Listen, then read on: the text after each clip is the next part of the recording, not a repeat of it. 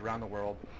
And it used to cover, you know, Runs in the 9 seat here, 4,080, 15,000, 30,000 on the blinds. Across the country, obviously, you sometimes still see them in the rankings, but it's sort of like, it's like and the Tommy in the official, 3 seat's going to be not first really back. official, but it's like the one ranking system that online poker players turn to. Sure. So you can see who the best players in the world And are. Tommy's going to raise. And you spent a lot of time, of course, at Bluff Magazine, and we were all shocked, you know, when we got the news, too, that they decided there's going to be no more magazine, so you were left without a job. Yeah, it was, I mean, it was definitely, you know, basically, Following folds over to Corey in the 6 seat, 65,000 is a total bet. Corey folds. Magazine actually, it went out in January of this year, but we were sort of, you know, we sort of had this expectation that certain things would happen elsewhere.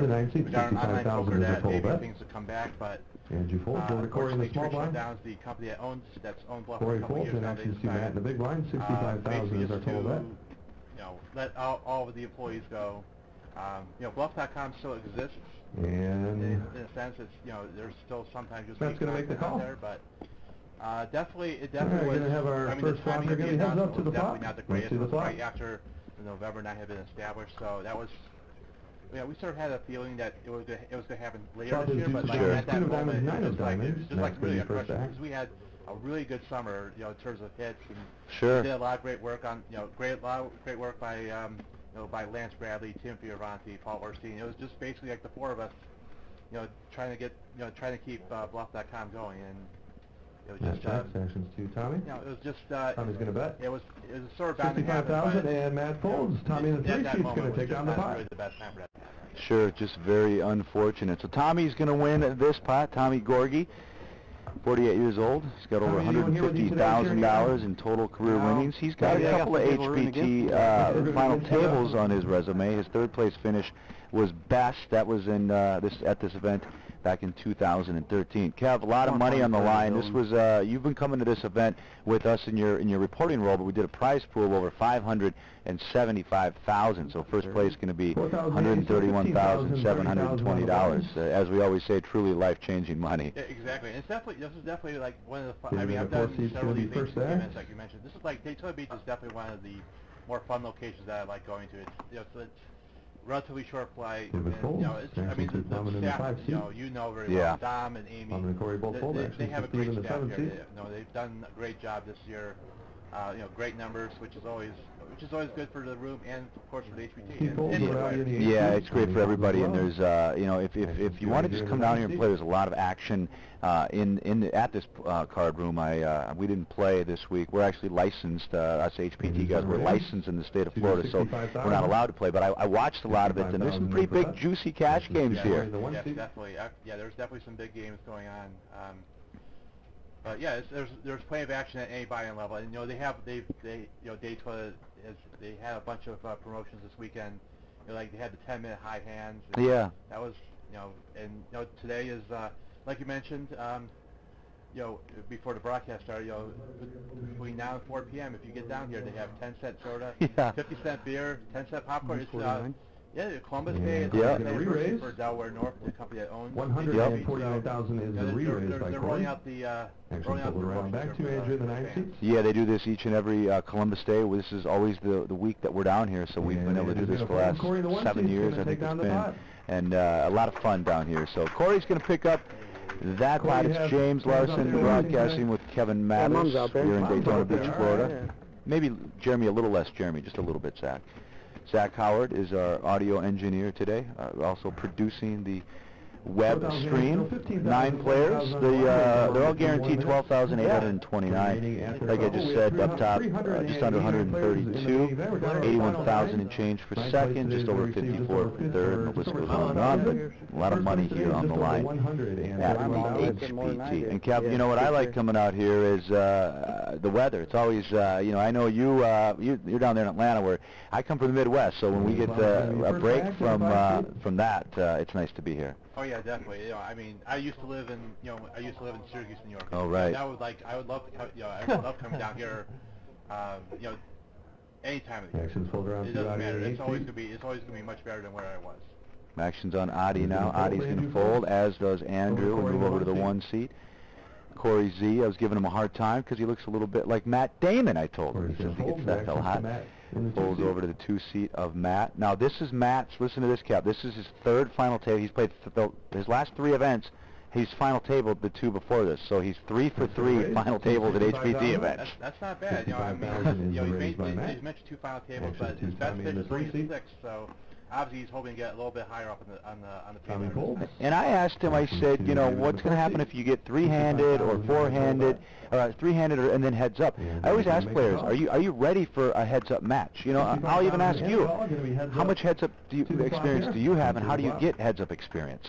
To be honest, I don't have very much heads up. It's sort of like I sort of strive for the min cash, so it's sort of like heads up play is not really my forte, but it's sort of like, you know, you sort of realize, you know, I mean, most players will tell you that, you know, you sort of have to open up your hand, open up your range of hands. Yes. It's not like you can't really get it up heads up. It's basically you're sort of playing every hand. That's pretty much every hand that's dealt to you. And your opponent's thinking the same thing, so you're sort of like trying to outthink your opponent and, you know, maybe get a little aggressive, you know, or maybe slow it down a little bit. It's always 75,000. I mean, especially when you heads up, you've played that player for so long in the final table. You sort of 75,000. Sure. And I bring it up because it happened to me the first time. It's like, well, wow, all of a sudden I'm 3-handed. All of a sudden I'm heads up. I've never been here before. And now I figured it out. I adjusted, and it was a smaller tournament, and I did win. I probably got lucky more than anything. But if you've never been in that situation, you know, and people say you can play sit and go, heads up, or you can just, but you know, Robert Williamson always told me, you know, find a friend and sit there and just play heads up with a friend. Anything just to get some reps in, because you know, it's a lot different than playing with a full table. Exactly. And you know, it's definitely the most fun time of the tournament too, because it's like, you know, you're going to get your first, second, and usually that's a pretty nice piece of change. So action here on Matt in the 2-seat. 110. It's going to make it 110,000. 110,000.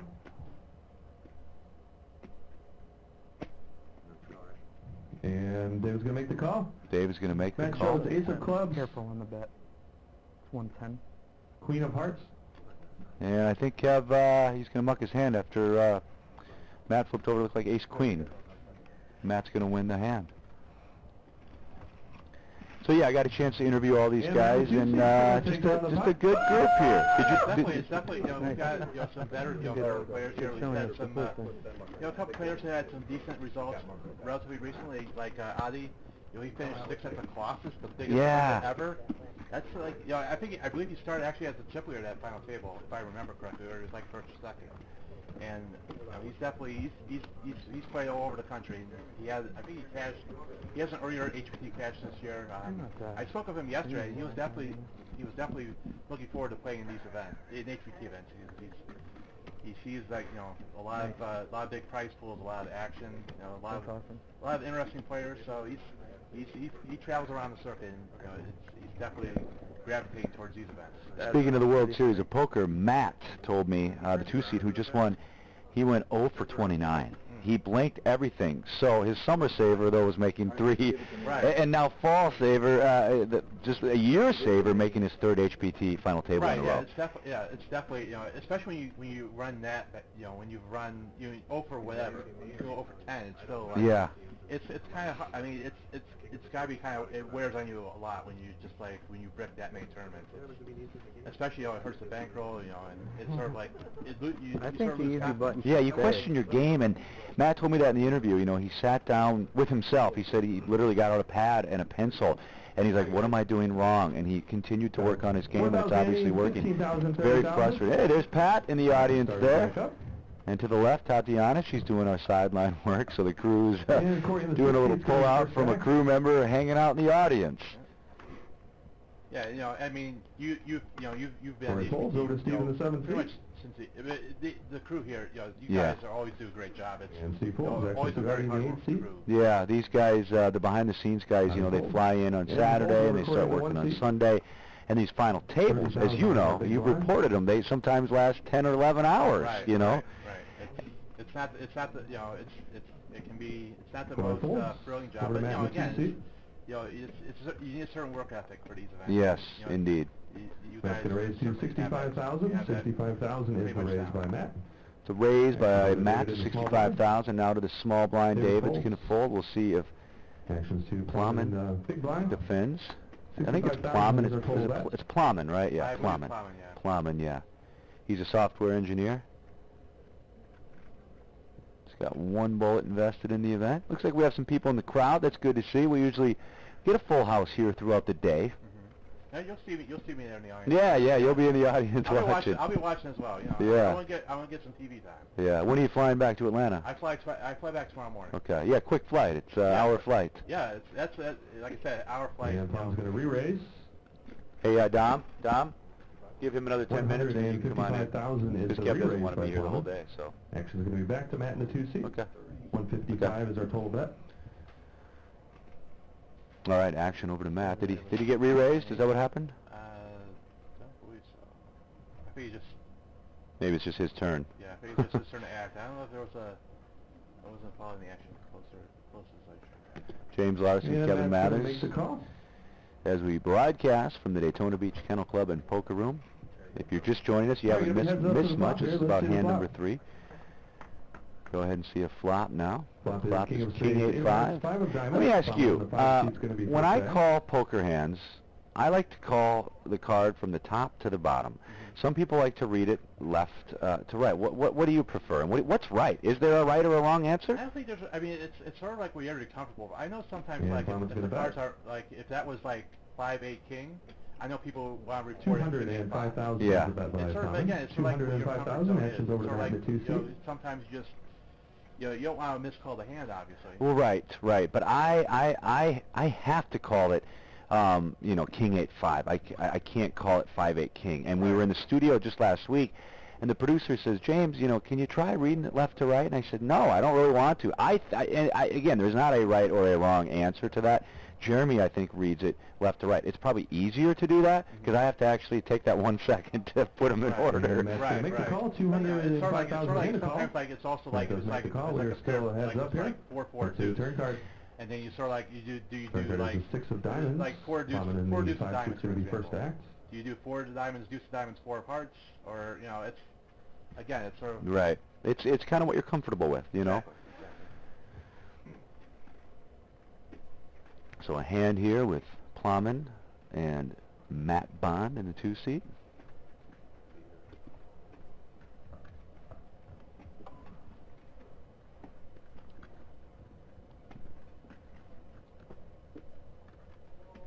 Plowman checks. Actions over to Matt in the 2 seat. Over to Matt. Boy, he's got good posture. Look at him. He's just straight up and down. I'm always slouched over. I'm like that as well. I can't sit up that straight. I can't either. Check the turn. Check there for Matt. Let's see the river card. So check. We go to the river now. The river card is the Jack of Hearts.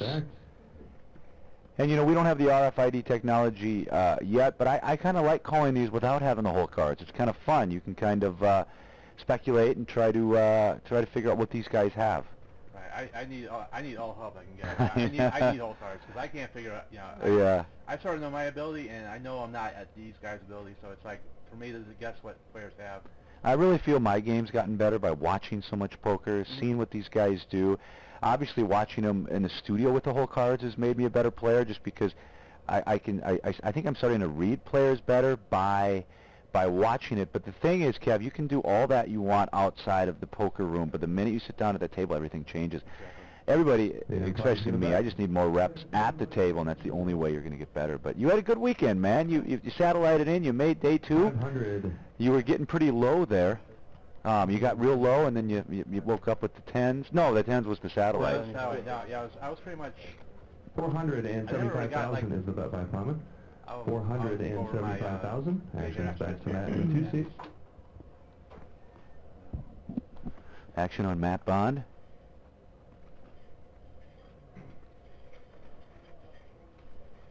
Got a feeling he's going to be aggressive at this final table. He's going to try to command the table early, the way it looks in these first few hands that we've seen.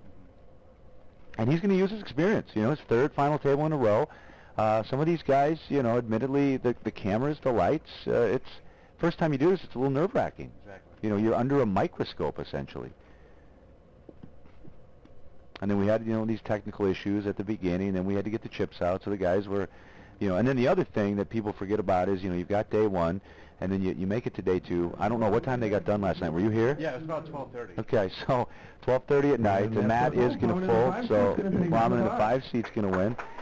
So yeah, you get, and then you have all this anxiety and emotion. So you get to bed at 2:30 in the morning. Oh, Plowman's got his wife in the background. Cheering him on today. He told me. I said, "What are you going to do with the money?" And he says, "I'm gonna try to buy the wife a car." So. Yeah, I mean, right now minimum cash is $12,829. You can get a nice Honda for $12,000. Maybe wins a little bit better though. Yeah, I mean, if he wins it, he could buy a Tesla. I said 131 would get you a Tesla and insurance for the year. Exactly. So just for the Twitch viewers that are wondering about the chip counts, the green chips. They're going to be out of play. Right, about 40 minutes left at this level. 40 minutes left. We're still at 4,000, 5,000, 15,000, 30,000 on the blinds. And the red chips. Now, one thing about Daytona Beach. Then our final 9 players here. We started with 3 players. This is they don't day have 3 of the main they have event. the red chips are 50,000 chips. Well, I'm glad you brought that up. I would have never remembered that. They looked very cool. I said, this is going to be great. But when they got into play, I wasn't a huge fan. They were clumsy. They were hard to stack. They were bulky. They were loud. Yeah, I'm more of a chip guy, and I guess that's common over in Europe, right, to play with the plaques? Yeah, especially like in the bigger tournaments, you'll see a lot of plaques being used. Yeah, it was sort of like Daytona Beach was like the one place in the U.S. that was using plaques, which was neat in one way, and then, like you said, it's very to 70,000. Just like huge, 70,000 is the raise. Yeah. All right, action over to the 1 seat. 120,000. Now, as you know, there's 2 Corys at this final table. Yes. Now, is it, I mean, there's a Cory T and a Cory Z. So it's like it's right. It's like they sound somewhere. So I'm sure I can get. Yeah. You sort of like kind of remembers it. Z, T. You know, it's like you sort of one of them bust out soon, then you don't have to do. Right. Don't have to differentiate. You know, for years I did Jeremy's job. I was the field reporter, and I always screwed up names, and then there was always hard names, and I butchered a lot of them over the years. And Corey's going to make. We had a final table where we had 3 of the same names. I think it was all Mike. We had 3 Mikes at the final table. Is the audio working, Zach? Flop is 5 of diamonds, 4 of spades, 10 of hearts. Corey's flop is 10, 5, 4, rainbow. Corey checks over to Adi in the 8th seat. Corey checks over to Adi. A 6th place in the Colossus. Yeah. Unbelievable. The biggest tournament ever, right? Yes. The biggest. And biggest live tournament ever, which is like over 20,000 entries. Just turn card is the 9 of hearts. It's crazy. Turn card the 9 of hearts. So you spent your entire summer out in Vegas? I was there about half the summer this time around. I wasn't here for the clock. This is like the one. I wish I was there to see it in person. Yeah. Just the humanity. Just like thousands of people everywhere, just jammed. Over to Adi in the 8th seat. Yeah, there was a couple of issues like. There was definitely people that were not. They sort of expected like $1 million for first, and that didn't happen. Yeah. There's a lot of people upset about that, and I sort of agree with that. It's like you sort of like have that many people out there, and you sort of expect like $1 million. Yeah. Even though it's only 5. The winner got like 600,000 or whatever, but still. Let's see the river card. So they checked down the turn. Yeah, river card number 10 is on the 10 of clubs. Action on the. Who is that? That's Corey T. Yeah, that's Corey T. Corey's going to check. Corey T is going to check. Action's over to Adi. And Adi checks as well. Both players check. Both players check, so we flip over the Corey cards. shows King Jack. It's like King Jack for Corey. Adi shows Ace of clubs. Ace 7. For Ace High. Yeah. Ace High is going to win it. All right, so now this is something. Actually, someone was pointing out. You know how they were checking. There's like hundreds of ways to check, and it's like I always check. I always do like this. Yeah. I mean, I just like tap the table, but everyone taps their chips and just tap their arm. It's like you sort of like it can be confusing at times because you're like sort of. Well, like that was when he grabbed his chips. Yeah, he's doing this. It's like he's tapping the chips. It's like just. Take checks. Just say right. I feel the same way. Yeah. I remember when Greg Raymer had his great year where he won the 4 titles. I was standing behind him calling the action, and he checks just with his finger just barely. You can barely even see it. So I'm always looking over his shoulder. I didn't know if he checked or if he in the tank. About 36 minutes. remaining at this about level. 25 minutes into Is going to be first there's about 35 minutes left in this first level of today. I should point out here while I'm here, Andrew in the 9th seat. At least one friend has called him. He called him the Kev Math of Jacksonville because like he would like know everything about all the tournaments that are going on in the Jacksonville area. Like he was like the go-to source. So that's going to raise. When I met him a couple of years ago in Jacksonville, he let me be aware of that fact. So David in the 4th seat. It's sort of fun to have like a Kev map of a certain area. Absolutely, absolutely. Well, a lot of people, Kev, rely on you for information, and you got to just love what you do, though. Yeah, I do. I mean, Okay, sorry. Yeah, it's definitely. I mean, there's definitely. I mean, I love poker. I mean, this is like I say it all the time. It's like this is like my Twitter stuff, stuff I did Bluff, whatever I was doing. It was like to help. It was like my way of contributing to the game. Sure. And it's like it's like I mean people are always looking for information. So recording the small blind. That's sort of what my role is, and I sort of understood that, and and it took me a while to realize to capitalize on all this, but it's over 5 years now, so I'm I've been to all these HPT events with you guys. Which is always great. It's just you guys treat me well, and I always look forward to seeing you guys a couple times every year. Yeah, we feel the same way. All right, action back over to Corey Z again.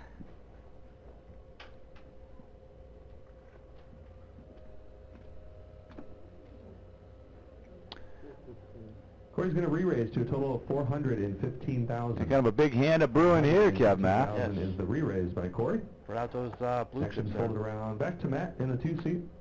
415,000 is our total bet. Any luck, Zach? Sorry to Corey folds. And David folds. Matt folds, David folds. Corey in the 6th seat is going to take down the pot. You what? No, it's like 25 minutes. You were right. No one is rooting for you. I know, man. Let's not be a nice guy. 4,080 still. James Larson, Kevin Mathers. All your friends are just broadcasting here on a beautiful Columbus day. Because I know. I don't even watch my stream, man. Who cares? Top prize, $131,720. Started with 300. Everybody's guaranteed just under 13,000. So.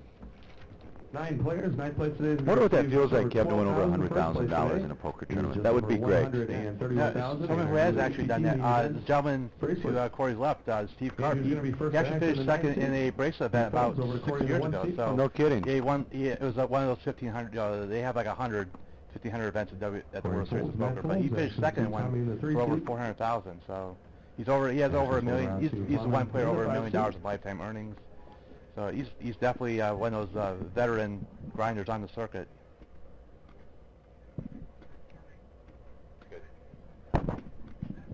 Thomas going to raise to 65,000. 65,000 is the total bet. Corey folds. Actions to Steve in the small blind. 65,000 is our total. Alrighty. I was just talking to our producer there, Zach Howard. We're trying to get all these audio things figured out. It's not the best system right now, but we're making it work, and we're glad you joined us today here at Twitch.tv. How about Twitch? It's a great little platform, isn't it, Kevin? Yes, it is. It's definitely like it's sort of taken over poker the last year and a half. It's sort of like we see like Jason Somerville, someone who's like just generated his own industry with streaming online poker, which is he gets tens of thousands of people following him if he makes a deep run in the tournament or whatever. It's just weird to watch someone playing online poker, just seeing that many people watching someone play online poker. I know, it's crazy, really. Yeah, Daniel Grano is done as well. Dutch Boyd does a lot. Yes, he's done a lot of the HPT. He's sort of like done analysis for HPT. Sure, yeah, he's come to the studio and done some analysis. Dutch has always been a friend of ours on the HPT. And boy, you talk about a guy that just knows the game inside and out. Dutch has got Spidey-like qualities to him, though. He's I think he graduated high school at 14, college at 20. Multiple bracelet winner? Yeah, multiple bracelet winner, exactly. Corey's going to raise. When do you think you'll win your first bracelet, Kev? Let's see, what year is it? It's 2015 now. Okay, let's see, I've got about 68,000. I'm going to say, you know, if they have like, maybe they have like a tournament race event, I'll have like a shot. Yeah. I'll have like, so let's say like in about, 20. I'm going to give it over under 20, 35. I'm going to call my shot. Okay. I hope people are archiving this right now and remember this when I win my first bracelet. All right. Well, you heard it here first on the web stream. Maybe if it's just like you just give it, if they like give people bracelets, I'll have a chance. Yeah, right. Like for longevity or community service. Honorary bracelet Yeah, winner or exactly. something, you know, for everything you've done for the sport of poker. All right, we go to the flop. Flop is queen, 4 tray, couple of clubs. First act and checks over to Corey in the 60. So what do you know about Steve there, who's on the button that's not in the hand? Yeah, like I said, his best result, you know, he has that bit is basically like his biggest result was that 400,000 second place finish 6 years ago. He has like a lot of cashes all around the place. A lot of stuff in Florida, you know, a lot of circuit stuff. Yeah. You know, just someone who just travels around, you know, playing everywhere pretty much. That's what you see from, you know, a couple of these players. They have that you know, they live the tournament life on the road. Speaking of tournament grinders, Aaron Massey, HPT Player of the Year, he played this event. Yeah, he was on my left. Okay. Unfortunately, I didn't really get into a hands with him. He ran into some bad luck a little bit. I think he entered a second time and didn't go. But his brother Ralph. Yeah. He had a really deep run. He was 15th. He was doing pretty well, and then he ran. I believe he had a flush, and I believe it was, I can't remember who, but he made the nut flush, but his opponent made a full house. Yeah, I think he had the ace king. I want to say I didn't see the hand. I heard that. I think he had the ace king, and yeah. Did you see it, Dom? How Ralph went out? Ralph Massey. Okay. Yeah.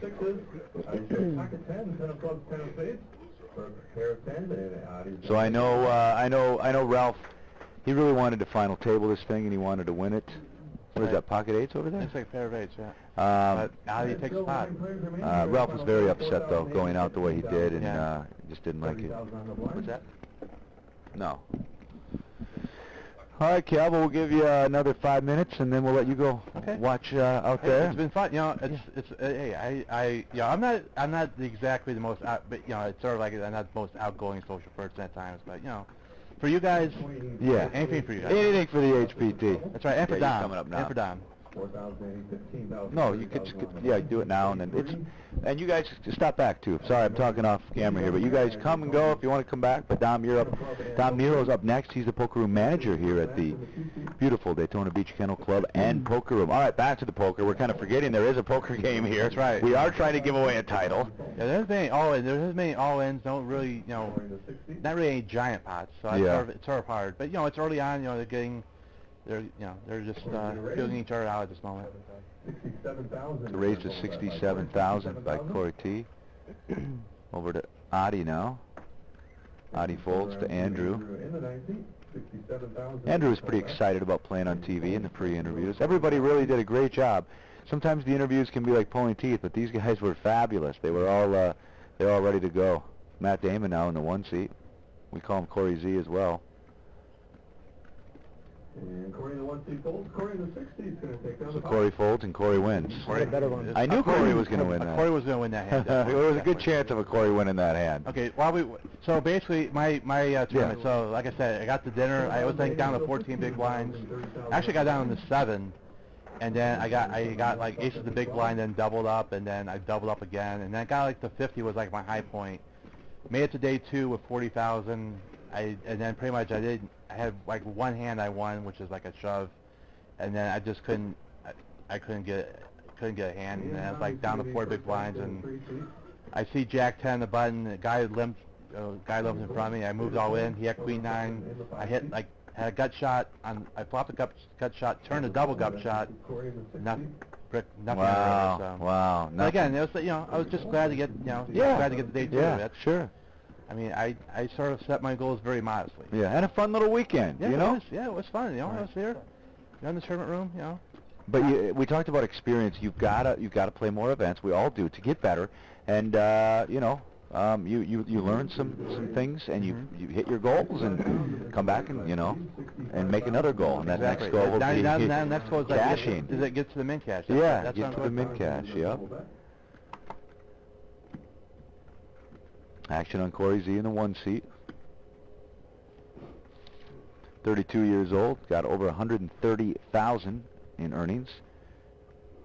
He's from the Denver area, so started playing at a property that we know and love, the Golden Gates Casino and Poker Parlor, where we've done $1 million there. I want to say our last 8 trips out there, $1 million in the prize pool. Very cool. Very impressive. And Corey, the 1 seat's going to re-raise. So a 3-bet now from Corey. 156,000. Steve just, that's the way he was in his interview too. He's just kind of, he's got this look, man, and he shows no emotion. It looks like he looks pretty short right now. So with that re-raise, you sort of wonder if he's just gonna. Right. If he's gonna play this hand, he's going all in. Steve Karp, 37 years old, from the Miami area. He's got over $1 million in total career winnings. Only one buy-in for this event. Loves playing the HPT. I didn't get him to open up until I says, "What do you like most about the HPT?" He really gave us a great answer. Just talked about the staff and the tournament, and the thing I like, he's going to fold. What do you think he had in that situation? Maybe a weak ace, or maybe? Yeah, I would say something like that. He was sort of contemplating shoving, but yeah, he decided to lay it down, and Corey Z takes a spot. Nobody else is. Steve's good friends. Back to Steve with the Massey brothers, Aaron and Ralph. And but anyway, yeah, he said a lot of great things. You ready to come on down? 24 minutes left at this level. These are 16-minute levels. Okay. You want to do your thing now? All right, Kev, we're gonna let you go back out. So great to see you, and you're welcome to stop back later if you'd like. Will do. Thanks very much. All right, thank you, bud. And now coming in, he's our old pal. He's from the Chicagoland. Hey, Dom, you got to sit down though. You got to sit down. Dom Nero is a gentleman that's joining us now. He's the poker room manager here. I've known Dom. We go way back to when he was running Majestic Star. He brought the HPT in, and we did huge numbers there. Dom, welcome to the broadcast. Hey, James, always glad to see you here. Yeah. It's like pulling strings to get you to come to Daytona. Yeah, I know, right. Get James over here. Get James over here. I want James to hang around. I was supposed to be here Friday, then I flew in Saturday, then my plane had mechanical issues, a little bit of a diva issues going on, I think, with me. But great to be here, and great to be here on Columbus Day because of the festivities you guys have here. Yeah, it's a great weekend here, and I will mention that the Daytona Village Kennel Club is owned by the Delaware North Companies, and we're celebrating 100 years. Sports service company, and with the biggest poker room. They own the Boston Bruins. Great company. Yeah, they are a great company, and boy, you guys got it's a hidden little gem down here, man. This is a beautiful area, and wow, your cash games play so big. You got some action in here. Yeah, there is a lot of cash games, and throughout the week, a lot of promotions, and even with these players, HPT's got a good brand out there now. They do draw. There's a lot of people from all over the state, and let's see, you had Matt Damon over here. Yeah, Matt Damon, I call him. He's from Denver, right? Yeah, he's from Denver, yep. A lot of people like coming here because, you guys got the sunshine. You got the sunshine factor here. It's beautiful. Absolutely beautiful. A lot of people don't understand. We're one of the largest poker rooms here, but we're a pari-mutuel facility, and we're not a casino. A lot of people, they love, casino games, and we don't have a hotel, but we partner with a lot of area hotels and get the players some rates. So. All right, we got an all-in now by Matt Bond in the 2 seat, a full by the 3 seat. Action's over to Corey Z now. Corey T, I'm sorry. I got a Corey Z and a Corey T. This is Corey T in the 6 seat. I believe Corey's appeared in a final table before somewhere. Yeah, let me look at Corey's paperwork here. He's has asked for a count here. Corey T. Yeah, he doesn't have it in here. He's played a lot of I don't think he has final table actually. He might have played a couple of. Yeah, he's played here. Yeah, he's played here. Yep. But his name's come. He's a local. It says he's from Winter Park. Winter Park. That's 40 miles away. Okay, so yeah, he plays here. He's a regular. Who's our soccer player? That's Plama there in the 5 seed. Is that who you're talking about? Yeah, he's a West Coaster. West Coast meaning Florida. Yeah. Yeah, St. Petersburg. They still have Highlight down here? Yeah, there's Highlight used to be real big. Oh yeah, actually our racing announcer plays Highlight. Okay. And professionally. All right, well, a big hand of brewing here.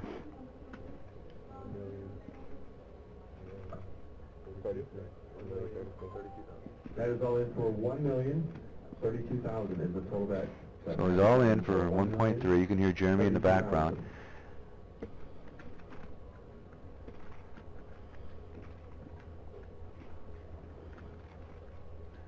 So Plummett's going to fold, so now the action is on Corey. Corey's going to fold too, so Matt's going to win the hand. Matt Bond wins the hand, the 2 seat. This is his 3rd final table in a row. Guy, all he does, he enters HPT events and he final tables. It's unbelievable. Guy's on a true heater. Now he's got the button on top of it. So one thing that I like about coming out here to Daytona Beach is you got the dogs that run out there. It's always fun to do a little pari-mutuel wagering out here and bet on the dogs.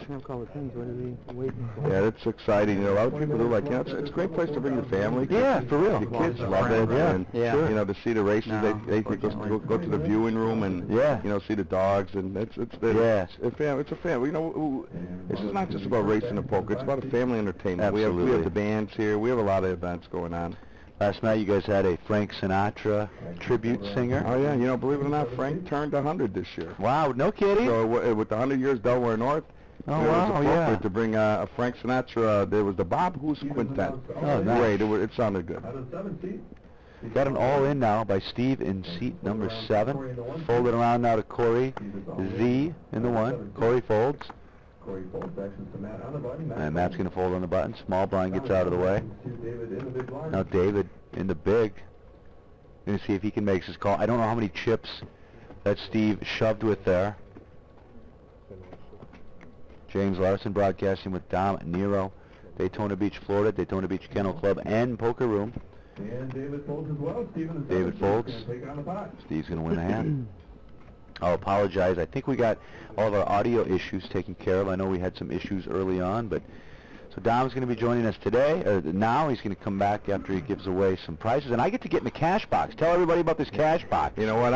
James. You know, we want you to get into that green money machine. There's like over $2,000 in there. You got 20 seconds to grab as much cash, and whatever you grab, we'll donate to the Greyhound Pets of America. And for all you listeners out there that is watching the live streaming, you know, the racing industry, you know, we're trying to, you know, pick it up. It's been a dying business, and you know, we're all trying to get slots in there to supplement, you know, Greyhound racing. But right now, we have the Greyhound Pets for America. They're an adopting agency where you know, and they need money sometimes to take care of these dogs when they're put up for adoption. So you're going to have a chance. You know, you're going to donate it to. Well, I hope I can grab a lot of bills. I hope I can grab as many as I can. It's a great cause, and it's great that you guys have that. The money machine, if you don't know what that is, it's just a box filled with cash. They turn on the air cycle, and you get 30 seconds or whatever. Well, James, make sure you take your toupee off. We don't want that to blow out. We don't want the toupee to blow All right, our first walk. Plowman shows 6-4 on the walk. Well played. So up top here, $131,720. Minimum cash right now, $12,829. A total prize pool of $575,000. I want to thank not just Dom that's in the booth with me, but Amy Alvarez and Jeremy Smith and all of the folks in your staff. All did a great job. And oh wow, look at this! Are we doing shot? They're drinking back there. It's Columbus Day. You know what? Yeah. What do they get? They don't even have beer. They're doing shots. They're doing shots already. I mean, it's not even 2 o'clock in the afternoon here East Coast time. It's okay. Maybe they, you know, that's good that they bring their friends and root them on. And yeah, these guys played long yesterday all week. You know, whether they qualified or just playing in each flight. It's a long session, you know. And to some of these people, this is their dream to play poker on TV. This was my dream. I wanted to be a professional poker player. I started watching the HPT.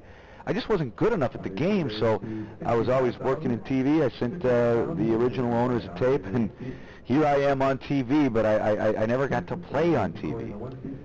You know what? Believe it or not, James, I've been with you guys for a number of years. This is 7th event here, 18th along with the Chicago market. And okay, I'll mention Majestic Star for the people out there. But you know what? Hey, you know, you guys built this brand, and you know, I introduced them in the Chicago market. But you know, I do have that dream also to play at a final table. I don't know what it is. And I was traveling a lot in the earlier days when going and playing in New York, Michigan, Vegas, some of the HPT events.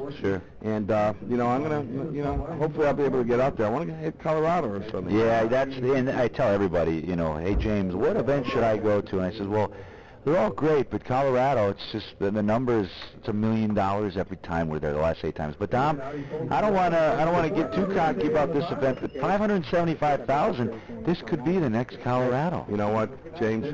You know, with the HPT in the Pinnacle Corporation, and you know, we're happy with the way they worked with us marketing this. You know, we had a commercial out there on TV. You know, you've seen all our advertisement, but you know you know, you guys brought the players. These guys, Stan, the Massey's, Raymer, Craig Casino, all the guys that come here, and it's great to see them all. And you know, it's not only, you know, us marketing it good. You guys do a good job with the releases and stuff, and I appreciate that, you know. It's a team effort, and for those of you that don't know the whole story, Dom, he mentioned Majestic Star, and I don't have any problem bringing that up on the air. We did great business with them years ago, but that's where we got to know you. You brought us to the Majestic Star. How many events did we do at Majestic? Do you know exactly? You said 18 total, 18 minus 11. So yeah, I believe there was one I didn't do because I had left to come down here.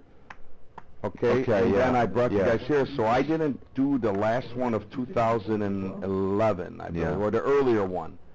And but yeah, there were at least 11 events, and hey, you know, we move on or whatever. You know, you guys, you know, they got their own thing going, but you know, we got our thing going here in Daytona with HPT, and you know, and James, you know, working with the HPT, you know, is great. You guys have a great, you know, brand. I like the way you guys put on, you know, just the back of the scene stuff that players don't see, and you know, and then we come out with a big product, and to get 389 players with a 575,000 prize pool is huge for these players, and you know, I enjoy having HPT here and growing the brand with you guys. James Larson alongside Dominic Nero.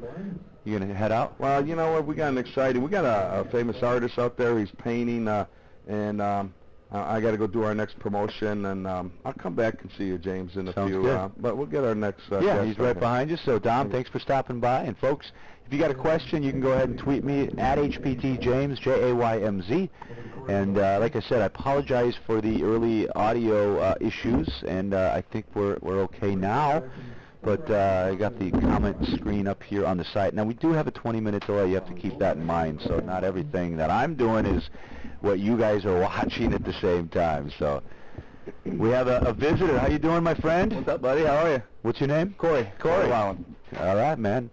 Now, you final tabled the Stratosphere event? Yeah, actually, it was the first and only. Move that light up to your mouth. Move that up. There you go. Feels weird on the left side. Yeah. So, Corey, welcome, Corey, right? Yeah, Corey. What was your name? James Larson, yeah. So we got 2 Corys at the table. Now I have a Corey in the broadcast booth with me. It could get a little confusing. It could get a little confusing, yeah. So what do you know about these guys? Have you played with any of these guys? You were at this event. Actually, no, I didn't play in this event. Oh, you didn't? No, like, there was a couple of big tournaments online this weekend that I didn't really want to miss, and I came down here with buddy Clint, who's doing the live up. And then he said, if you can hop in the live booth if you're here. And I'm like, okay, great. So it worked out. I had a little mini vacation in Florida, you know, and enjoyed the beach in October. It was coming out to the beach. It's like, it's October. I know. What's going on here? Exactly. I went down there too. Action is on Adi. Yeah, that's my buddy. I'm rooting for him, actually. Like, I wasn't sure if I was allowed to play for it. Happened in the live stream, but I put a tweet up, and I was like, everybody come check out Adi win this. Yeah, for sure. Adi, can you believe it? 6th place in the Colossus. I mean, it's unbelievable. Yep. Biggest tournament ever. Yes.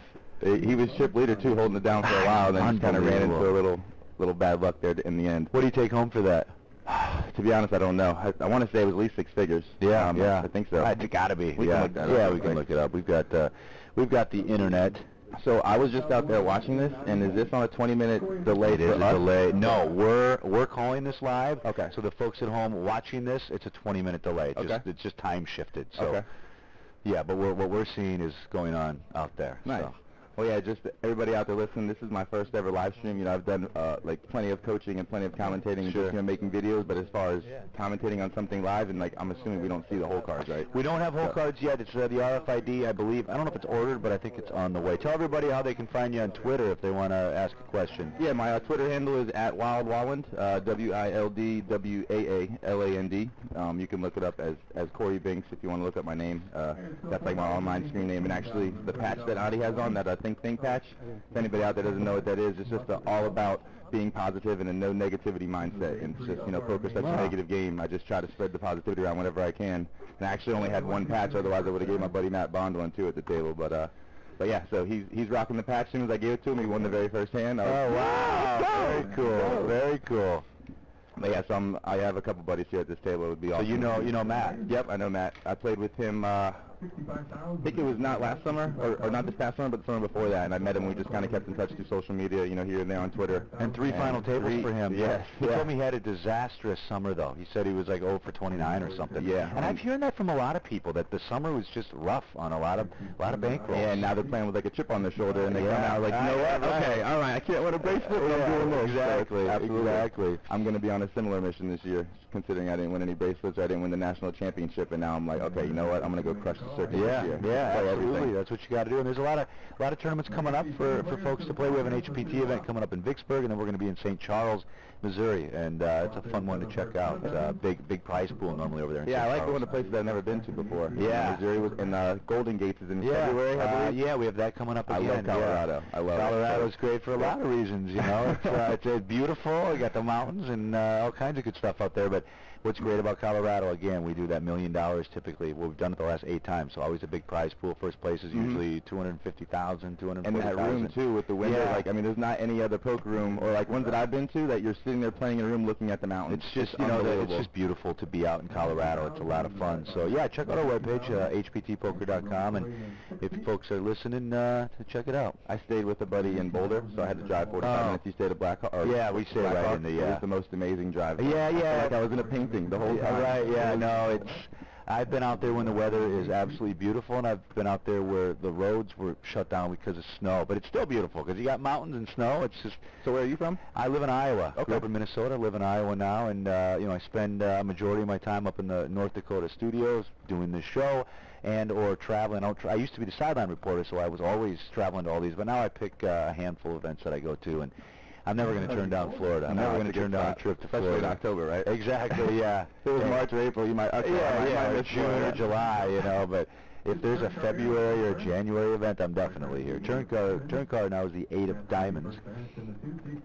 Matty, looking so serious. Yeah, what do you think he's got? And he's really not like this at all. He's like such a nice guy, but on the poker table, he turns into a different animal. How about that posture? Is he always like that? Look at him. He's just like straight up and down posture. Well, to be honest, I haven't played with him I think I played with him one time this summer, but but he plays so many tournaments this summer, it's kind of hard to remember anybody specific. But I remember playing with Matt when I first met him, and he did not have that demeanor. He did not have that control at the table. And now, look, just with hard work and some time, look, he makes 3 final tables in a row. Unbelievable. So it's possible, anybody out there, You're like, man, I had such a bad summer, I run so bad, and you're kind of like second-guessing your, playing poker, even if you like the game anymore. All it is just variance. It's fine. Just, take some time off, get your head straight, come back, and just, crush it. Just, Well, a very coordinated board now. We got diamonds out there. We got the straight out there. Boy, I can't get a read on your friend whatsoever. He checked. I got to get used to this format because it's hard for me to kind of get my read when I can't see both players at the same time and what's happening, in the moment. So camera guys are doing a good job. What happened, man? Matty. I don't know what he had. I didn't. Pocket aces. Oh, just aces. Wow, just aces. Not the best turn and river form though with pocket aces. No, not at all. It's one of those kind of limits your action. 15. That's funny because when you asked me what I thought he had, I was just going to say aces just to be funny. Get a picture real quick. Actually had aces. Kenny Lambert of us too. Get a quick photo op here.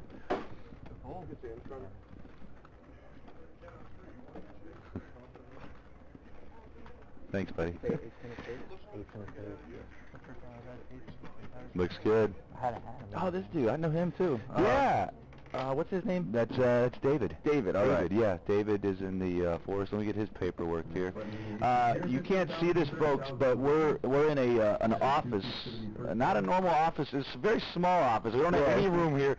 I had to steal a table from out there. That's kind of not what I was expecting for my first live stream. I was thinking there was going to be a wall of videos, right? Different angles. No, this is down and dirty here. It's all good. We'll make it work. So David, who you mentioned, he's from Atlanta. And he's 28 years old. He's got just over 700,000.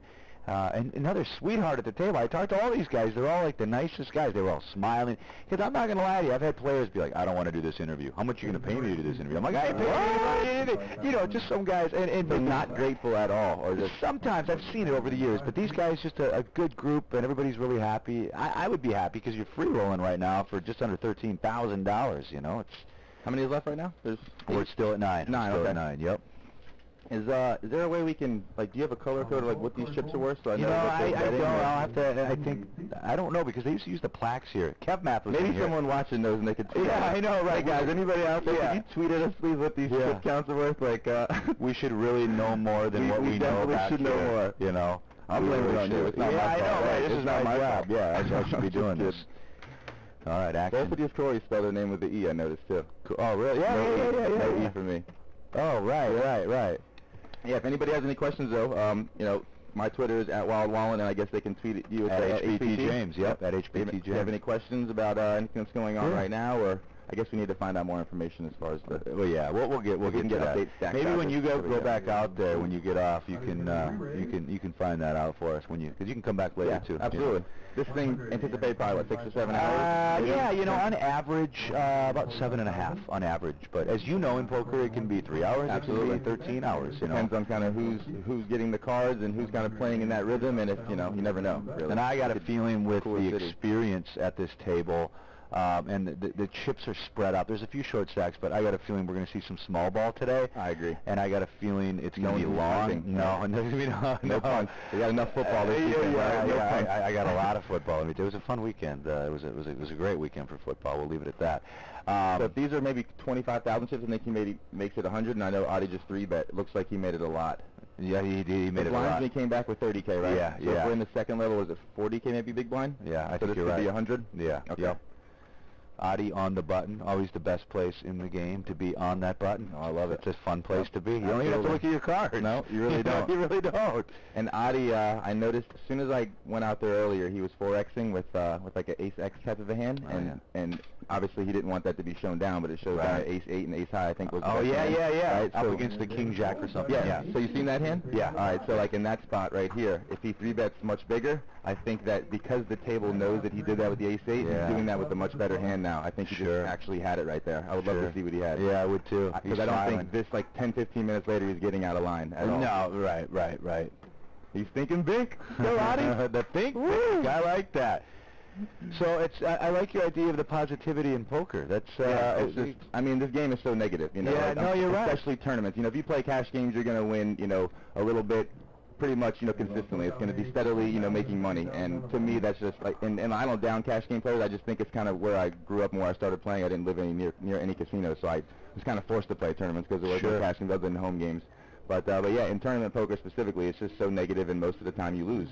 And it's just so negative, and just, you know, all the time at the table. And like, I'm naturally like an energetic kind of guy. Anybody who knows me knows that I'm always upbeat and I'm always having a good time and like looking for the fun in whatever I do. And you know, some people at the table are like, I just busted a tournament. I know. I hate life. It's so miserable. And I'm like, this is, you know, and being around poker and all the time, I was like, I have to change this. And like, maybe I can't change it single-handedly, but maybe starting and just kind of, you know, putting that positive message out there. You know, you never know what could happen. People seem to love it. It's obviously a catchy phrase. I came up with that cool little design, and it's great. It's great. Anything I could do to help people in general. Like, you know, I feel like I'm on this earth to like, I'm a poker player, but I'm not going to be a poker player forever. I think I'm supposed to help people through poker, and this is kind of just one of those things where anytime at the table, if I can spread any type of positivity in anything, like not just in poker, in life, that was the idea. Refreshing to hear. Absolutely. Very refreshing. That's awesome. I actually don't have any more patches, but I'll be sure to get you on whenever the new patch comes in. For sure. So Adi looks like he's going to raise it up again. And what's this guy's name? This is it's Corey Z. Okay. Corey Z. He looks familiar. Well, yeah, looks like Matt Damon. I said that earlier. Matt Damon's brother, maybe? Who folded around to the other Corey. He makes a call.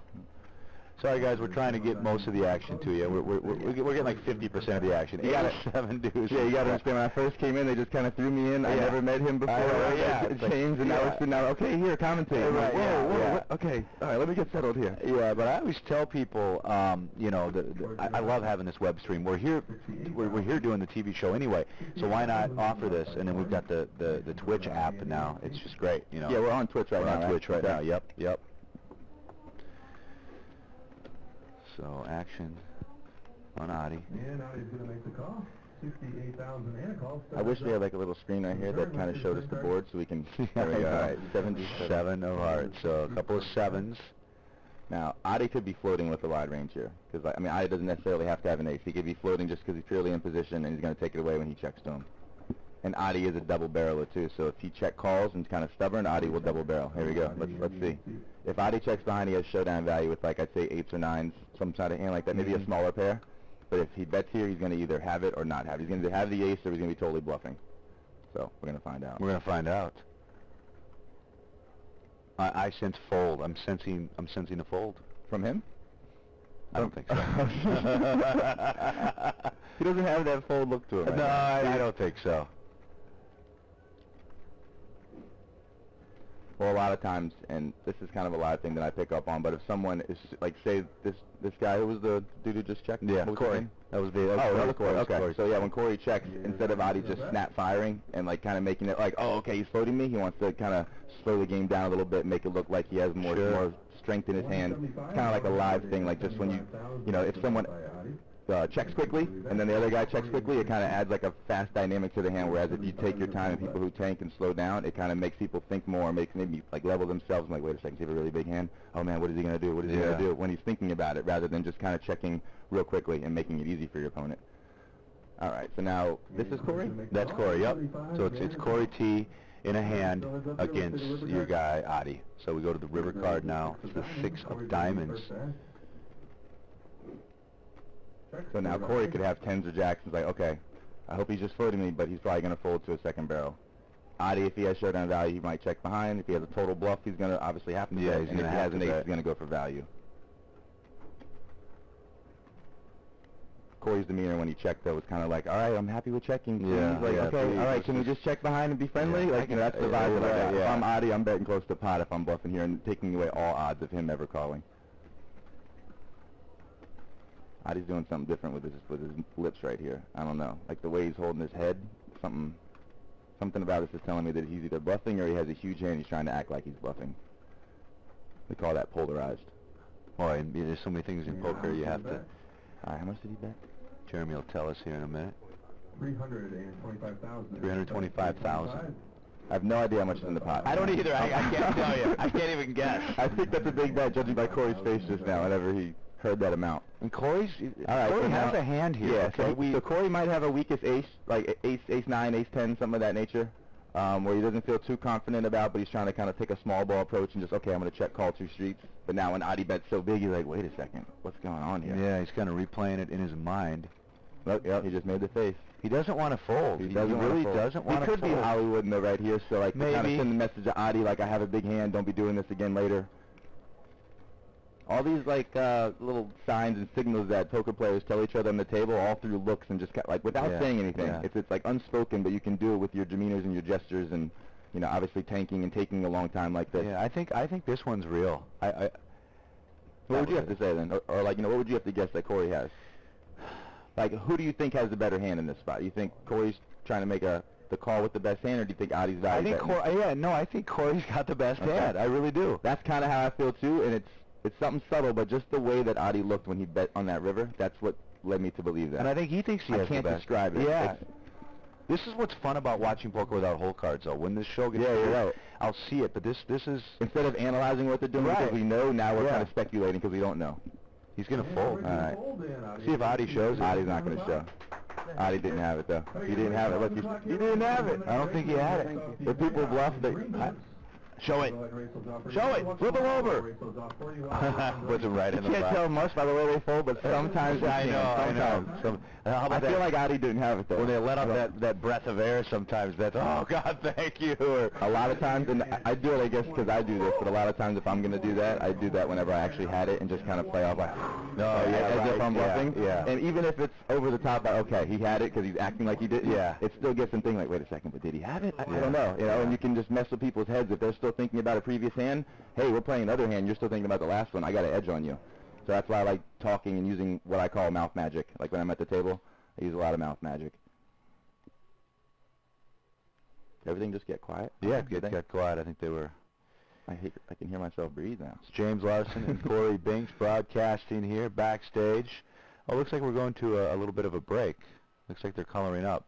All right, folks, we're going to step aside for a quick 10-minute break, but when we come back, more exciting final table action. You're watching the HPT. I think that's what they're doing.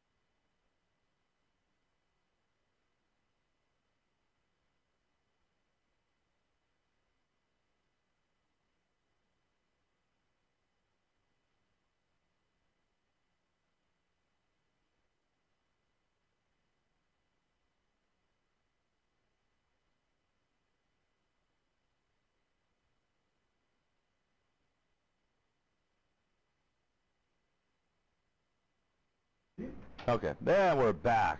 Welcome back, HPT Poker. It's James and Corey Binks. Corey Binks. Pretty great. Is that your real name? Nickname? I know. We got to give me a name. No, my last name's Wallen. Oh, okay. Like growing up, everybody, and that's actually where my Twitter handle came from. Sorry. It was Wild Wallen. Everybody would say Wallen, so I just kind of went Wild Wallen. Nice. That's where that came from. But then I just changed my name to Corey Binks when I started to think just to tie it together. And it's also the name of my Twitch channel too. Oh, Corey very Binks, cool. So.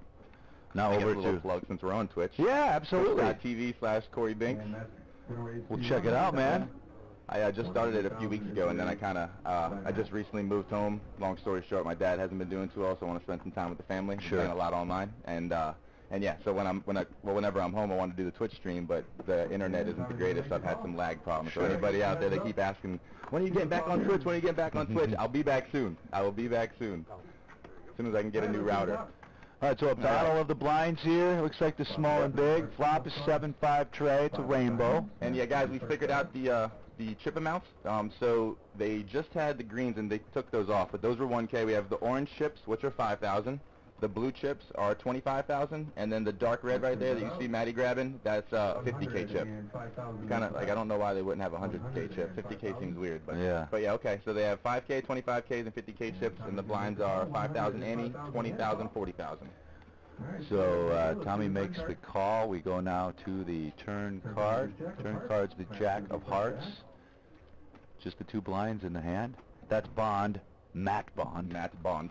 We see he didn't change much over break. No, no. But you know this guy real well. I talked to him for a better part of 10 minutes. This is not what the guy normally is like. He's smiling all the time. He's a real good guy, but you got to put on that poker face, man. It's funny. Well, see, not everybody though, because like myself, I feel like I'm the same person on the table that I am away from the table. I'm the same way. Whenever you get into a hand, now there might be like, okay, I got to get serious for a second or whatever in certain spots. But for the most part, I like to have fun with whatever I do. Me too. And so I'm not going to put on a different, image or like try to be someone that I'm not at the table just to be so serious. And I'm not able to do it. I can't do that. I can't. Now that's probably one of the drawbacks of my game though, because you're going to see more tells out of me because I'm always talking. I'm always doing it. So now all of a sudden I got a big hand. Maybe I'm talking less. Maybe I'm talking more. Maybe I'm not talking at all. It's like, okay, I pulled the James. He's not saying a word. You can't. Do you actually mean like you're sitting there and you just I have to be myself. I have to be myself. I can't. Yeah, that's the way I am everywhere. Yeah, exactly. So I usually try to have banter, and I'm playing a lot of friendly games too. Okay, this is tournament poker. So we're playing for a lot of money. Yeah, it's 140,000 or whatever, 131,000 up top. So you do have to take it, very seriously.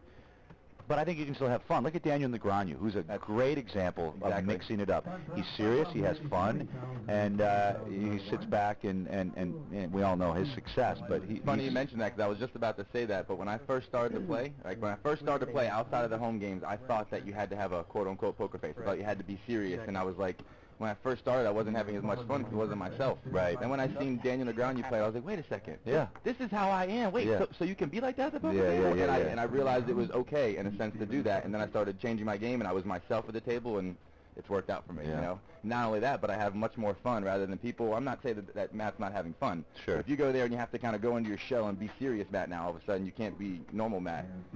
I mean, I think it's going to affect the fun that you're going to have at the final table to an extent. Everybody's different, to each his own, but... Is Steve committing himself to this pot? That's what this looks like. I think Matt is the button. Yep. Yeah, Matt's on the button. Was there a raise, or did he just open... 215,000 is the bet.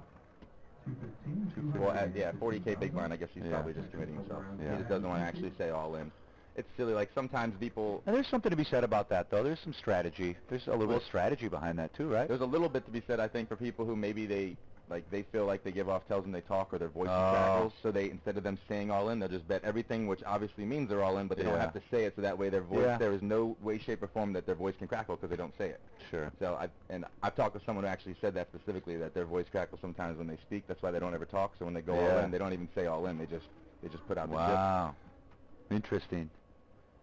I don't know if that's the case with this guy. I haven't played with him, but there's something to be said for that. Or also, I don't know how many chips he has behind, but if someone, say, has 450,000 and they bet 200-something thousand, it looks like they're committed. It looks stronger, so it makes someone have to have a stronger range to reshove because, well, man, it's not 200,000, it's actually 400. Right. In half the stack. It's like a meta game mental kind of thing, but everybody knows, everybody at this table knows if they were going to go with this hand, they're not just calling that, they're going to be putting him all in. So fold, let's get around, and Matty, was that? It was re-raised and now called. So Steve is all in. He flips over ace king versus eights, I believe Matt has. That's my favorite pair. Eights? Nines are my favorite. Love them. Nines, love nines. Do you have a reason? Like, you want a big hand with them I flop sets like every other time I have them. That's why. That's the reason. I think there's more nines in the deck. I think there has to be that. It feels that way. So it looks like we got a classic race situation. Are they nines or are they eights? Maybe I'm just saying eights because I want them to be eights. Yeah, because you want them to be eights. Oh, it could be sevens. They're sevens. We were both wrong. Okay. A pocket pair that I really don't like, pocket sevens. Just, I never had any luck with sevens. Yeah, this is a big hand. If you had... Re-raised, Steve did make the call, 315,000. So basically... So he re-raised 315, so he had like around 500K to start? Yeah, Steve was the original raiser, and then... a 26 big blind pot here. Yeah, Matt rebet him. And it basically committed him, and he's all in now for his tournament life. For a flip, it's how poker works. You get this far to flip a coin. Who can flip better? And he's behind right now with two big overs. The sevens are in the lead. Ace king up against. Who do you like in this hand? I really like the ace king. Yeah, I do too. Matt, but it's just so hard. It's so hard to fade all the aces and the kings. It seems like they always come out right on the flop. Well, not only that, too, but I think at a deeper table like this, it'd be more likely for someone to open with an ace or any kind of king. Well, not any kind of king, but in early position, no one raised, it got folded to him, so I just feel like there's more of those in the deck. That's just maybe, I don't know if that's even relevant, that's just kind of how I feel in this. No, I hear you. And now we go to the turn card, and here comes the, it's the 8. So now, the 7's in good shape. I'm actually rooting for Matt here, I just felt like the ace king was going to win. That's a sweaty turn card, though, even more out. Oh, he doesn't even need them, but... And now we go to the dirty river card. Oh, it's a dirty river, just like that. I don't want to... On the river. I know I was right, but I really didn't want to be right there. Wow. Matt Bond. He really does deserve... I mean, if there ever was a such thing as being due, I guess, to win, you make 3 final tables in a row. I know. The charm thing comes into play, you know. But even at the same... I think he feels more pressure, though, because it's the third time. Of course, yeah. When I was talking to him yesterday, the vibe I got off of him was he was acting like he wasn't nervous or like wasn't any pressure. He's like, yeah, I'm just going to go, and whatever happened. But I could tell that it meant much more than that to him. So... And then coming into it, even though he wasn't chip leader, there still is that pressure because it's your third one. You're almost expected to kind of win this one now. Yeah, exactly. So you've been there before. This is exclusive final table coverage. It's HPTpoker.com. It's James and Corey hanging out here at the Daytona Beach Kennel Club and Poker Room. All right, so Tommy is now the button. Matt, I wonder how many chips he has left now. All right, 20,000, 40,000 on the line. We get any questions on the stream at all? Not yet. 40,000 is our big blind.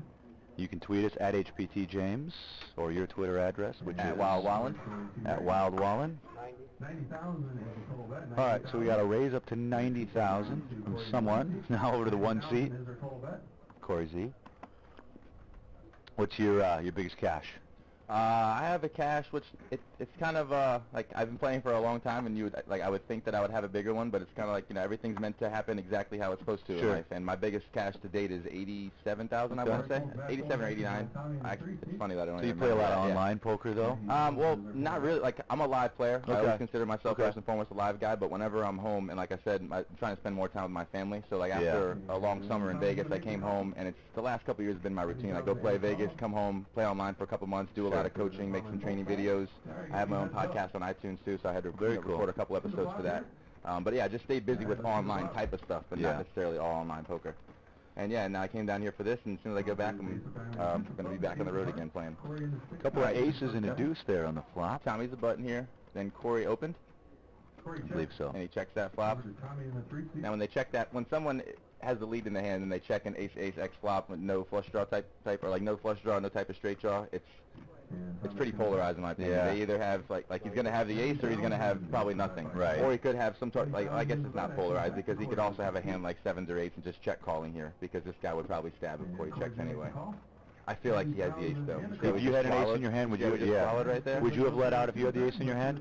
Yes, probably. I would have too. Because if I open, you're expected to c-bet. So go ahead and c-bet, and I would have probably bet small, just to kind of make them make a calling mistake, and obviously they can spaz on you, they could raise you.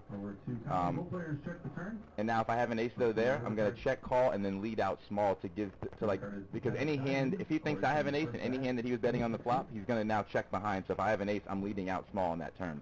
Check calling and leading, it's going to confuse them, it's going to make them make a calling mistake, and you're going to give them a great price to call with a hand that obviously you know, you have beat. See, so now instead he gave him a card to catch up, and now his story is making more sense that he has an ace. Rather than if you check call and lead, it doesn't really make sense, right? And poker is hard enough to be good at and hard enough to get caught. Oh, he's pocket threes. He was counterfeited. Did he pocket lead out? Threes. Oh, okay. Well, see, but the guy, what's the guy who was on, was it, his the button was Tommy, right? Yeah. So Tommy lost that hand when he checked the turn. Yeah, when he checked Tommy, the turn. if you can think ahead, like one more street, all right, if you think, okay, well, Corey opened, and then he didn't c-bet. If I bet here and he calls, he could have an ace, and if I'm not going to bet 2 streets, then you shouldn't be betting the flop, in my opinion. So he lost that hand by choosing to bet the flop and then checking the turn, where if he would have checked, then he could have taken a different line, maybe even folded the turn, saved chips, or he could have double-barreled turn and river, and then he would have won the hand, because the guy's never going to, you know, make a play like that with threes whenever you take that line. So Tommy kind of blew that hand, in my opinion. Yeah.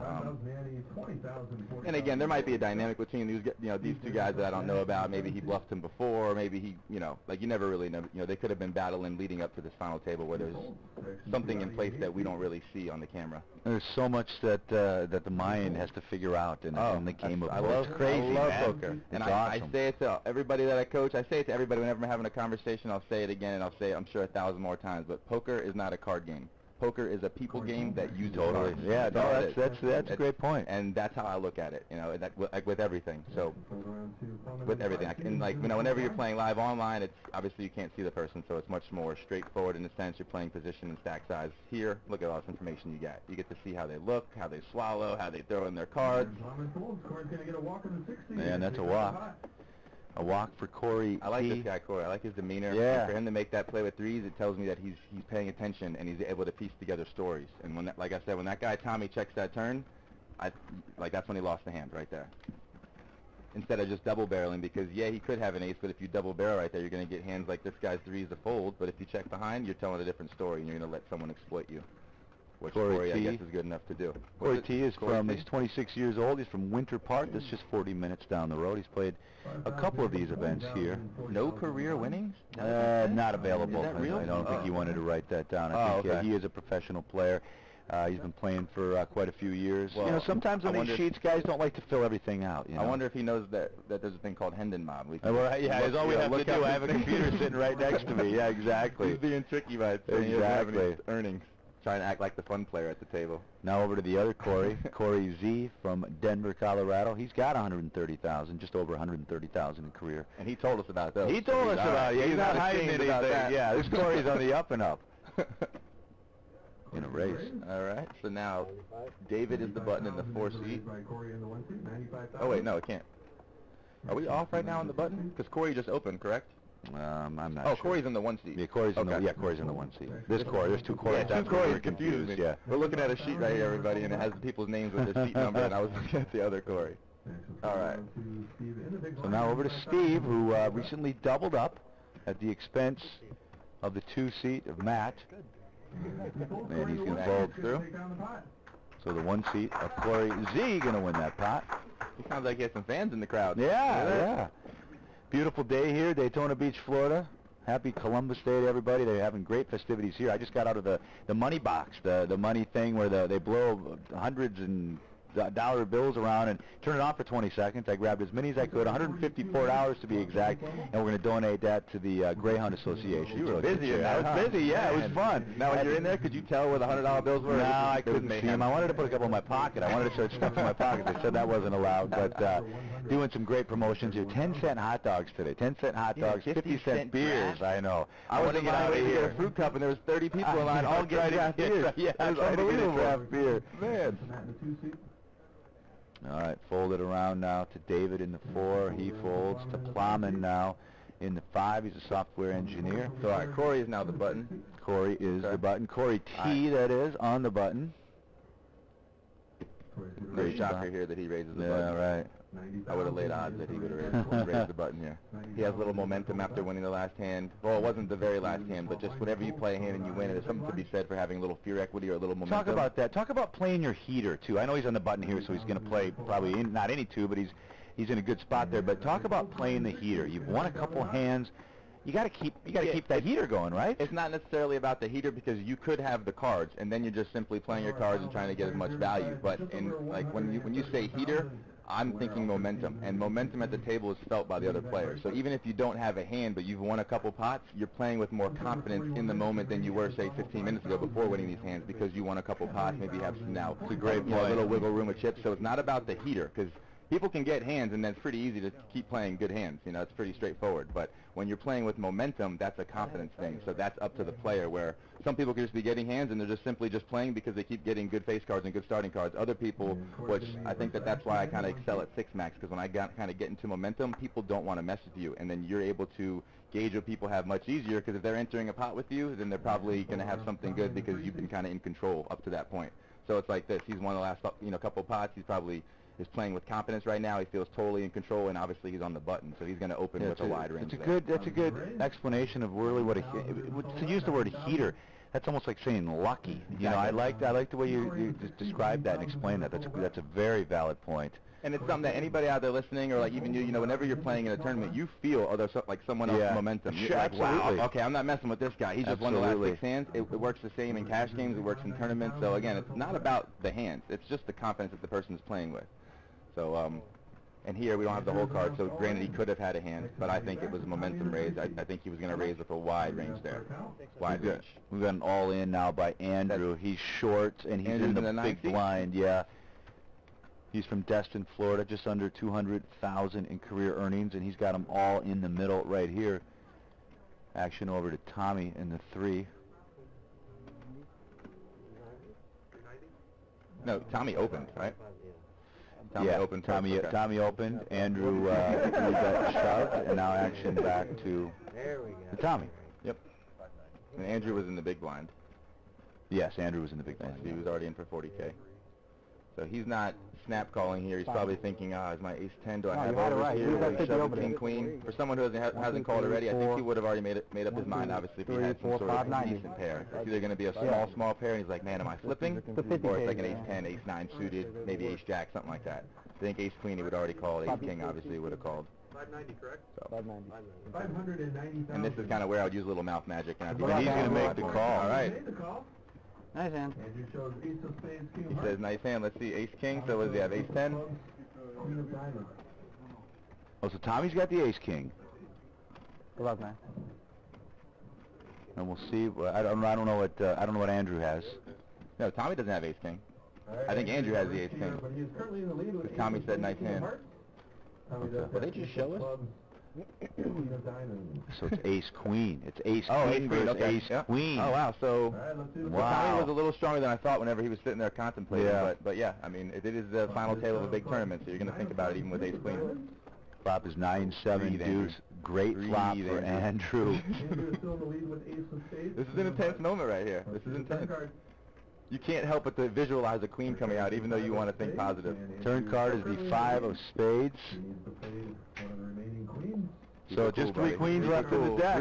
He's going to pass out. Watch this. Ping! Oh! Just like that. He called it. Oh, it's gross. Say ping. I said ping. Oh, Andrew. Oh. Good run, buddy. Boy, that's a tough way to go out, my friend. On the river. Wow, he's going to go in with $12,829. He was in great shape to double up there. Thinking back on how he just looked, didn't he kind of look like he knew it was going to come? Well, and he felt, you talked about we talked about the heater thing and the whole feeling. There's times where you just kind of know it's not meant to be, you know, and there's times you know flops can you feel it, you know, you feel it on both ways, and I think he was not feeling it. Oh man, he had that look. Well, good run, Andrew. Good run, buddy. Yeah, great run for Andrew, going home with a nice payday. He final tabled, and it's great for him. But you know, is it any worse? It is worse. If it came in the window, would it? It's the same. It's the same result, but it's worse because in your mind you're like, I'm 1 card away from a double. I would have came back and won the tournament, you know, and you want to think that way. But you know, with all that said, he got it in good. You can't really be disappointed. You know? No, that's just it. You're not kicking yourself for making a a bad play. No, absolutely. Bad luck is all that was. Yeah. And like it's much easier said than done, but I try to look at every tournament that I play as there's no such thing as losing. You either win or you learn something. It's one or the other. So he actually won and he learned something because he won some money. Granted, he didn't win the tournament, but you know, at least you made a run, you made some money. You can't do anything about that. You know, so it was out of your hands. And he had ace king. What's he going to do with that? Sure. Yeah, in the big blind, exactly. Outer. That was brutal. Yeah. It's funny, we talked about how people get upset when they exit. We all do, even myself and you. But I've interviewed all these second place people over the years, and it's so funny. They're just devastated. Their heads in their hands. I'm thinking, you're going home with like $100,000 yourself. So I'm sure the next day it probably feels a little better. It's like, all right, I didn't win, but I got to check for $100,000. Especially right when you bust, like I know whenever I busted third, I believe I want to say it was the NCAA tournament was going on. Okay. I think it was that tournament. But yeah, anyway, after I busted the HPT, I was like so hurt, and I went to the bar. I mean, hurt is not the right word. Yeah. Because I was very. Hey, there's like a lot of background. I know, it's just the mics. All right, sir, I'm going to try. But hurt wasn't the right word. I was just more so like, whenever you bust and you see it still going on right there, you're like, oh, I was just at that table. I was just right there, and then you bust out. It's my lucky table. And when you start with 389 people, look how close all these guys are. Like, you absolutely. The bracelet's just right over there at the table, across from the dealer. I mean, they're 7 people away now from being a champion. Yep. And going home with $131,720. I mean, phenomenal. That's why, like, whenever you play at a final table, it's much easier said than done, but there's something to be said for experience, because then you don't let the moment, like, you don't get caught up in the moment. You're able to still play the game and not think about everything else around it, and then you're able to make the best decisions and play your best. And obviously, if everything goes your way, then you're going to be able to win the tournament. But most of the time, if you get to a final table, most of the time numbers say you're not going to win. You have to beat 8 other people. Depending obviously coming in with a huge 1 out of 9, 1 out of 8. Yeah, those are tough odds. And, I mean, online's obviously different, but I just looked at my stats the other day, and I've made 30 final tables online between my last win. So I won a tournament 30 final tables ago, and I made 30 final tables since and haven't won. So it happens. Like Matt, this is his third. Hopefully he doesn't have to make 30 before he wins. I'm just saying it happens. Like that's part of the game. Talk about your HPT final table in Las Vegas. That one, I mean, I went out there for the November 9. My buddy Ryan Reese, when he won the main event. Oh, yeah. I was out there. I got to see you him were win part of, you sweated that whole thing? I was up there. I was up on the stage. Like, whenever they were heads up, like, every time the camera was on him, I was right behind Ryan. We were getting drinks, getting hype on the barrel. And, so I was out there for that. And then it was a joint trip, because I was going to be there for that. And then also the HPT was, like, a week after that. And then I was all amped up and just seeing Ryan win it. He was so motivated, and I actually had it on my calendar circled for 3 months prior, because I knew, like, right when Ryan made November 9, I knew I was going back out to Vegas. I was like, I'm winning that HPT. Ryan's going to win the main, and I'm going to win the HPT. Wow. Then Ryan won the main. I'm like, okay, all right, first part done. Now I got it. And then I ended up making the final table, and I'm like, here it is. And then I bust third, and it was like, all right, it wasn't meant to be. It wasn't meant to be. Who won that HPT event? I can't remember the kid's name. Yeah, I don't. It was an online. Okay. If you say his name, I would know it, but I can't remember his name. Yeah. I remember I went out with a pretty big bluff though. Nice payday though, right? For third place? Yeah, it was like 50 or 60K. Yeah, absolutely. What is third place in this one? Yeah, I want to say it was right around the same. I think we had similar prize pools, I think. Maybe a little bit more out in Vegas, but everybody is really happy here in Daytona Beach, because this is the biggest prize pool we've ever had here. Yeah, just over 700, just under 576,000. HPT's growing. It is. I mean, it's a great structure too. It's great. And like, to be honest, the only reason why I haven't played more HPTs, I love the structure, I love the tournament, how it's ran, and like especially the places that it is. But whenever I go play, because of the variance of the game, I don't want to go to a place and just play one tournament. Right. So like, if there's an HPT around where I'm playing, then I will definitely play it. But it's a great structure, and if you live around the area, it's the awesome to play. But I'm more going to a series to play several tournaments. So the HPT is awesome though. You play any Omaha? No, I don't play any Omaha. You talk about variance. I mean, that's super swingy, right? Yeah, it really is. I mean, if you say that you just play PLO, it's crazy. I think it's just too hard. The highs and the lows, man.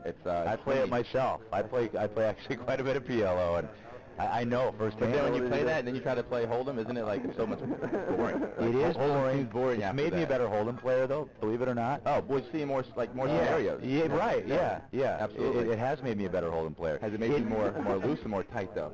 It's made me tighter in Hold'em. In Hold'em, it's made me more tighter. Probably because I'm just looking at 2 cards. Yeah. It's like, well, you know. And well, and PLO, you know, okay, I have enough flush, but that's not enough flush. Right. You know, like it's very vulnerable, but Hold'em is much different. Right. Yeah. Absolutely. Absolutely.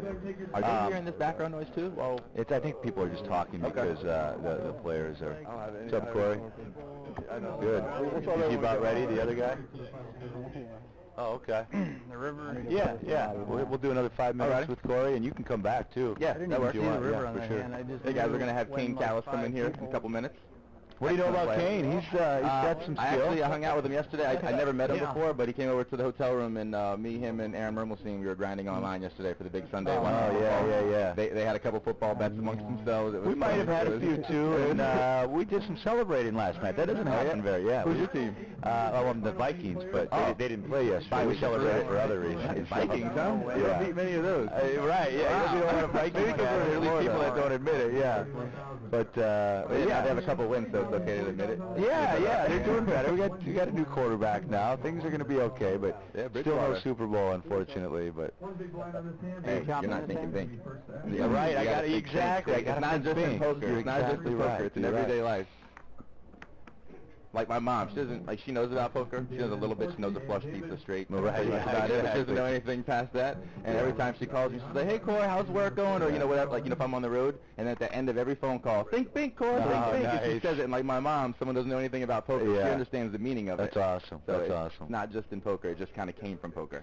So what do you do when you're human? You're a human being. What do you do when you're not thinking bink? Because that happens. I always to you. think no. Always. You don't get frustrated enough. There's little moments where I catch myself like, okay, Corey, and like, you know, not to be cliche and always say thinking bink, but just being positive about anything. You know. But really, if something happens and I find myself like getting a little negative or getting upset about it, I'm like, wait a second, I kind of shake it off and realize that like doing this. It also forces me to represent it better as well. You know. So like if I'm not being a good ambassador of thinking bink, then I realize that we got a big hand here. All right, so we had a huge hand. Sorry, folks. We were talking. I see pocket aces. I think I tend to rant. There you go. It's your fault. Adi's all in and smiling. Let's go, Adi. See you have the aces? Not sure. I thought I saw. That looks like an ace smile. I think we just agreed with that. It does look. He looks super carefree. Sunglasses are off. Whole bunch of deuces. It's not even aces. It's ace 7 against king queen. Well, he just knows he's going to win, though. 2 fours. Which one he has? And a 5. David's in the lead. Yep. Okay, so David got the ace. And David is at risk here. Adi's thinking bank. Here comes Queen of Hearts in the turn. Adi, he snap it. He can do it. Think snap it. Oh, the deuce. The deuce. So now a few more options there. Now we got all the aces and all the threes. And if that does happen, David will be eliminated. Let's go to that river card. And it's another 5. So never easy, Adi. It's all good. Never easy. So the ace 7 wins. I'm going to pass the mic here to come on back. It was nice to meet you. Yeah, for sure. We'll have you back on later today. Yeah. Sounds good. All right, go have a 50-cent beer. I'm afraid of the river, man. Oh, that would have been a crazy river. Yeah. Right there. You would have obviously taken it. Welcome to the show, my friend. Thank you very much. Introduce yourself to everybody, who you are. Yeah, I'm Kane Callis. I'm happy to be here. Great to join you, James. All right, grab a chair. We're watching some great poker here. A lot of money on the line, just under 132,000 for first place. And right now, guaranteed money here. 8th place is $15,177. So give us your background, my friend. Well, my name is Kane Callis. I've been a professional poker player for the past 8 years. I actually started online, and then when Black Friday happened, I left the country to continue playing online, and I started to play more live tournaments in the past couple of years, and I really enjoy broadcasting as well. I've broadcast a live stream of a couple WPTs, things like that. So poker, broadcasting, both in my blood, so I'm really happy to be here with you doing both. Yeah, talk about your father. Is he in broadcasting as well? He was. He was. He broadcasted for the Phillies for 36 seasons, and before that he was with the Houston Astros for a few years. Oh wow! And he was the voice of NFL films. So yeah, he was really broadcasting his whole life. That's where you get your voice from, obviously. You got the radio, TV voice yourself. So. Yeah, and my brother Todd is local. He broadcasts for the Tampa Rays. Okay. Yeah. Wow. Yeah, it's in the family. It's in the blood. You're right. My father is a funeral director, so I had that in my blood. I decided to get into broadcasting instead, and I'm glad I did. So 8-handed action here. Did you play the event, right? I did play the event. Unfortunately, 0 for 3 in bullet. Oh. It happens. Yeah. It happens. I know guys that had a little worse luck than you did as far as the bullets. Did you jump in there? I didn't play, no. I'm licensed here in Florida, so you know what? They don't let me play any of these HPT events, and I don't know why, because I would pad the prize pool, I guarantee, every time by at least 2 bullets. So flop is ace, king, 8, rainbow. We don't have the whole cards here, unfortunately, so it kind of makes it fun. We get to speculate a little bit and try to figure out what these guys have. I got a little seat map here for you. It looks to me like Corey Zito had raised a small blind against Matt Bond's big blind, and Matt defended. So the ace-king-8 board is a board that is going to be more favorable for the range of the pre-flop aggressor, because you would expect the big blind in this situation, if he did have a hand like ace-king, aces, or kings, to probably 3-bet. So if we're talking about range advantage, then the original player would have a range advantage on this board. Matt leads out 95,000. I'm sorry, Corey, that's 95,000. Matt makes the call. We go to the turn. It's the 9 of hearts. Haven't seen Corey Z in the one seat play a whole lot of hands. Now he's going to slow down. Do you know Matt at all? I do know Matt, and he's a good player. I actually ran into him yesterday when they were on break at Firehouse Sub, so he has good taste in sandwiches as well. Matt, this is his 3rd HPT final table in a row. I mean, he told me he had the terrible summer, 0 for 29, and then makes his 3rd HPT final table. That's incredible. It's crazy. 9 of clubs there in the river. It is. It is. It's he's just running red hot. And he told me, he says, after the summer, I just literally got out a pen and a piece of paper, and I started writing down my game and the flaws in my game, and studied it and tried to become better. And obviously, he's doing just fine now. He's running red hot. Yeah. Both players check. Check the river. Let's see a winner. Corey chose Jack 10, and Matt chose King 6 for 2 pair. Kings and 9. Kings and 9's 2 pair, so Matt's going to win that hand. Matt Bond in seat number 2, originally from Dallas, Texas, professional poker player. So his other 2 final tables, Golden Gates and Kansas City. He got 9th at Golden Gates, 6th at Kansas City. He probably feels he's due to maybe 2nd or better here. That's got to be what he's thinking. After his 9th place and 6th place finish, it only seems right. But as you poker players always point out to me, if you don't win the thing, you know, 2nd doesn't cut it. I mean, yeah, financially the next day you realize, okay, I took home $81,000, but we're here to win this thing. Well, you know, funny enough, both Matt's 6th place and his 9th place paid $20,000. So at this point, he needs to get 7th or better in order to improve on that. I think he's hoping for first. Yeah, I think so. I think so. Everybody wants to be the new champion and go home with the hardware, which is a silver bracelet that we have now, and of course the big payday, $131,720. And we're doing a promotion here at the Daytona Beach Kennel Club and Poker Room because of the Columbus Day activities and everything going on with the 10-cent hot dogs, 50-cent beers. So if I won this thing, I'd say, hey, get all your friends, come on out. I'm buying you guys dinner, and I'm buying you drinks, and serve them the 10-cent hot dogs and the 50-cent beers. If you want, you can send me a tweet at HPTJames, Jaymz, and why don't you give your Twitter address out as well? Yeah, it's at Kane Callis. At Kane Callis. And you're a friend of Alan Kessler's, aren't you? Certainly am. Yeah, we all love Alan. Alan was our player of the year. Alan knows a lot about 10-cent hot dogs. He sure does. Let me tell you, he sure does. I'm surprised he didn't drive down here just for that. You know, maybe not even play the event, but just show up here today, get his hot dogs, get his comps, and get on the live web stream. Action over to Tommy. Tommy looks a little tired. You know, these guys talk about the grueling pace at what it takes to win a tournament, because you got day 1A, you got your day 1, I'm sorry, and then your day 2. These guys didn't get done until like 1 o'clock in the morning. Then you got to turn around, get here for hair and makeup, do interviews, and play poker all day. So how do you guys adjust? Absolutely, it's tough. And for the normal life of a professional poker player, I mean, if you're used to waking up whenever you want, playing cash games, and now you come into a tournament and you make, 3 days in a row where you basically have these grueling 12, 13, sometimes 14-hour days. And now you have the pressure of the television camera and everything. It's a little bit different if you're not accustomed to, playing live tournament poker and going deep in live tournaments. And we can't forget the activities that happen after, whether you go to a bar and have a few drinks with your friends, that turns into 6 or 8. All of a sudden you're out till 2, 3 in the morning, and you got to get up and play the next day. And if you're drinking here, you get 8 drinks for $4. So. I know, so right, yeah, exactly. So, yeah, exactly. A $5 bill goes a long way today here at the Daytona Beach Kennel Club and Poker Room. But talk about this property. It's beautiful here. We got the dogs out there and the great poker action in here. But this place is awesome. Yeah, it's awesome. And coming in today, they are having the 100th anniversary show. I saw all the festivities. They had a band playing outside. Yesterday they had you know, Frank Sinatra-esque singer here that I tuned into for a little bit. So yeah, it's been awesome to be here. Yeah, and the reason they did the Frank Sinatra is because Frank Sinatra would have been 100 years old as well this year. So, okay, I so didn't yeah, even realize yeah, that's right, right, Mike? Yeah, 100 years old. So, all right, action over to Adi. Do you Adi at all? I do know Adi, yeah. He was actually with Matt at Firehouse Subs yesterday. Oh, okay. I think they. What kind of sub did you have? I got the yesterday. I got the beef brisket. We want to thank Firehouse for sponsoring our live webcast today. If you want a good sub, check out Firehouse Subs. I got a feeling, Kane, we're going to see.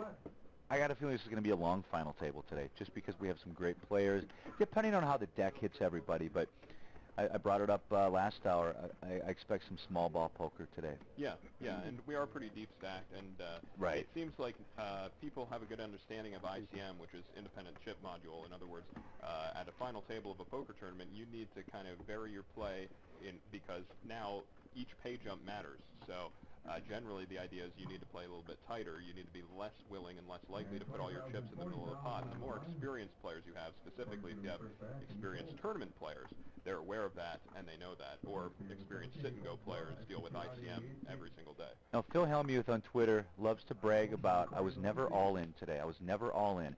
Explain what that really means. Why is he happy that he was never all in? I mean, we know the basic, but why does he always talk about that? Right. Well, he's essentially saying there was no possibility of me losing all of my chips. In other words, everybody else in poker needs to get lucky in order to win by going all in, whereas I, Phil Hellmuth, can get away without going all in. So there's certainly something to be said for that. If you never have all your chips in the middle, then there's never a possibility of you going broke, right?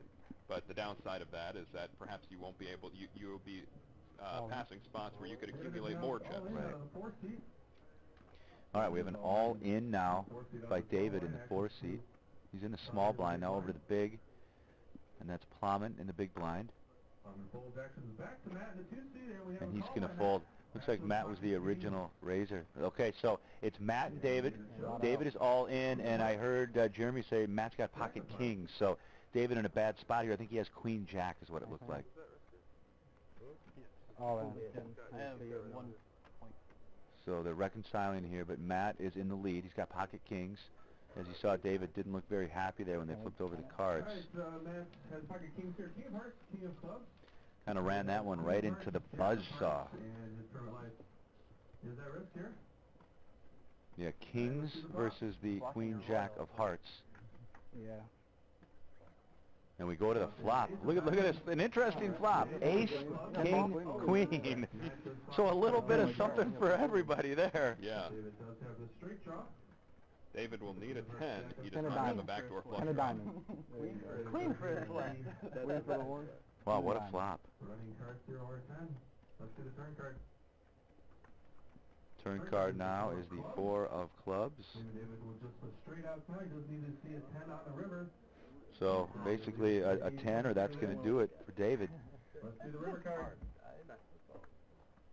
And the river card is the deuce of spades. So the set is going to win the hand. David is eliminated, but he's going to go home with a nice payday, $15,177. And with the elimination of David also goes our other sponsor, Staples, with his That Was Easy. Yeah, he's got the button with him. You're right. He carries that around everywhere. Every time he does. Him on the circuit. Does he use it a lot? He always, you know, when he wins a big pot, and specifically if he thinks his opponent is tilt prone. Okay, then sure. He will use the. Yeah, I've never seen that. That's interesting. Yeah. So David's going to go to the cage, collect his money, and I'd probably go have a couple of hot dogs. You know, why not? Have a couple of beers. I'd buy a round for everybody over at the track. Yeah, he just won what, about 1.5. Nobody goes something like that. Yeah, I don't think we have that many, but yeah, quite a few. For that particular case. No, thank you. You are watching exclusive final table coverage here. It's the Daytona Beach Kennel Club and Poker Room. Take a piss real quick. What's up? Yeah, there's plenty of breaks. No, there's no shortage of breaks. Looks like there's a little break in the action. So, what's your poker resume these days? Filling everybody in on some of your successes. I know you played the WPT a lot. Yeah. I last year took second in WPT Borgata, which is my biggest live tournament score. That was How big was that? That was about $500,000. Wow. Over 500,000. Yeah, so that was a big one. That was life changing. Yeah, traveling the live tournament circuit. Won the Parks Big Stacks back in December, won an event at LAPC earlier this year, came in second in an Aussie Millions event, the final event out there. So it's been going well. I can't complain. I'm also living in New Jersey these days, and I play online poker in Jersey, so that keeps me busy as well. Absolutely. How do you like living in New Jersey? I like it. I grew up in the Philadelphia area, so I'm about a 20-minute drive from downtown Philly, so I can't complain. All right, folks, well, we're going to step aside for 10 minutes, so don't go too far. You're watching exclusive final table coverage here of the HPT. We'll be right back after this 10-minute break. Great job, man. Cool. It's fun. You can come back in this tomorrow. Okay. Why are we taking so many breaks? Geez, we always are known for this, though. They just take tons of breaks. Yeah. Well, we started late, and then we take breaks.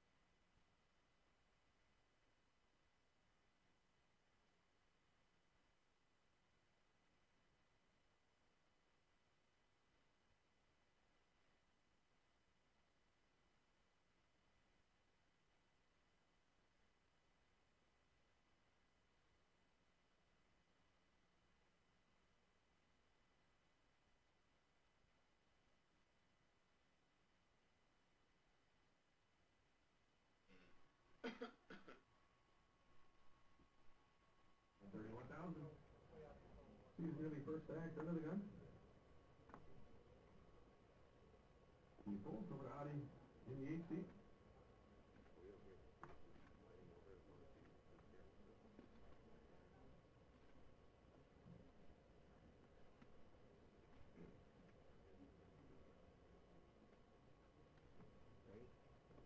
And Audi's going to raise.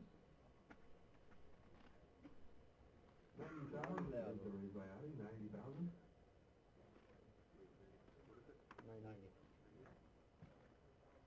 90,000 is our total bet. Next is sold around 2,000 in the 5-6. Final total over to Corey in the big blind. 90,000 is our total bet. And Corey's going to make the call. All right, going to be heads up 2 o'clock here. Let's get the flop. Flop is 8 of diamonds, 3 of hearts, 8 of clubs. Corey's first act.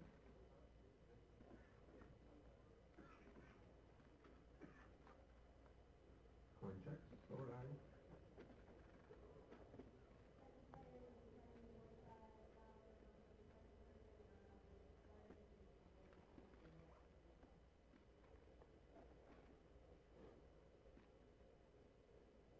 And Audi's going to bet.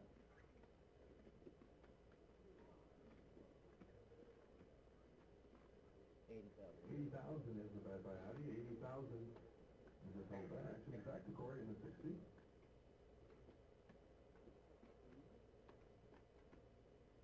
Dry board, in other words, there aren't very many draws on this board. There's not very many ways for a drawing hand to improve. Now, Corey makes the call, and we're going to a turn. It's the deuce of hearts. Action now on Corey.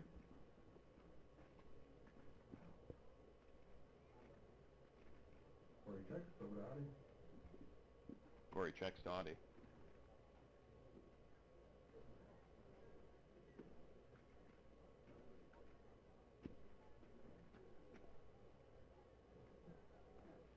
And Audi checks behind. Both players check the turn card. Let's see the river. Turn card is the 4 of hearts. Corey's going to be first bet. River's a 4 of hearts, so the backdoor flush did arrive and some backdoor straight possibilities. However, it would be difficult for either player to have either a backdoor flush or a backdoor straight on this board as the action is gone. Action's on Corey right now. Corey checks, He checks over to Audi, and Audi checks. Corey goes 8-3 for a pair of threes. 8-3 is 2 there, and Corey's going to take down the And pot. Corey is going to take it down with ace 3. Pretty good run out for ace 3. I'm trying to call multiple, man.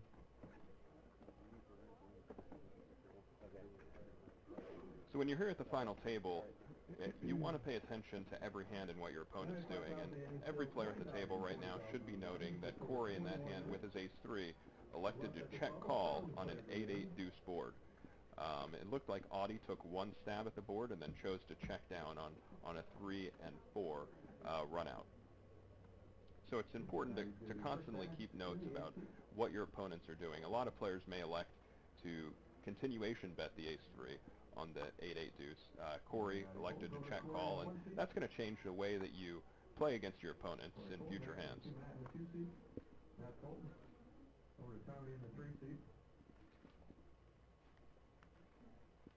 Action's over to Tommy. He's reaching for chips.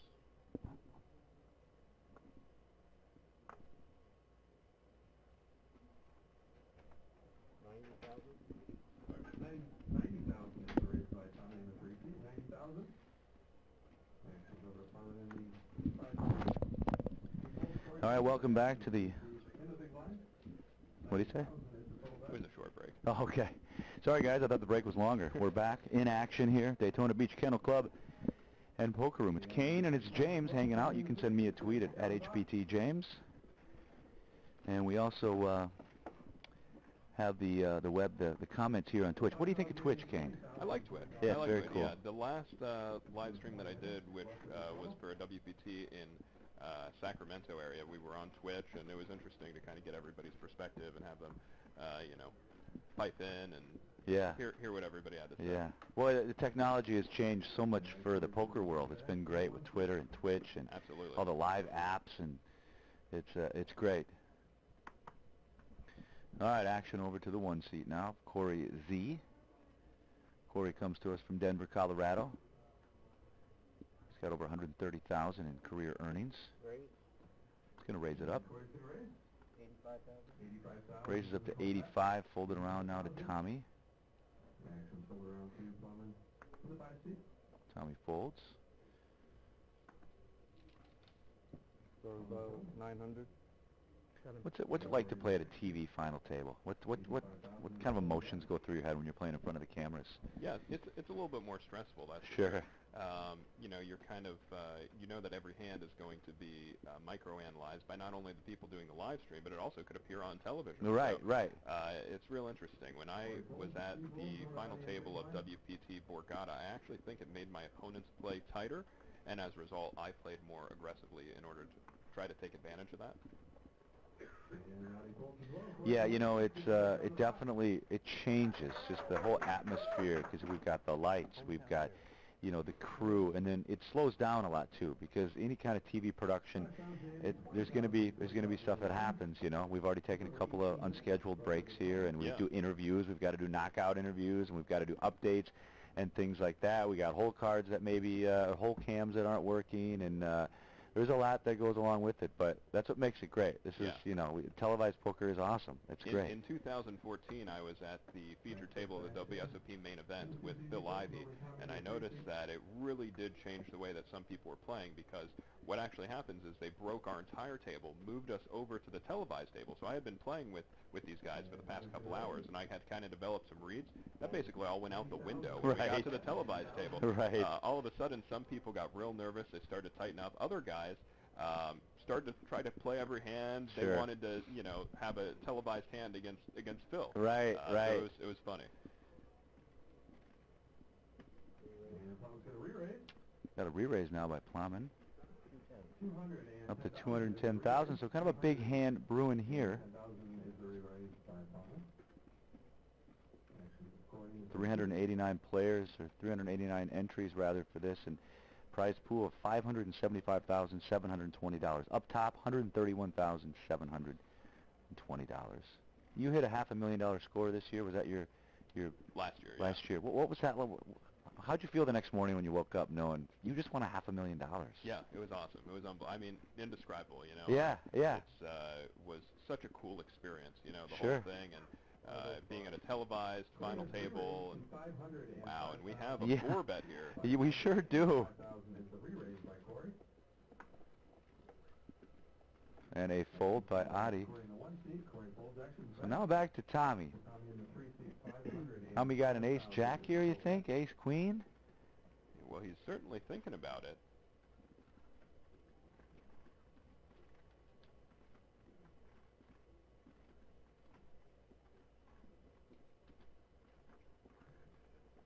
Looks like he's going to fold.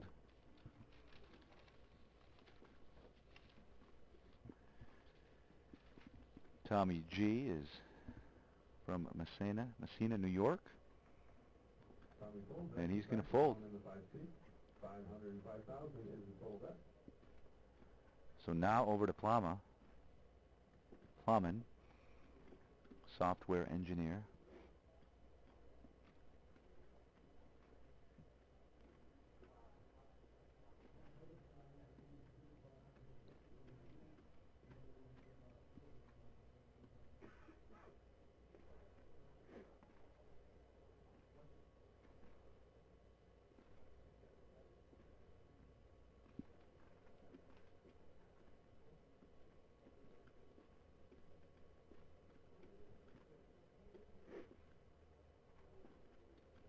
Plowman thinking here. I think it would be a very unique play for Corey to be on a bluff here with the action as it's played out. So Plowman's thinking, even if he has a strong hand, even if he has a hand like pocket jacks, or perhaps ace king, he's probably thinking, well, you know, what could my opponent really have here?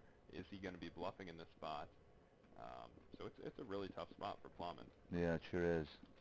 I think that's what I had him on. Maybe pocket jacks. And, you know, he could be beat right now. You know, the way the betting went back and forth, he's got to respect his opponent here.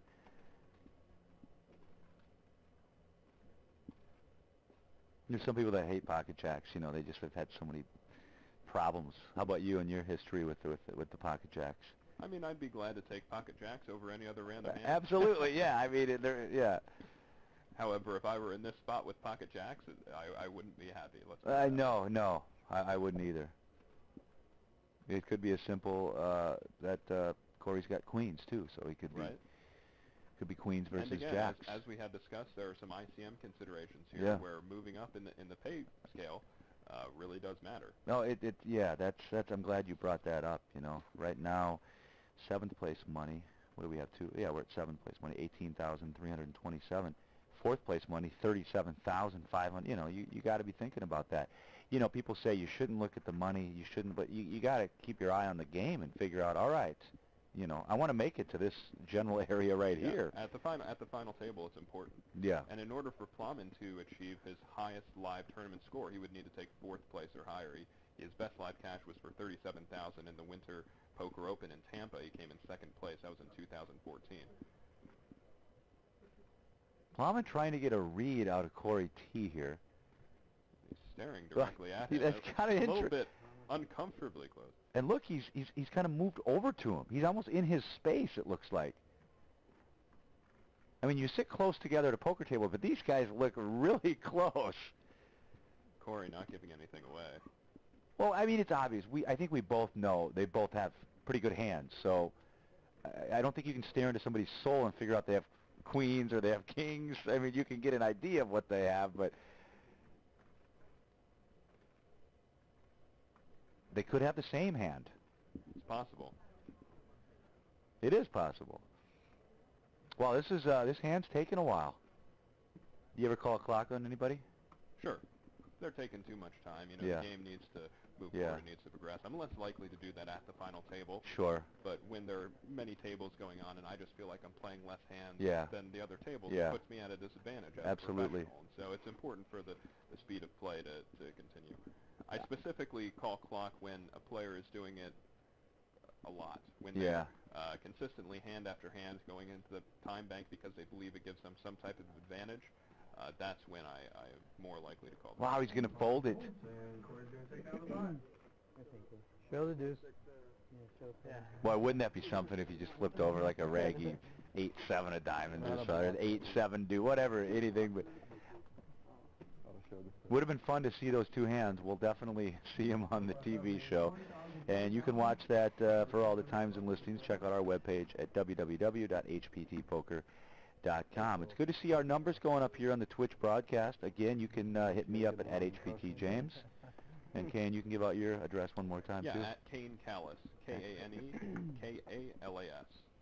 Kane Callis. I love Twitter. Twitter is my favorite of all the mediums. It's just a great way to stay in touch with everything, everything with poker. And we had Kevin Mathers on earlier, Kev Math, who's kind of the head guy. He's Mr. Twitter. Oh yeah, yeah.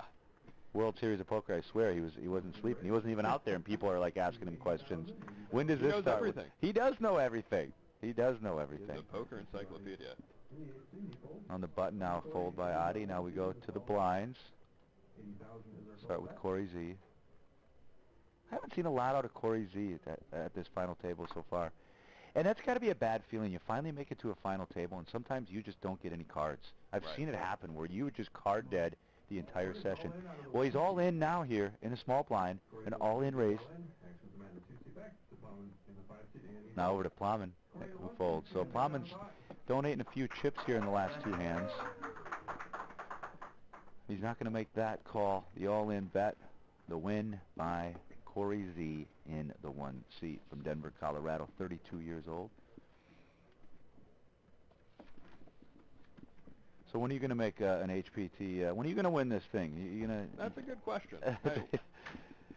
Put in a good word for me with the dealers. Yeah, I will. Yeah, it didn't run well in this one. Yeah. This is my second HPT I've played. The first was Agua Caliente. Oh yeah, in 2014. Palm Springs. It was a nice spot. Great some spot. Golf out there. Oh, you did. Yeah, had a good time. Good. Yeah, that was a great stop for us. I enjoyed going out to Agua Caliente. It took me forever to be able to say Agua Caliente. I just really struggled with that. It's not good for the sideline reporter at the time to not be able to say the property's name. But I remember, I live in the Midwest, and we went out there in January. It was so cold last year, and we went out there, and everywhere I went, it was cold. I'd go to Florida, it was cold. I went on a cruise. It wasn't cold. But when I got to Palm Springs, it was hot. Let me tell you. Yeah. Beautiful weather out there, and great golf courses.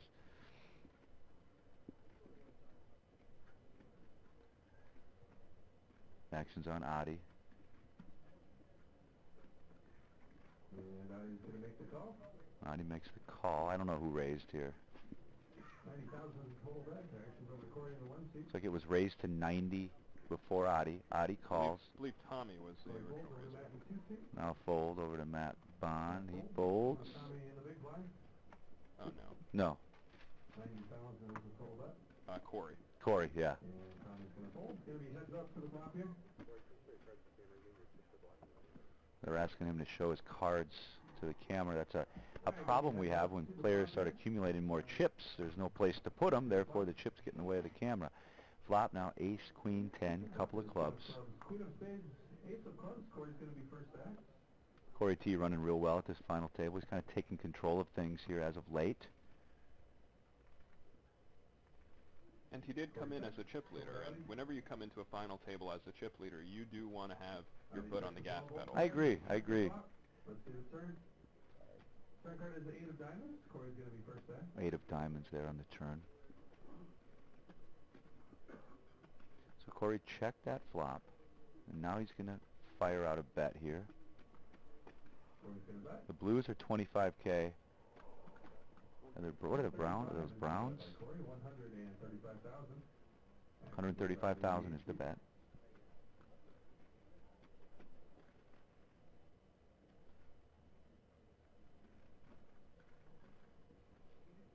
Seven players remain here at this final table.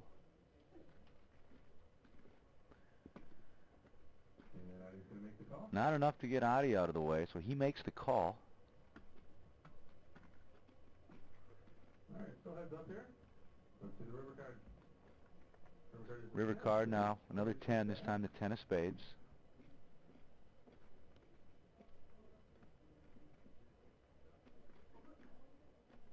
Action's on Corey. As played, I would expect Corey to have a hand like maybe a middle to weak ace, maybe a hand like Queen Jack. So maybe, we'll see what he bets here.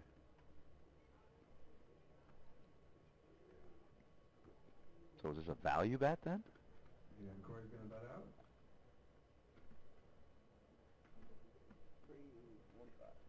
It's a pretty large bet on the river. It really is. I do think he should be value betting his ace-X type hands.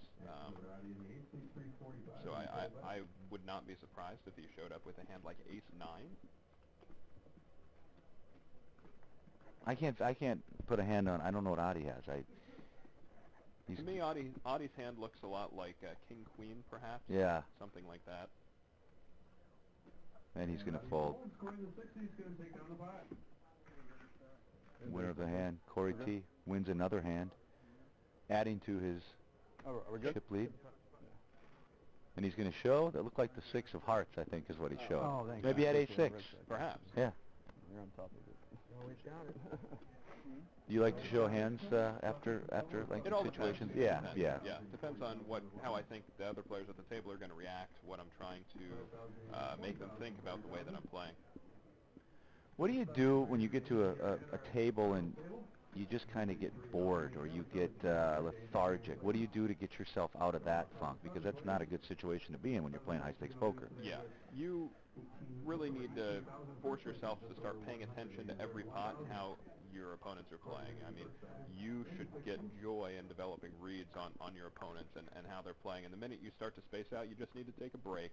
Maybe you need to get up, use the restroom, come back, and be focused on the action that's happening at the table. Because I think what separates good players from great players sometimes is the good players know the fundamentals and they know strategy and maybe they know a lot about game theory, but they're not really able to play exploitatively very well because they haven't really developed those reads on their opponents. And that requires you to sit there and pay attention to every single hand what your opponents are doing. And now Adi says he's all in. Moved all in out of the 8 seat. Corey, the 1 seat folded over Matt in the 2 seat. Adi is all in out of the 8 seat. Matt folds, Tommy folds. Now to Plowman in the 5 seat. Adi is all in out of the 8 seat. Here, count, please. Plowman folds, and Corey T says, "Give me a count. I might play this hand too."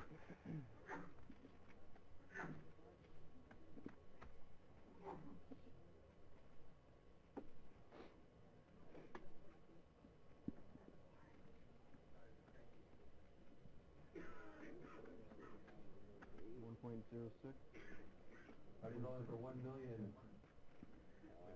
1.06.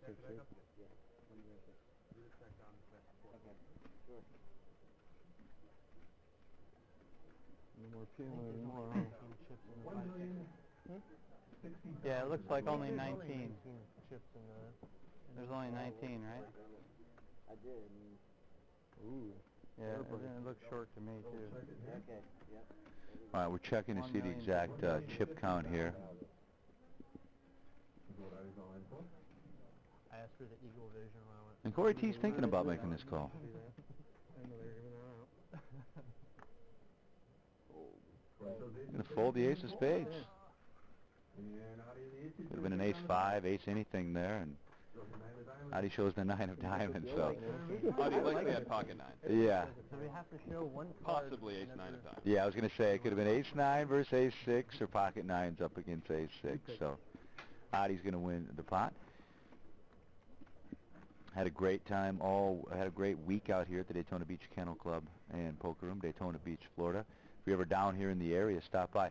But you think about the state of Florida, there's a lot of great poker action down here. Absolutely. Earlier in the year, I was at the Hard Rock event at the Hard Rock that they have, which is a $5,000 tournament, which is huge. It's in August, directly after the World Series of Poker. I always make sure to hit that event. And I just a couple weeks ago played a Coconut Creek tournament. Sure. $2,500 buy-in there at Coconut Creek. There's stuff happening all over Florida. Yeah. Best bet, 5K is coming up in Jacksonville shortly. So always some action. Yeah, Florida, it's just it's exploding. It's crazy. And we'd had a nice little prize pool here, 575,720, 389 entries. Yeah, that's big for us on the HPT. You know, doing $500,000, Absolutely. that's a nice payday, and to be able to give out 131,000 and change, 131,720, it's more than change for first place is great. What do you think of the re-entry aspect of tournaments? It really depends. It really depends on the event. It depends on how many entrants it otherwise would get. I like the fact that for the Hard Rock tournaments at the Seminole Hard Rock, it is not re-entry anymore. I actually like that. I think it feels amateurs feel like they have more of a chance. You know, if you show up and you've qualified for the event, or you're just only brought one bullet with you, or you can only afford one bullet, sometimes you feel like you're at a little bit of an inherent disadvantage if you're not able to enter multiple times. Yeah, that's true. When you see these pros entering, numerous times. And as a professional, I prefer the single entry when possible, simply because as the field progresses, as it gets deeper, I'm less likely to be facing professionals now. Whereas if it's a multiple entry, every single professional is going to, make day 2 and bag some chips, because they're going to keep firing until they do. Yeah, so I think a happy medium is, maybe 2. Maybe you get because what if I fly all the way down here and I have pocket aces in the second hand, and a guy calls me with 7 deuce off and flops the world, and I'm eliminated from the tournament. Now I got money in my pocket. I don't want to go home yet. Right. I want one more opportunity. Absolutely. I think that is fine to do it that way. But I agree, and a lot of players do with what you just said there. They feel like your bankroll just got me killed, so you're going to continue to buy in as now, many when times that happens you to you, are you normally the guy with pocket aces or the guy with 7 deuce? Well, a lot of times I'm the guy with 7 deuce because I play bad. 9 of spades now on the turn. I also like to play PLO, so my hand range gets crazy. Do you play any Omaha yourself? I do, yeah. That's a game for us gamblers, Exactly. It's a fun game to. Exactly. We have a lot of good home What's games. What's your favorite Omaha hand?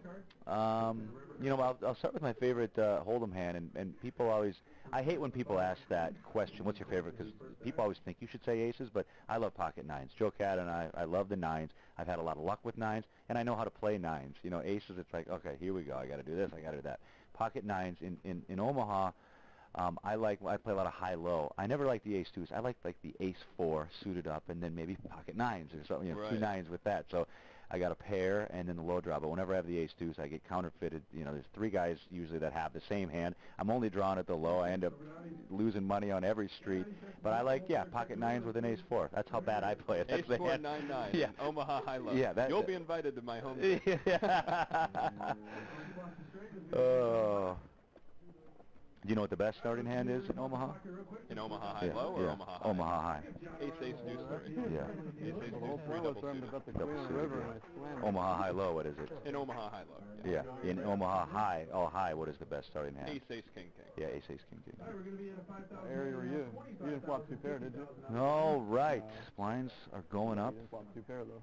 You're watching HPT here at the Daytona Beach Kennel Club and Poker Room. Oh, there he is. The man, the myth, the legend. Aaron Massey. I got a feeling he'll be joining us here in the broadcast booth later as well. He's having one of those 50-cent beers. Can't blame him. Have you played any cards with Aaron? I have. I actually was at the same final table as him last year in Borgata. for a $500 tournament. He ended up winning. Or I'm sorry, he took second. He played very well. He came in with a chip lead. He played very well. I was eliminated in 7th or 8th. I can't remember which. But yeah, he's a very, very talented player. And his brother, I believe, made it quite deep. Ralphie made 15th, yeah. And I think I didn't see the hand, but I think he had ace king. I think he made his flush, I think, and I think somebody rivered a full house, something like that. Crazy happened, but Ralphie was very upset. You know, you get that close, you know, 15th, and you know, just 5, 6 spots away from a final table, and it's frustrating, man. It's poker. It can be a real frustrating game. But it sounds like you're having a pretty good year, Kane. Absolutely. Yeah. Can't complain. Action over to Tommy now in the 3 seat.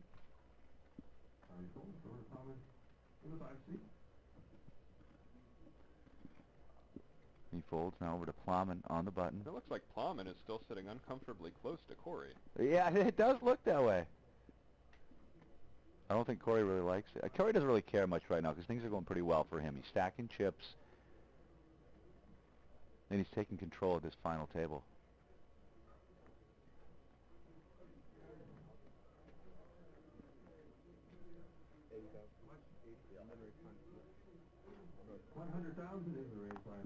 Plowman is very, very deliberate in all of his actions. He likes to take some time before acting. Action over now to Corey T.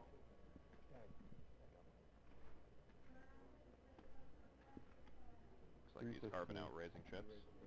He raises from 100 to 315. We raised to 315,000 by Corey, 315,000. That's a raise. By Corey. Now over to Steve. Steve doubled up early. And he folds. Corey in 60 is going to take down the pot. And shows the deuce of clubs. Shows the deuce of clubs. All right, so we're mixing it up a little bit here. And Plowman just not getting anything going. 850? 850? And Corey is just keeping his foot on the gas pedal, and that's absolutely what he should be doing as a 1,085,000. 1,085,000. Yep. Plowman, do you know yours? Or 2,085,000. So, Kane, are you going to see yourself at another HPT event down the road here in the near future? Absolutely, yeah. Oops. Yeah, come join us, and if you're listening at home, obviously you can check out our webpage at hptpoker.com, and flights are inexpensive these days, so come on out and check out the HPT, Vicksburg, Mississippi, right around the corner. And then after that, St. Charles, Missouri. 3-1. Like 3.6. Best part of my job, Kane, has just been getting to know the people at the final table and then seeing the repeat players. You see them in each city, and people always ask, they say, do people travel with this tour? And they absolutely do. We have a lot of regular players like Stan Jablonski and Craig Casino. I know there's others too. I use those guys' names just because we know them the best and we see them the most. But I'm sure you're getting to know a lot about Matt Bond. Yeah, right, yeah. We did the interview today. Exactly. HPT final table. Exactly, and really some of these players have become some of my best friends in life. These champions that we've dealt with, and even players that haven't made final tables, but we see them every week. And then just like you, running into guys at the Firehouse Subs, we eat together, we drink together. It's the best part is just meeting the different people and getting those relationships. Absolutely.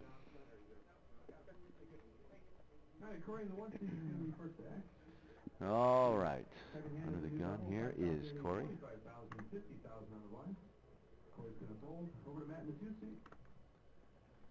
So, I talk to people, amateur players a lot. The biggest thing is, all right, you finally get to a final table. You're 9-handed. Well, things are going well, and all of a sudden you're 5-handed. Well, now you're 3-handed. And it gets down to, I've never been in these waters before. And if this keeps going well, I'm going to be heads up. Well, some of these people, some of our amateur players, have never played a heads-up match. So we talked about it with some other people earlier. It's like, how do you prepare yourself for that, Right, yeah, and it's difficult because it is. You can't really prepare. You need to, if you're going to a final table and you've never played heads up before, and you're an amateur, you should do a little studying up online, watching training videos perhaps on heads up, no limit hold'em.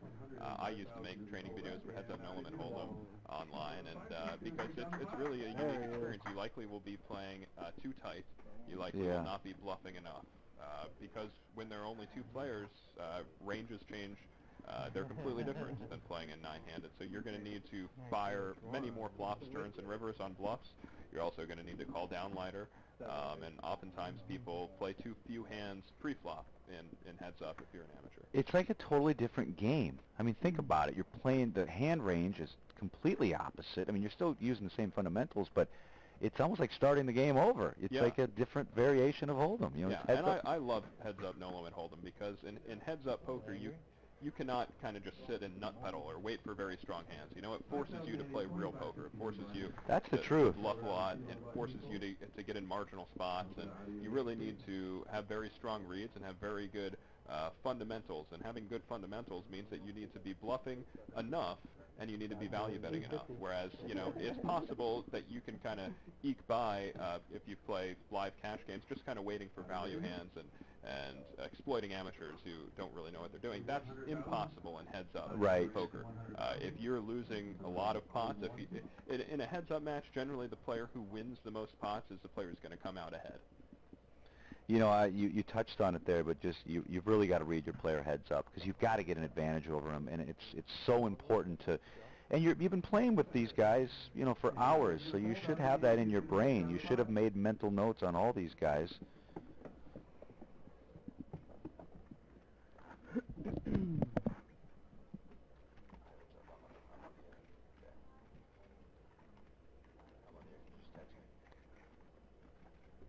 There's still 7 players remaining here at our final table.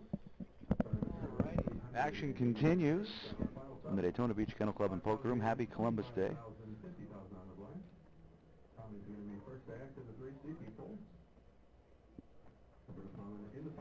What's the talent pool like? We talked about the poker. We talked about the poker in Florida, but what kind of players do you see down here? Is it a pretty talented market in the state? Yeah. There are quite a few talented players from Florida. Some of the top players in the world who have emerged in the past couple of years are from Florida. Jake Schindler comes to mind, a very, very good player. Barry Hutter has been having a whole lot of success, and that kind of group, Andy, these guys, they're very talented players out here in Florida, absolutely.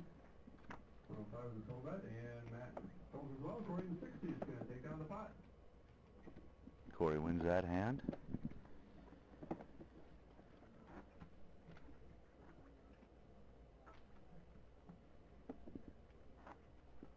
Corey just continuing to run over this final table here, taking advantage of his chip lead right now. He's doing just that. He's trying to be our newest HPT champion, go home with the bracelet and just under $132,000.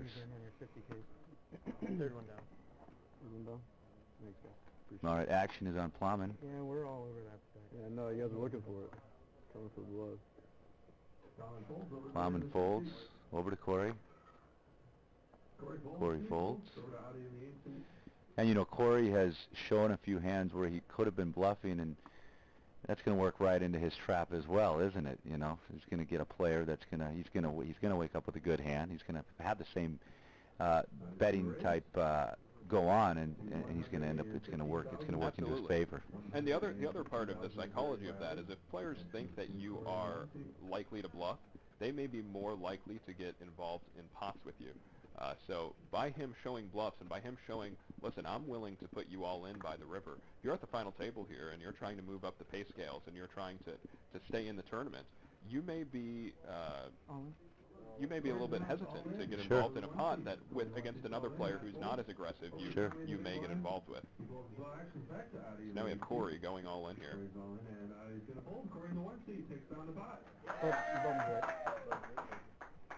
Corey in the one seat's going to win that pot. So we started this final table about 2.5 hours, and you know, Kane, we average about 7.5 to 8 hours at a final table. It used to be a little quicker, obviously, when we were six-handed, but one of the things we did was we changed our structure. So these things, everybody's pretty deep, and it takes time. But the players, I know, love that. Yeah, I think that's a great thing. You know, it really allows for the maximum amount of play. You know, if you have a skill advantage, then it's certainly going to help you, because you know there's nothing worse than getting to a final table and basically having the structure change, or now all of a sudden it's like a turbo, and you don't really get to play out the tournament. You know, having a great structure, the HPT is known for that, and I think it's awesome.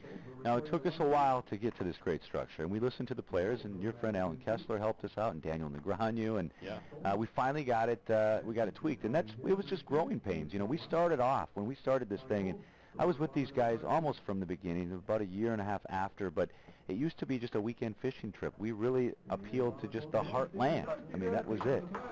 And, you know, then we branched out. We went east and we went west. We were out in Las Vegas. It's the Heartland Poker Tour in Las Vegas all of a sudden. We got bigger. Some pros started playing our events. I remember when Phil Collins started coming out, and Phil won an HPT event, a Vegas event. All of a sudden, all these big names started showing up. Phil Hellmuth was playing our events. And, you know, this thing started off as a small little tour in Fargo, North Dakota. Now we're much bigger than that, and we needed to change some things, and the structure was one of those, and we listened to the players. That's why we did it. We listened to the players.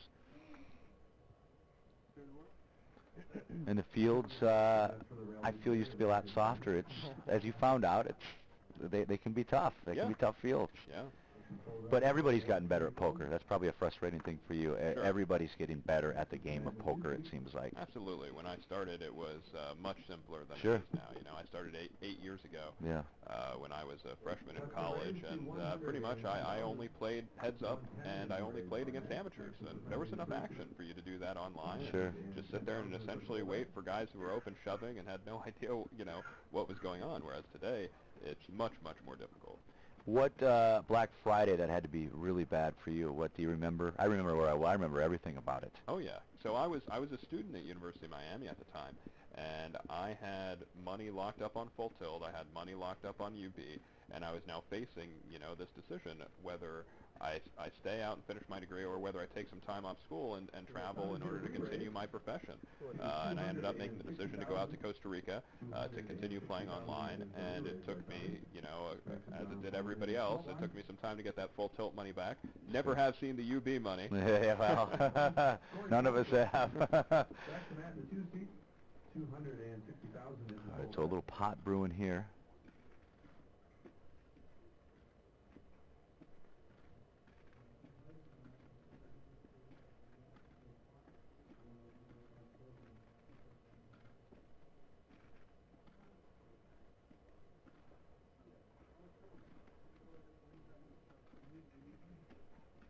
Hard to get a read on that guy, Matt. He's got that posture. He just sits perfectly in the chair. Not a whole lot of movement. Ted Forrest. Yeah, yeah.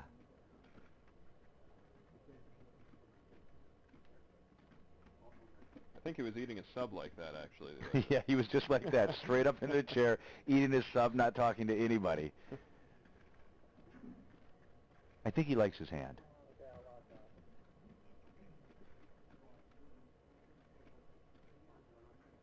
It'll be interesting to see this when it hits TV, to see the whole cards, because I think we've had some pretty big decisions for these players to make. I don't think it's been a whole lot of Hollywooding, just like when Plum and you know, he took a better part of like 5 minutes to make that decision. It felt longer than that, but I think they've had to make some tough decisions at this final table. And you know, you talk about those pay jumps. We're all here. We all want to win titles, but ultimately we're all here for one thing. You know, the cash is a big part of poker, obviously.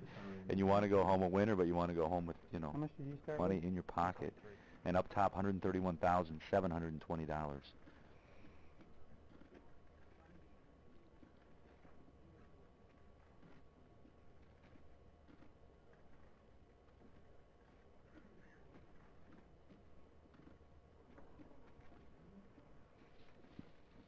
It appears Matt Bond coming back with a 4-bet over Tommy's 3-bet.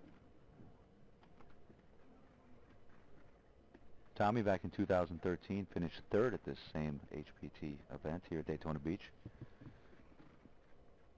That's his best live cash. It was for about $43,000.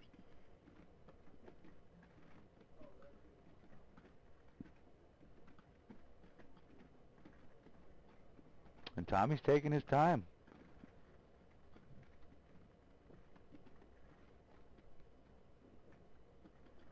running everything through his head a couple of times over and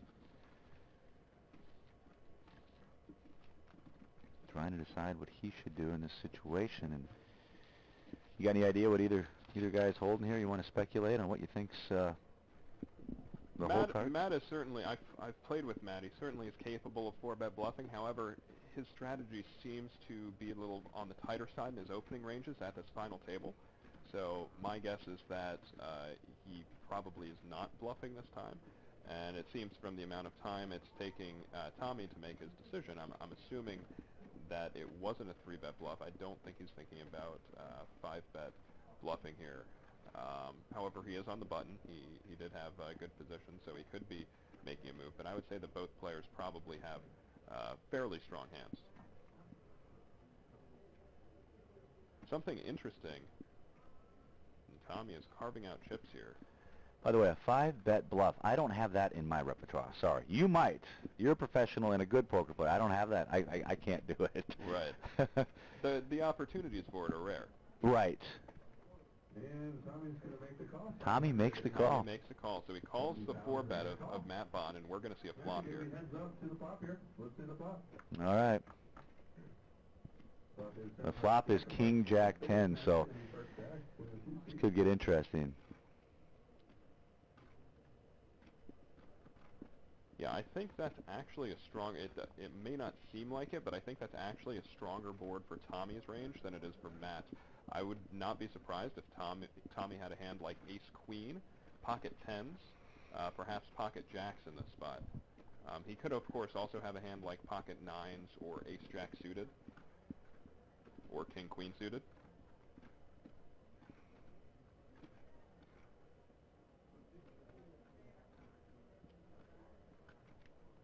Matt could have pocket aces here.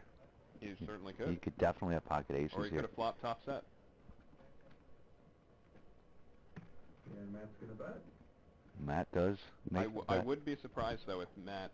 I don't think that Matt would have 4-bet ace-queen pre-flop. I think he would have elected to just call. Looks like it's a bet of 390,000. And now an all-in and a snap call. Back to Matt, and he calls. Interesting. All right. Good. Matt hit that 390,000. Tommy went all in, and Matt called. So it went 390. Oh, I succeeded in trapping. An all-in by Tommy, and then a call. We'll see the cards here. He doesn't have aces. I saw a jack in his hand, I think. I think Matt's maybe in a little bit of trouble here. Matt does not look happy. Yeah. All right, Matt has king of diamonds, jack of spades. Hit king. In the lead with 2 pair. Tommy has ace of spades. King jack against ace king. Wow. So Matt had 4-bet the king jack. He flopped top 2. And Tommy flopped top pair with an ace. Tray of clubs on the turn. So Tommy's looking for a queen, right? Queen or... A queen or an ace. Queen or an ace, right. And now we go to the river card. Wow, what a hand this is turning out to be. Ace or a queen. All right, let's see the river card. And the river card is another tray. So that's going to do it. The 2 pair are going to win the hand for Matt. And eliminated is Tommy. He's going out in 8th place, 7th place. And he's going to go home with $18,327. I think he's a little surprised at what his opponent was playing there, maybe. He seemed a little surprised. He is. I'm surprised that Tommy did not go all in pre-flop with ace-king. Yeah. I think he should have gone all in pre-flop. I do like the way that Matt played his hand, and it's not just because he flopped top 2. But Matt had, as I had noted, he had been playing a little on the tighter side in terms of his opening at this final table. So the minute he did open with king jack, he got 3-bet. He thought that it would look very strong for him to go ahead and put in a 4-bet. King jack is a good hand with which to do that because you actually have 2 blockers. You're blocking combos of ace-king, you're blocking combos of pocket kings, and you're blocking combos of pocket jacks, all of which your opponent could have for value. So I like the way that Matt played the hand. Of course, he had a very fortunate flop. But I think if Tommy goes all in pre-flop, as he should, I think Matt folds there and Tommy wins the pot. Hey, Derek? Derek, are they taking a break? Okay. Good. You gonna come in for a little bit? Did you see that? Okay. That last thing was Yeah, it's been fun. really bad. Like, never getting called. What's that? Worst ever. Like flatted, and then like that's like the worst board ever, and he just slams over. Like, what do you think? Yeah, go ahead. You can take off now. So he's on the bus. We'll say goodbye. All right, folks. Well, that's going to do it for Kane, and we're going to take a short break. But thanks for stopping by the broadcast booth, my friend. Yeah, thank you so much for having me. It was a lot of fun. Hope to do it again. All right, folks. We'll be right back in 5 minutes. Don't go too far.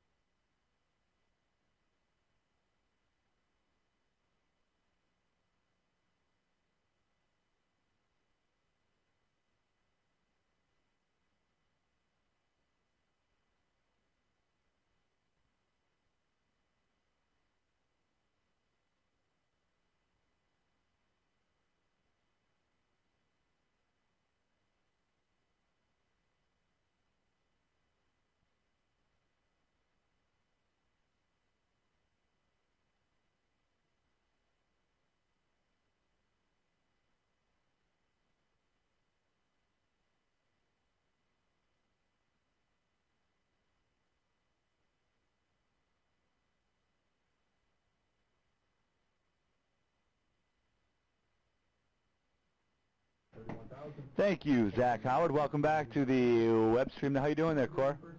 Okay, cool. Yeah, he's got All right, sorry folks. James Larson back here, Daytona Beach Kennel Club and Poker Room. Hit me up on Twitter if you'd like, at HPT James. I spell it Jaymz. Joining me now is the CFO of the HPT. He's the Chief Financial Officer. That's not my title. What's your title, guy? Operations Controller. Move that mic up to your mouth a little bit. Operations Controller. I don't even know what that means. Anyway, Derek Melliker, great to have you here. What a great week here in Florida. Yeah, it's pretty nice. My Twitter's HPT Derek. It sure is. Spell it the right way. D-E-R-E-K. There you go. So we're glad you could join us here on the broadcast. I spell it with a Z, too. So we've had a lot of fun here in Florida, though, haven't we? It's been a great week, great weather. Too much fun. A little too much fun. You were a little tired this morning. Had a few cobwebs that you had to get out of the way, but having a great time. Yeah, it's been fun. Good weather, yeah. So 7 players now. 6 players remain. 6? 6 players remain. Sorry, I've folks. been sending emails. I'm surprised I haven't been beat up more on the comment portion here of the Twitch feed. Oh, but they're talking? Oh yeah, they talk. Yeah, they're nice people. Yeah. Very nice people. I want to say hi to Ali Zero. Ali Zero is my friend. Really? Yeah, Ali Zero is my friend. Did you spell it with a Z? Yeah, because fellow Z friends. Anyway, back to the poker. We digress. Fold it around now to Steve. Steve doesn't have a lot of chips left. He's on the button. He's going to fold. Now over to Adi. Over to Corey now in the big blind. 2 Corys at the table. Corey up there and 2 Corys at the table. I had a Corey in here, too. They probably spell their names correctly. I would imagine they do, yeah. They have a Y in it, though. That's not really correct, is it? Well, I'm just saying not a K. So, Derek, why don't you talk about some things that are going on with the HPT? We have a lot of events. You guys are leaving here. I'm not going to the next one, but you're going right to Vicksburg, Mississippi. Yeah, we're towards the tail end of our, we call it the Fall Gauntlet. About 8 weeks in a row. They believe this is week 7, so we got Ameristar Vicksburg and Vicksburg, Mississippi. I get to fly into Jackson and do the 1-hour drive. But yeah, it's a good event. And then after that, we have a couple weeks off, and then we're off to Ameristar St. Charles, which is always a fun property. St. Charles, Missouri. Yeah. That's always a big prize pool, too. Huge prize pool. You're right about that. Very good. And then after that, we go to Mount Pleasant, Michigan, and wrap up our season then. Yeah. 2016 is shaping up already really good. Probably more events than this year. Some new events, some old events, so yeah. And we kick everything off with that Caribbean cruise, and all the information is on the webpage at www.hptpoker.com. Did you run today, James? You said you were going to run. I did, yeah. I went for a little jog, but then I realized I went for a jog at 10, and Corey says, hey, I need you to do the interviews, meet in the lobby at 10:30. So I sweaty? No, I showered after the jog. I just did it was a much shorter jog. I've seen you jog. Yeah. Your jog is like everybody else's walk. You know, you're exactly right. You were wearing a baseball cap in the gym. I know. As you were running. Yeah, I do. Yeah. All right, we got an all-in and a call. This is it. An all-in and a call between the 1 and 2 seats, Corey Z and Matt. We're going to see what they have. No queen of clubs either. The real slut, no queen of clubs. So all in for his tournament life here is Corey Z in the 1 seat.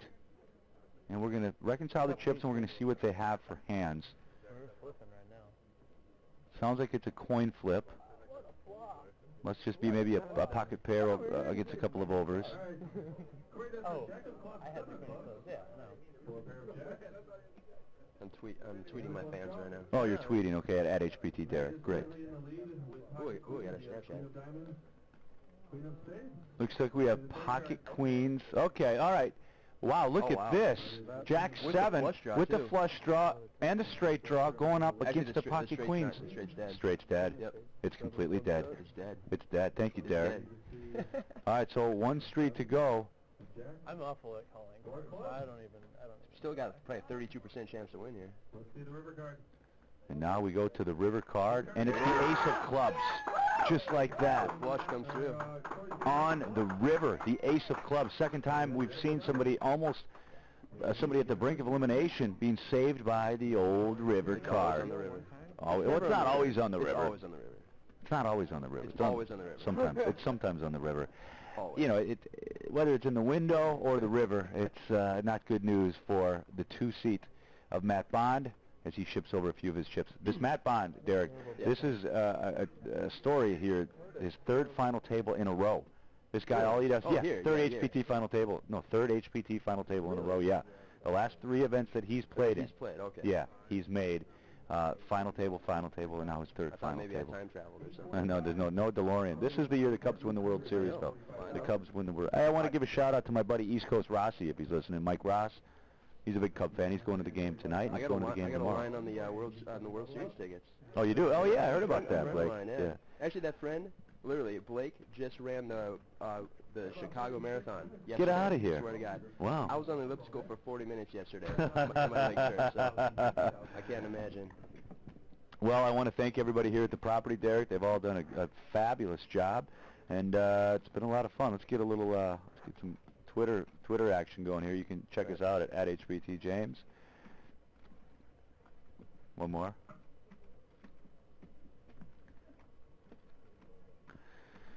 Glad you could join us here. That was dead air while we took that selfie. Yeah, it happens a lot. I want to give a shout out to our crew. They've done a great job this week, as they always do.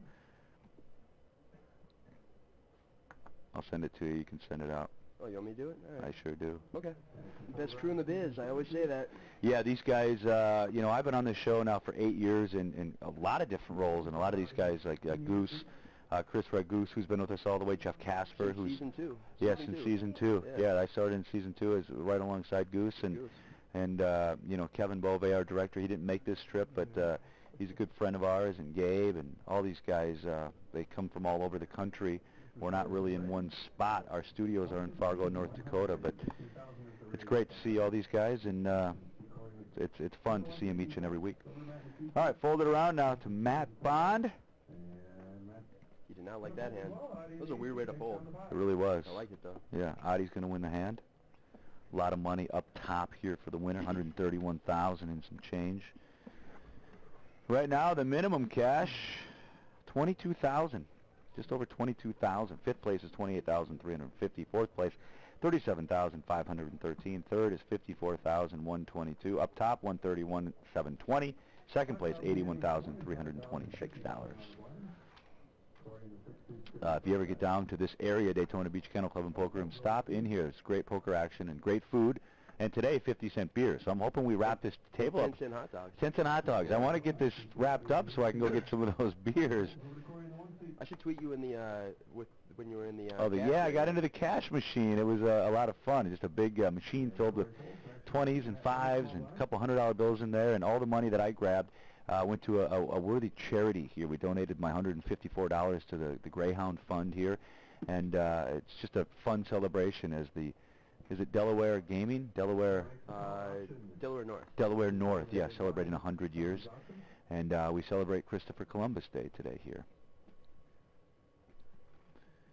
And the crew's already asking, it's not time and a half today.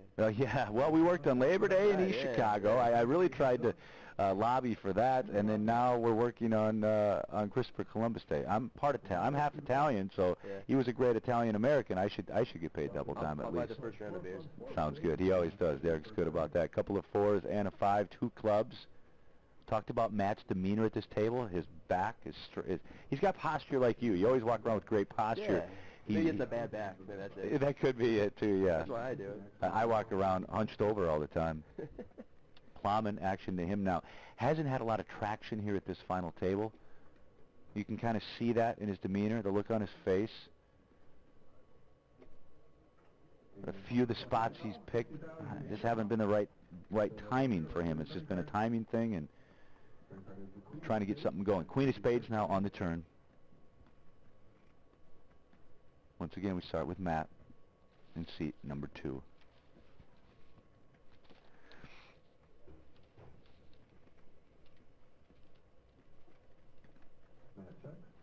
Matt's going to check. I just sent the tweet out. All right. HPT Derek. Yeah, if you have a question for Derek, you can tweet him or myself at HPT James, JAYMZ. We want to hear from you. Both players checking. Now we go to the river card. Deuce of Hearts now. kind of distracting working down here in Daytona Beach. There's so many things that we can do. You know, you got the beach, and you got the beautiful weather. Sharks everywhere. Sharks everywhere. Yeah. It's Shark Week. I swear it's Shark Week. It's always Shark Week. Is it Shark Week tonight, too? Every week. Tonight it is, though, right? Probably. Yeah, probably. Action over to Plowman.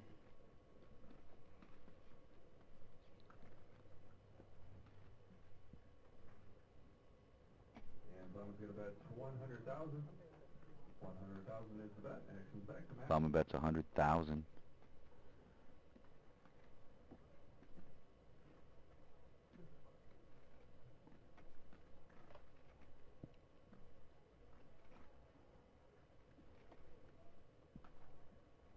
Action over to Matt now in the 2 seat. After the bet. I'm tweeting this picture of you, James. Oh yeah, in the cash. Great. You look really cool there.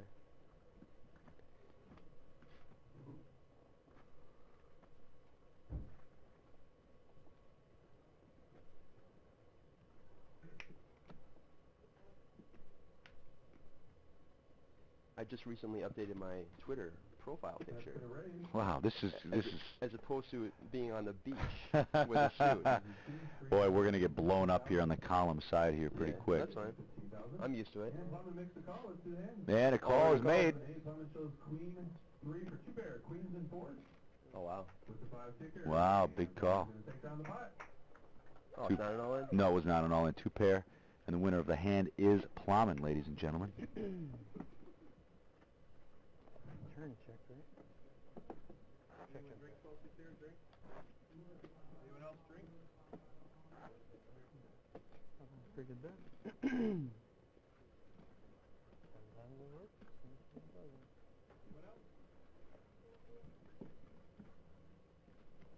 All right, about 29 minutes left at this level. 5,000 ante, 25,000, 50,000 on the blind. Steve's going to be first to ask in the 7th seat. So I saw Aaron Massey in the audience, along with his brother Ralph, got 15th place. Yeah, Aaron and Ralphie here, a deep run for Ralph, and just the way he went out, he wasn't very happy about that. Everybody wants to make it to a final table, and Ralphie was so close. Well, I mean, he had a chip sack at about 20 too, and I knew he was going to play. He's either going to play it to get out at 15th or win the thing. Yeah. He doesn't care about getting 7. No. He was he would have, if he would have won that, it would have put him in a commanding lead, and he would have steamrolled right into the final table, and who knows what would have happened. But Aaron Massey, our player of the year, reigning player of the year. His episodes just aired a month ago where he defeated Heads Up Danny Gonzalez in our event in Fresno. Aired about 6 weeks ago, I guess. It was good TV. It was fun to watch. Those two. Those guys battle it out. Yeah, it looked like no love lost there between the two of them. We probably have like a charity boxing match. We should do something. Yeah. You know, Aaron's got a T-shirt for me. It's like some with like says BCP. I don't know. I'm not sure. Big something. Yeah. I think yours should maybe be SCP, but that's just me. Anyway, action continues here. We do have SCP. I don't get it. SCP? Yeah. SCP? No, I get it. Yeah. Okay. I was waiting for you to get it.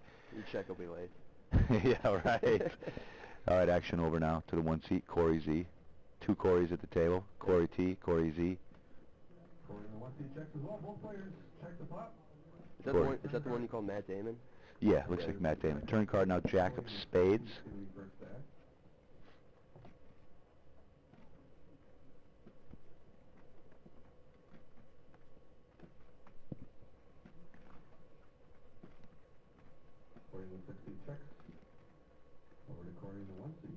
It's Corey versus Corey. I like the way these guys play. These 2 Corys. I mean, they're very, like, just their look. Like, they're very calculated. If I had to pick a winner right now, I think it'd be Corey T. I don't even know. I don't know how many shits he has. And that's a fold, so Corey's going to win this hand. If you're thinking about playing an event, stop thinking about it and just do it. Check out the webpage, www.hptpoker.com. We have a lot of fun when we're out here, and there's also side events. Talk about that. It's not just the main event, but we also have side events. We've expanded the series into a full 10-day series at most properties. Starts off, opening weekend's always you know, a 350, 450, sometimes a 550 buy-in, sometimes $100,000 guarantee. So the opening weekend's always good, and we have a series of events and qualifiers throughout the week leading up to the main event the last weekend. And then we obviously film the final tables on Mondays. So yeah, check out the website, hptpoker.com, for a full list of events. 2016 schedules getting announced. Dates are getting announced right now. And talk about Colorado. We're going back to Golden Gates right during the time of the cruise. I think it's almost the same week. It's the week of like February 20th or so. So we'll be on the cruise the 13th through the 20th. So some people will be at the cruise, some people will be in Colorado. Right. Both fun places to be. Yeah, exactly.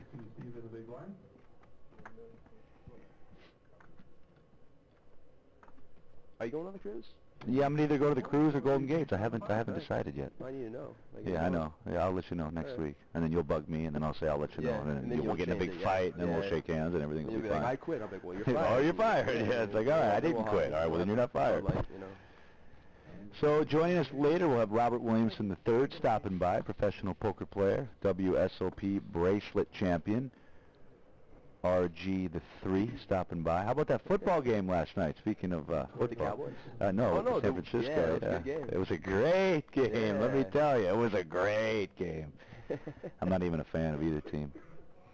All right, action starts with the 1 seat of Corey Z. He's going to fold. Now over to Matt. That's Bond. I'm a fan of whatever team I have money on. Yeah, that's kind of what we were cheering for last night. Anybody who plays the Cowboys. Anybody who plays the Cowboys, yeah. Who plays, what day is it tonight? Yeah, it's Monday. I don't know. I have no idea.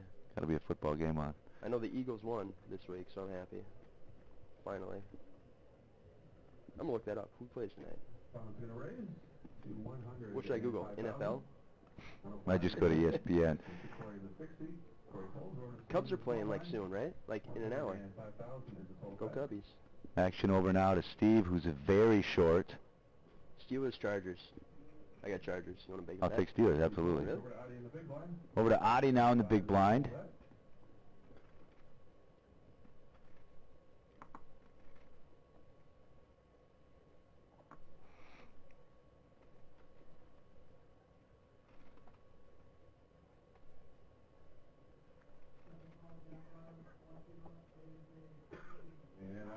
Man, Adi's going to fold.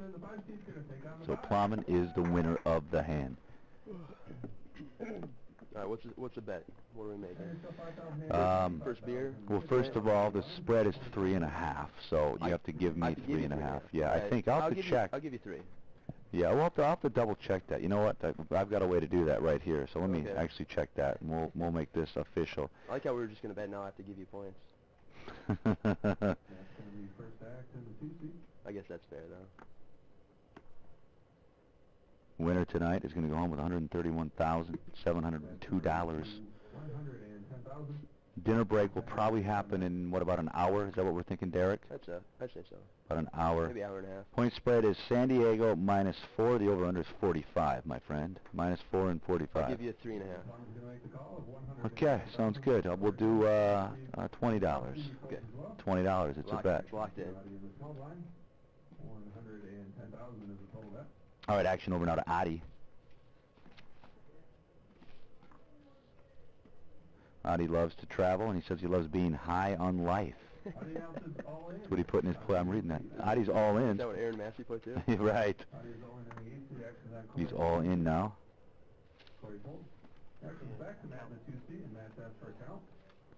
Matt's asking for a count of Adi's all-in bet here.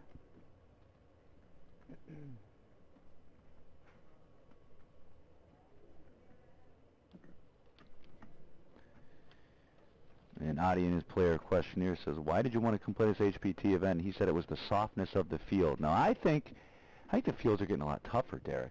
You know, and we're getting 389 entries, too, so. We obviously have the pro players that come and play, but it's also a good platform for recreational players. A lot of local players to get into bigger tournaments. So, good variety.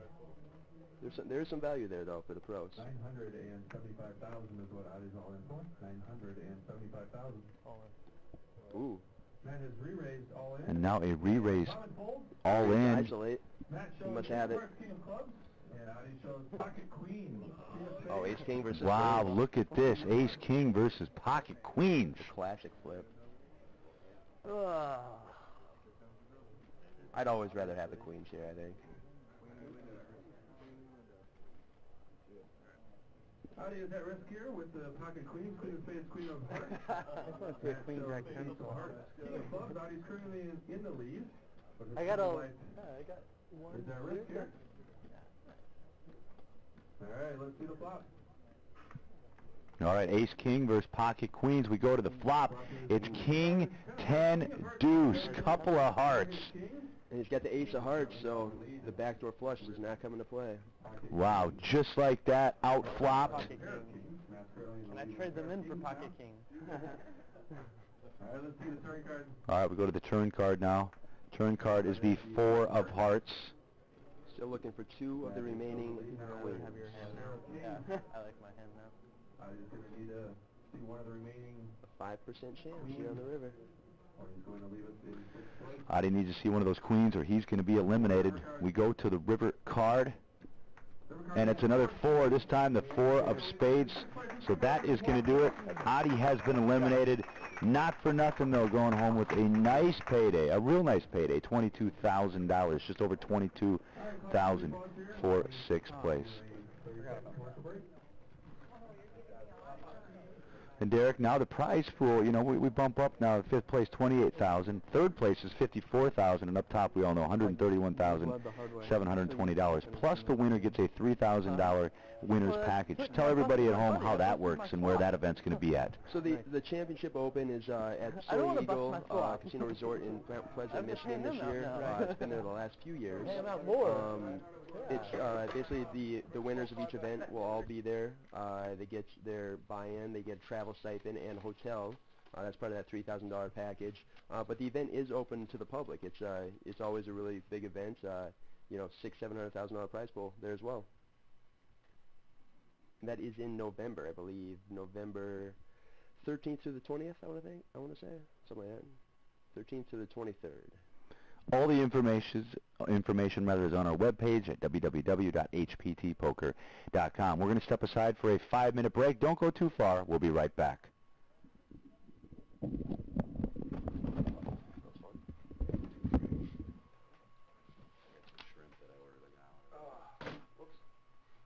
we make some good jokes on there. We sure do.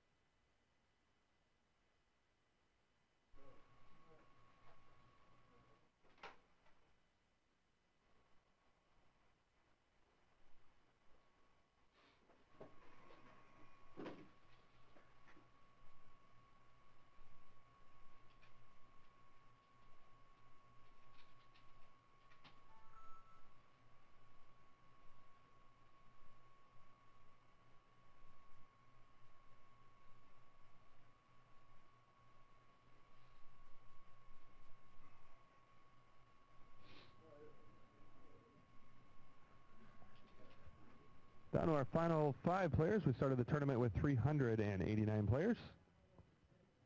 Down to our final 5.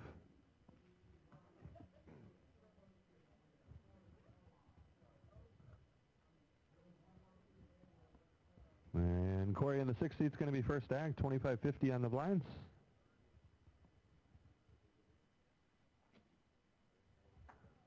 Corey's going to raise to $110,000. 110 is the raise by Corey. Actions fold around to Corey in the 1 seat. Actions on Plowman in the 5 seat. 110 is the total bet, and Plowman folds. Corey in the 6th seat is going to take down the pot.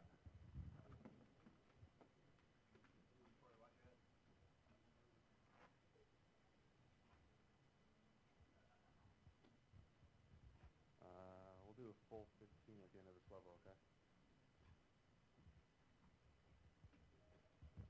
Just over 18 minutes left at this level. 5,000 ante, 25,000, 50,000 on the blinds. Steve's going to be first to act in the 7 seat. Steve folds over to Corey in the 1 seat. Corey folds over to Matt in the 2 seat. Matt's going to raise to $110,000. Action Steve Plowman in the 5 seat.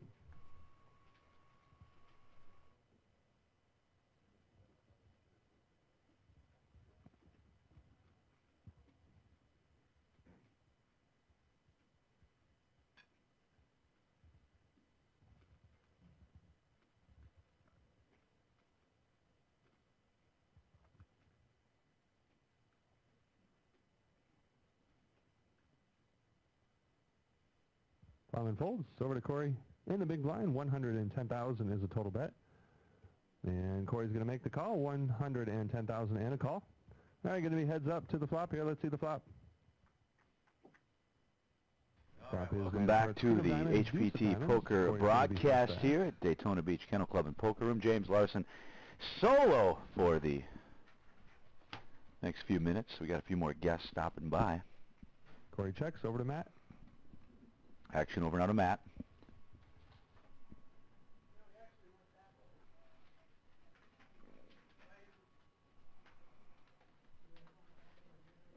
And Matt checks as well. Both players check the flop. Let's see the turn card.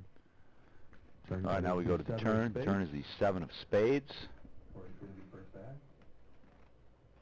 Action's on Corey. 5 players remain. Right now, the minimum cash, $28,350.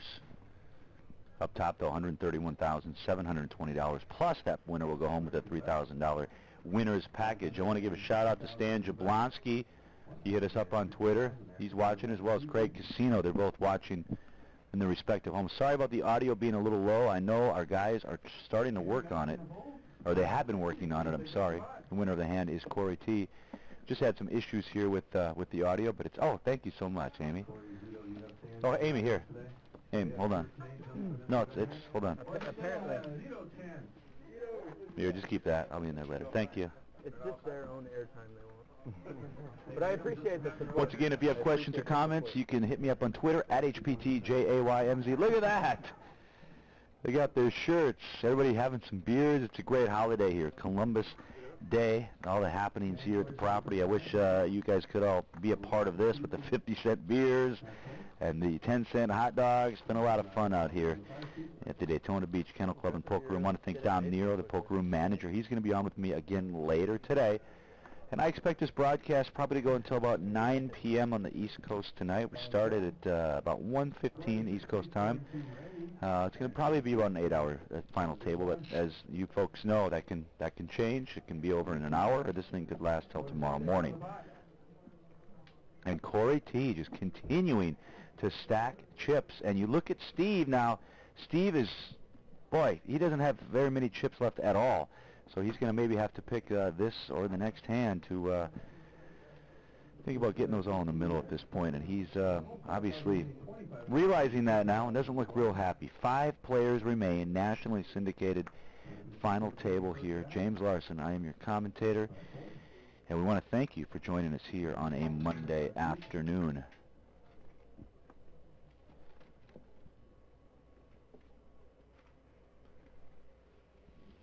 Action over to Plowman now.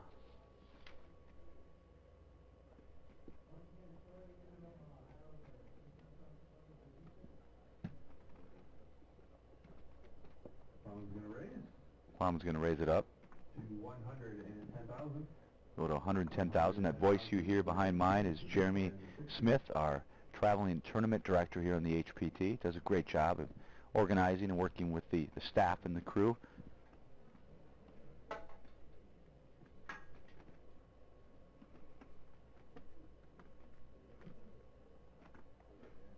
Corey's going to re-raise. And now we've got a 3-bet by Corey T. We've been seeing this all afternoon long. Going up to 305,000. Corey in the 1-seat folds. Action now over to Plowman.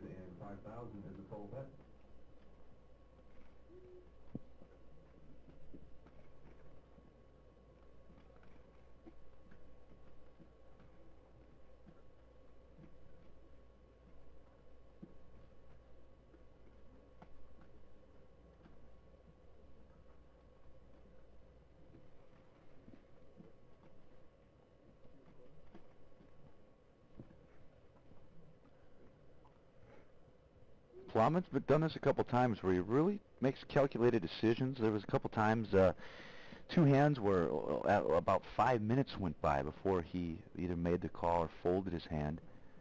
I think he's just had some tweener hands, some cards that he's ran into these situations where he raised and somebody 3-bets him, and we even saw a 4-bet and a 5-bet, and we'll see what he does here.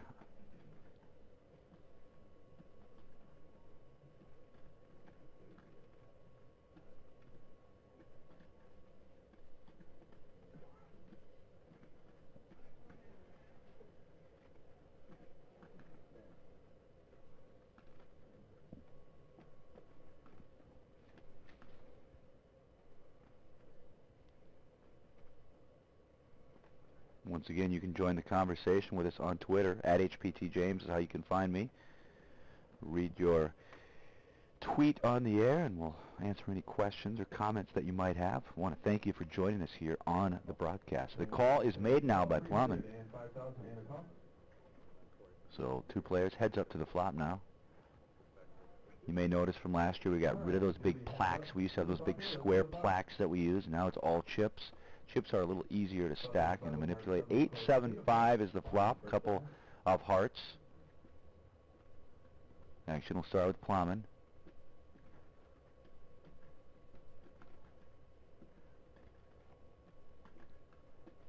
Started with 9 players today. Now we're down to 5. Plowman checks. Corey's been very aggressive at this final table. He came in as the chip leader, and he still is the chip leader. And Corey's going to bet. Corey's going to make a bet.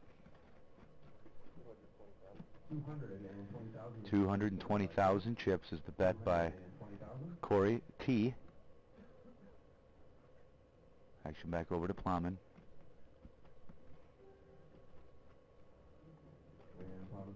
Plowman makes that call. 220,000 and a call. All right, still heads up. Let's do the turn card. Turn card now is another 8, this time the 8 of diamonds.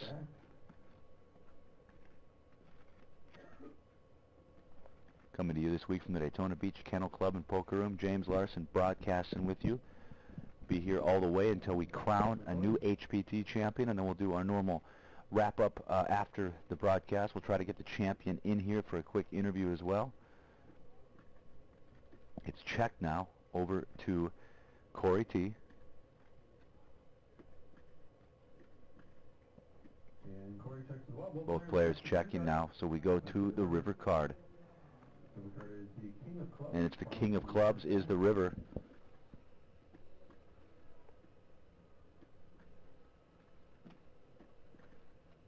Once again, action will start with Plowman. See if he decides to bet this street.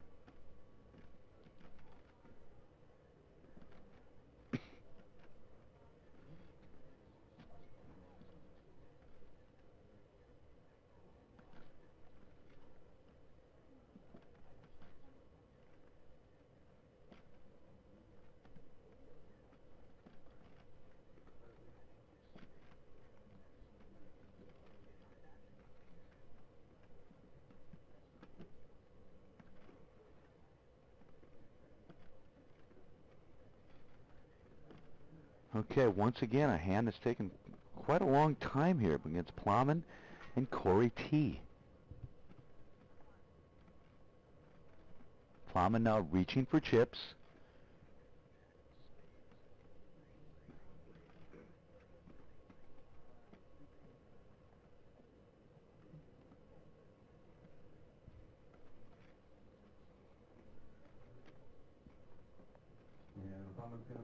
And now he does make a bet.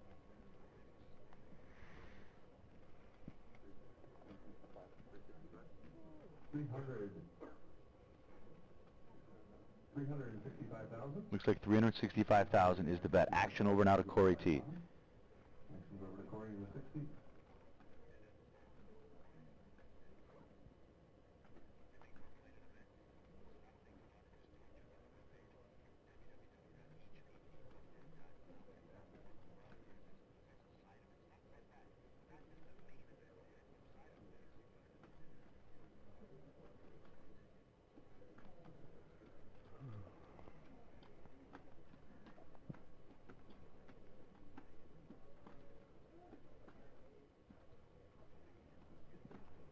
No, you don't want me to do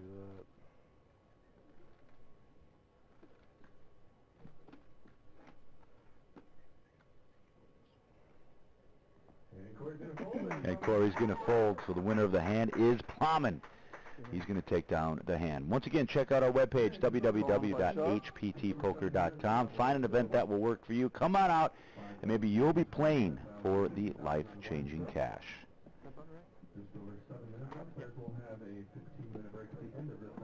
So at the end of this level, there will be a 15-minute break. I'm not sure. I don't have a clock back here. I don't know how much time we have left in the level, but as soon as I find that out, I will let everybody know. Up top, $131,720. I still remember the first time we came and did this event here at Daytona Beach. Yeah, come on in, Corey. We have another Corey, this time Corey Stewart, marketing manager here for the HPT. We've had so many Corys. I had another Corey on the air. I've had two Corys at the final table. And now we have Corey Stewart. Welcome, my friend. Corey's all over the place. What's going on, JZ? Not much, just watching some great poker here. I was just reminiscing about all the years. I was reminiscing here by myself. Yeah. All the years we've been coming here to the Daytona Beach Kennel Club. And how about this prize pool? $575,720. And I think your department has a lot to do with this too. We had a commercial airing in Orlando. We did some more advertising and a nice little prize pool this week. It was nice, yeah, good turnout. Like you said, we had the commercial in Orlando. We did a Facebook contest where people sent in selfies of their poker face. We gave away a main event seat through that. So yeah, it was fun. Good turnout, fun spot. This is my first time here. I've had a good time. I've enjoyed it. Yeah, beautiful weather, and we got the dogs running outside. So it looks like it was a $330,000. I don't know who did the raising here. I missed that when Corey was walking in, but I think it might have, I'm not sure who it was, but the call has been made by the 1 seat. Now, Matt's going to make the call from the 2 seat. So Steve went all in, basically. So Steve's all in for his tournament life. In the 7 seat, it was called by both players, and we'll go to the flop 3-handed. Flop is ace, queen, deuce. Little side pot going between these two. That's Corey Z in seat 1, right? Yep, Corey Z in the 1 seat. So we go check, check. Turn card now is the 9 of clubs. Should probably try to get the camera on the all-in player too. We got to forget Steve's all in here. Poor guy over there. I know. Wants a little TV love. Yeah, this might be it for him too. 5 of clubs there on the river. See if these guys just check it down and try to eliminate another player. All 3 hands, all 3 hands for the main pot. Triple up shows ace-king. How do you triple? Corey shows king-queen.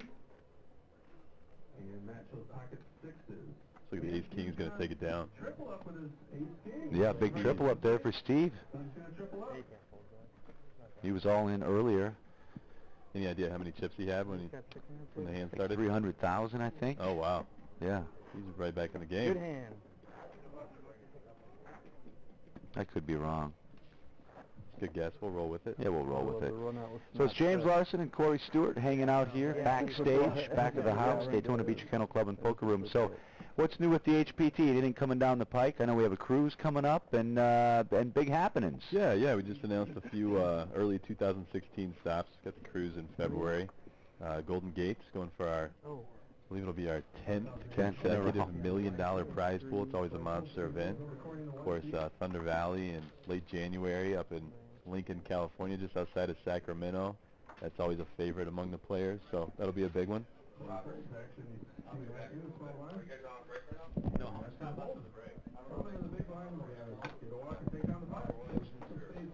Okay, you can bring him in. That's fine. Looks like I had a short stay with you here, James. I'm gonna. Yeah, looks like we got RG3, as we call him, Robert Williamson III. That's right. World Series of Poker bracelet winner. Way back in the day, I think there was people were still driving around horses in Vegas when he won his bracelet. But nevertheless, how was life back then, Robert? Hey, Robert, before you sit down, can you somehow plug that in for me there, fella? Thanks, buddy boy. James is doing a good job on the commentary today. Well, thanks. I appreciate it, Mr. Stewart. Now, I'm glad you stopped by. And as you know, we're far from wrapping this thing up, so you're always welcome back here. So maybe I'll be back. 10-cent hot dogs, I think, and 50-cent beers. So you just let me know when you guys get thirsty and hungry. Yeah. How are you still walking around? I mean, 50-cent beers. I figured you'd be half in the bag already. I'm like $2 deep. So. All right, have fun. That's Corey Stewart, and you can follow him on Twitter. It's Corey at HPT Corey. Yep, at HPT Corey. So, anyway, now, my friend, grab a chair. My old pal, Robert Williamson III. He's sitting in. Going to call some poker. He knows a little bit about poker. Well, evidently not enough. I finished around 50th here. Yeah. I paid 45. Somebody forgot to tell me that you're supposed to make the money before you try to win the tournament. Boy, is that how close you were to the cash? Yeah. 50. Well, it's 5 spots away. 6, 7, somewhere in there. Oh, yeah. 51, 52, yeah, close 50, enough. Yeah. I saw your last hand. You had an ace up against a guy at Pocket Kings, but you were alive. You had an ace. I was live, but, 2-to-1 dog, but that's all right. Hey, Zach Howard, if you're listening, if we could turn up the microphone on Robert. So anyway, Robert, I know you haven't seen a lot of the final table, but so far, the 6th seed of Corey T. He's playing some great poker, kind of dominating. Not dominating, but just he's doing well at this final table. There's 5 players remain up top. A nice payday of just under $132,000. Great to be back here in Florida. Yeah, no, it's been a great trip. I've had a blast here. How about you, James? Yeah, it's this is one of my favorite properties to come back to, and the staff, knowing Dom Nero as long as I have, back to our Majestic days back in East Chicago, or in Gary, Indiana, rather. It's we've been through a lot with the company, and then the fact that Dom had us back down was awesome, and the extra effort they did. They put in some extra effort with the marketing and the TV spot, and Corey, who we just talked to, they all worked really hard, and that's how we got the extra entries into this thing. 389. That's great for us down here in this market. And luckily, I was only one of the 389. Yeah, only one bullet for you. Only one bullet is right. Sometimes when you instead of maximizing your win, you got to minimize your loss. Right, absolutely. How'd you do in the PLO game last night? Did okay. It went pretty good. Boy, this game was wild. What a wild for a 5-5 game. Yeah. They played pretty crazy. Plenty of poker action. Speaking of games, did you happen to catch that San Francisco game last night? Oh, they only lost by 3. I did. Yeah. Yes, Jimmy came out to play. I didn't even watch the end of it. I didn't need to. I didn't even need to see the end of that. So. All right, folks, we're going to take a 15-minute break. So, as always, impeccable timing, my friend. So, a 15-minute break. Synchronize your iPhones. We'll be right back. Enjoy these quick messages from the Twitch, and we'll be right back after these messages. Thank you.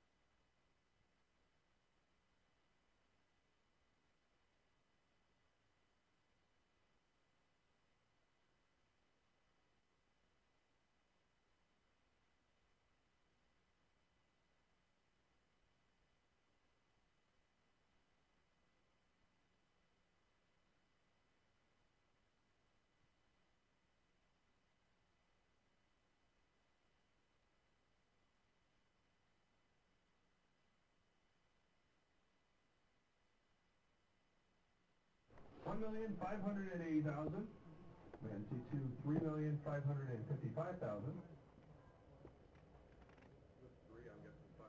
Yeah.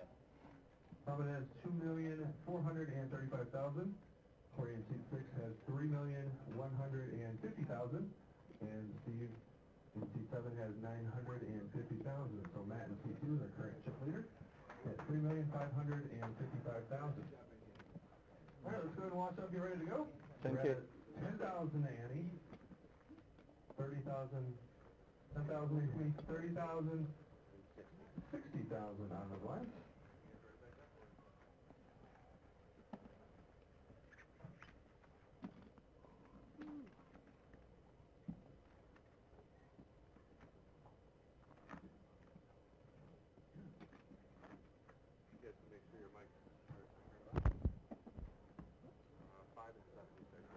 Good.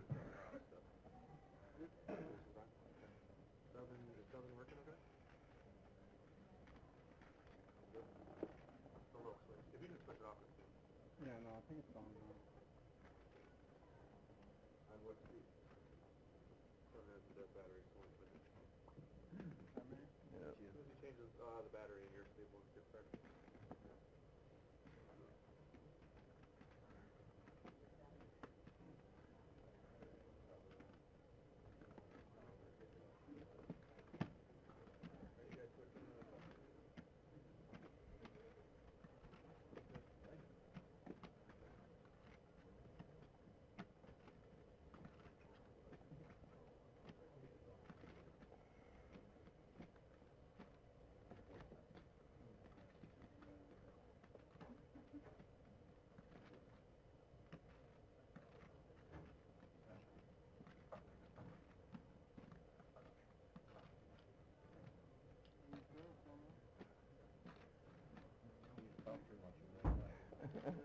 Alright. Back to the action. 10,000 Andy, 30,000, 60,000 on the blinds. Good luck everyone. Shuffle up and deal. This is our level 10,000 Andy, 30,000. Yeah, all right, folks. Welcome back. HPTpoker.com. James Larson, your analyst today. Glad you could join us here on a beautiful Monday, October the 12th, Columbus Day here in the United States. Join in the fun. You can hit me up at @HPTJames on the Twitter tweet box. Love to have you as along for part of the show. 5 players remain. We're trying to crown a new champion and give away that 131,000 plus top prize. 131,000, just under 132,000 is the total on that. 5 players remain. Just got done with our 15-minute break. We still also have a dinner break coming up. That's going to be about an hour and a half, I believe. 315,000 is the re-raise by Corey. Corey's going to re-raise now to 315,000. Back over to the other Corey. Corey Z in the 1.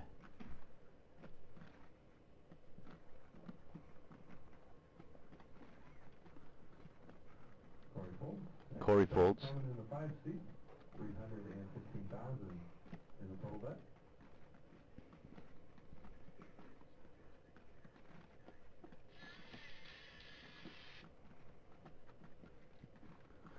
Action on Plowman, taking his time like he has the entire afternoon here at this final table.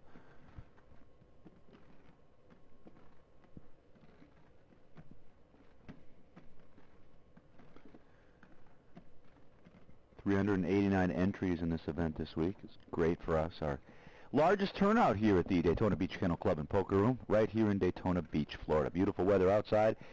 Seen some great poker here on the inside. A lot of games going on as we speak. So if you're ever down here in the Daytona Beach area, stop by the Kennel Club and Poker Room.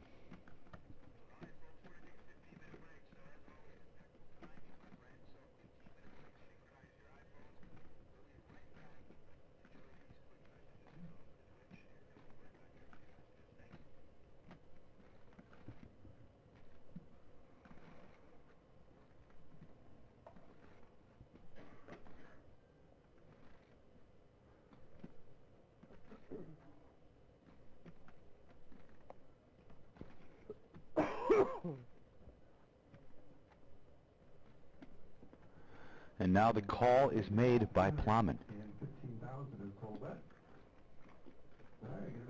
All right, heads up, we go to the flop now. Plowman and Corey T. These two have been battling back and forth all day long. King, queen, and a tray rainbow flop.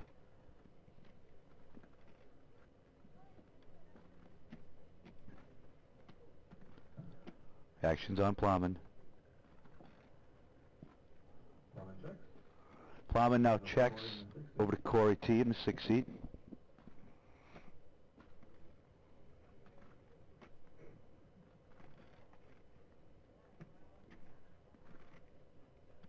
And both players checking. Go to the turn card now. Turn card is the 4 of diamonds.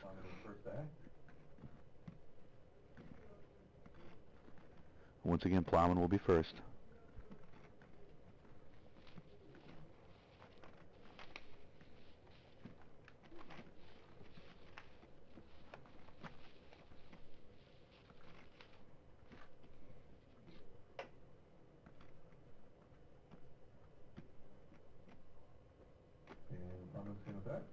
Plowman makes a bet. 245 is the wager. 245,000 is the bet by Plowman. 245,000. Actions over to Corey.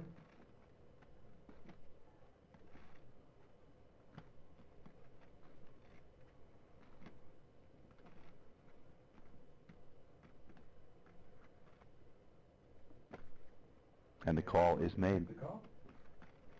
245 and a call. All right, so let's look here. Let's do the river card. All right, river card now is the deuce of spades.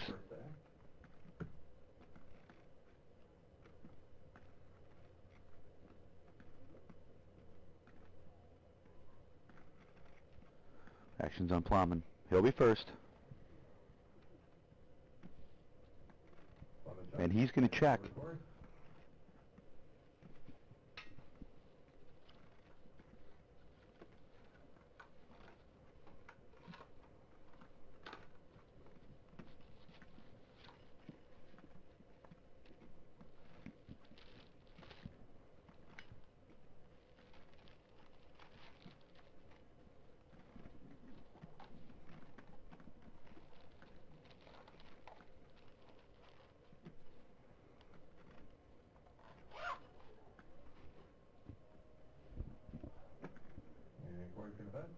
Corey's going to make a wager now. 340,000 is the bet by Corey. 340,000. Action second, Plowman.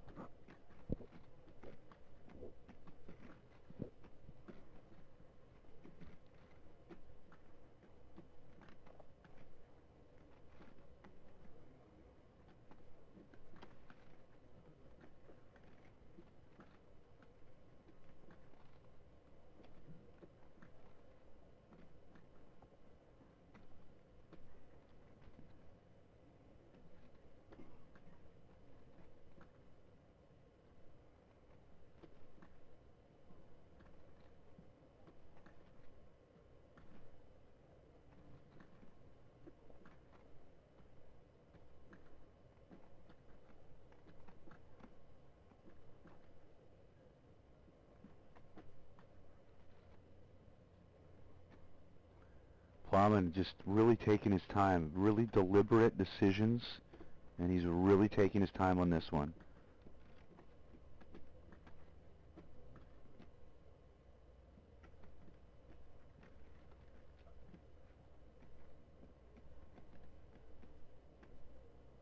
And Plowman's going to make the call. Plowman makes the call. Well, he shows King Jack, King of Hearts Jack. King Jack is flipped over for Corey T. He's going to win. His kings are good. Plowman folds, and another victory there for Corey T. as he stacks more chips. Trying to become an HPT champion, go home with the title, and just under $132,000. James Larson broadcasting I had a partner here broadcasting with me, Robert Williamson III, but he just disappeared. I don't know where the guy went. I think he went out to get a drink or something. We took a break, and now he's gone. Busy guy. He's always on the phone. Let me know what you want to hear. Let me know what you want to hear. Let's get back to my radio station days. Let me know what's on your mind. You can hit me up on Twitter at HPTJames. We spell it Jaymz. Broadcasting this week from the Daytona Beach Kennel Club and Poker Room. Want to thank Twitch for providing the stream, and we want to thank everybody for following along at home. Today, beautiful Monday afternoon here in Daytona Beach, and it's great to be back. Prize pool of $575,720, and there he is, Robert Williamson III, making his way back to the broadcast booth. Robert, I want to get your take here on Plum, and he's been really making some deliberate decisions and taking a lot of time with his decision. We've had hands that have lasted 5, 6, 7 minutes. We'll get your headset here. There you go, my friend. Welcome back, Mr. Williamson III. How are you?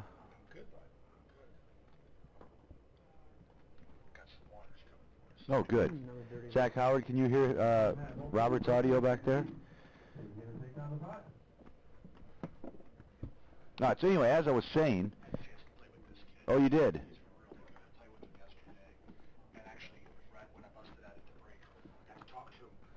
On the break, and I told him, I said his style and just the way he really mixes it up, but he doesn't get tangled up in playing small ball. He plays a lot of hands, but he plays small ball, and actually that's the style, that's the winning style right now. Yeah.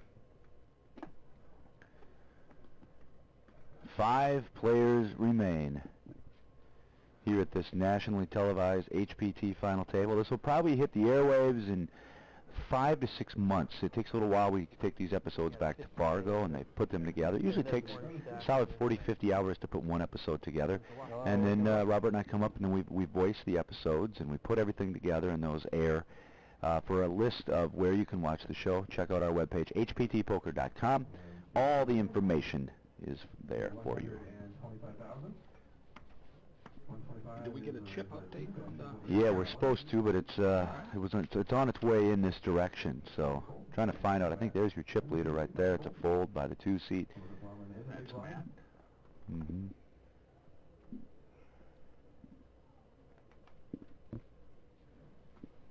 Lyman folds the 8 deuce up. Steve, who doesn't have a lot of chips left. He's the shortest stack here at the final table. Next elimination is going to go home with just over $28,000.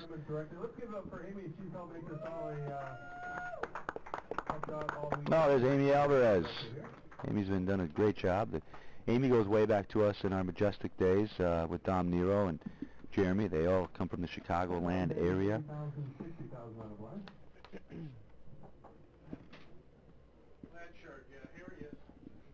Oh, what happened? Just some water.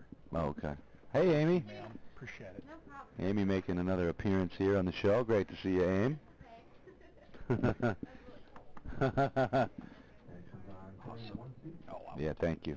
Appreciate it. Thanks. Have a good night, all right? There you too, Aim. All right, action continues now in the 1 seat of Corey Z.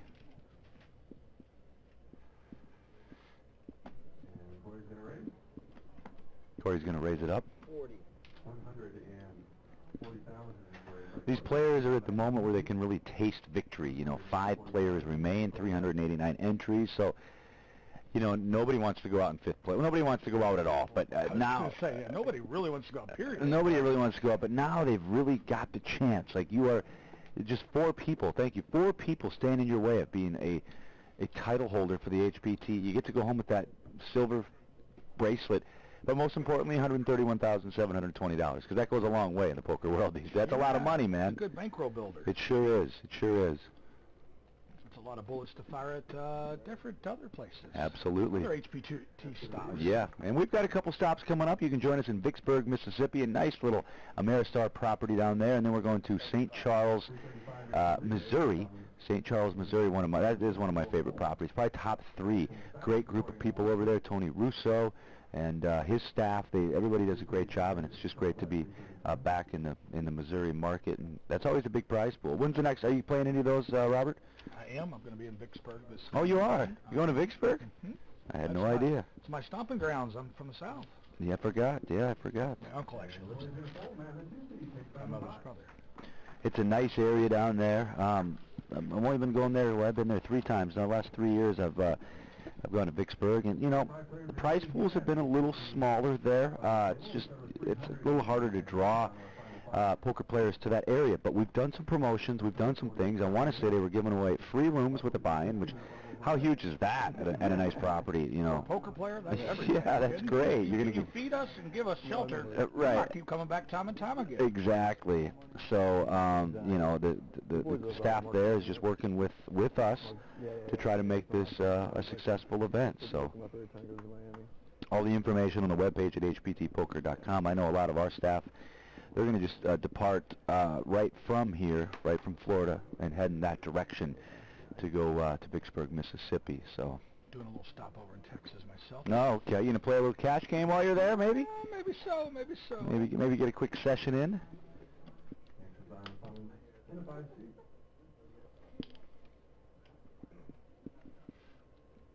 All right, action on Plummet. Like I said, everything's been very deliberate with this guy. Have you played with poker players like this? But I'm not going to say it's been out of line. I'm not saying that. I probably wouldn't even call the clock.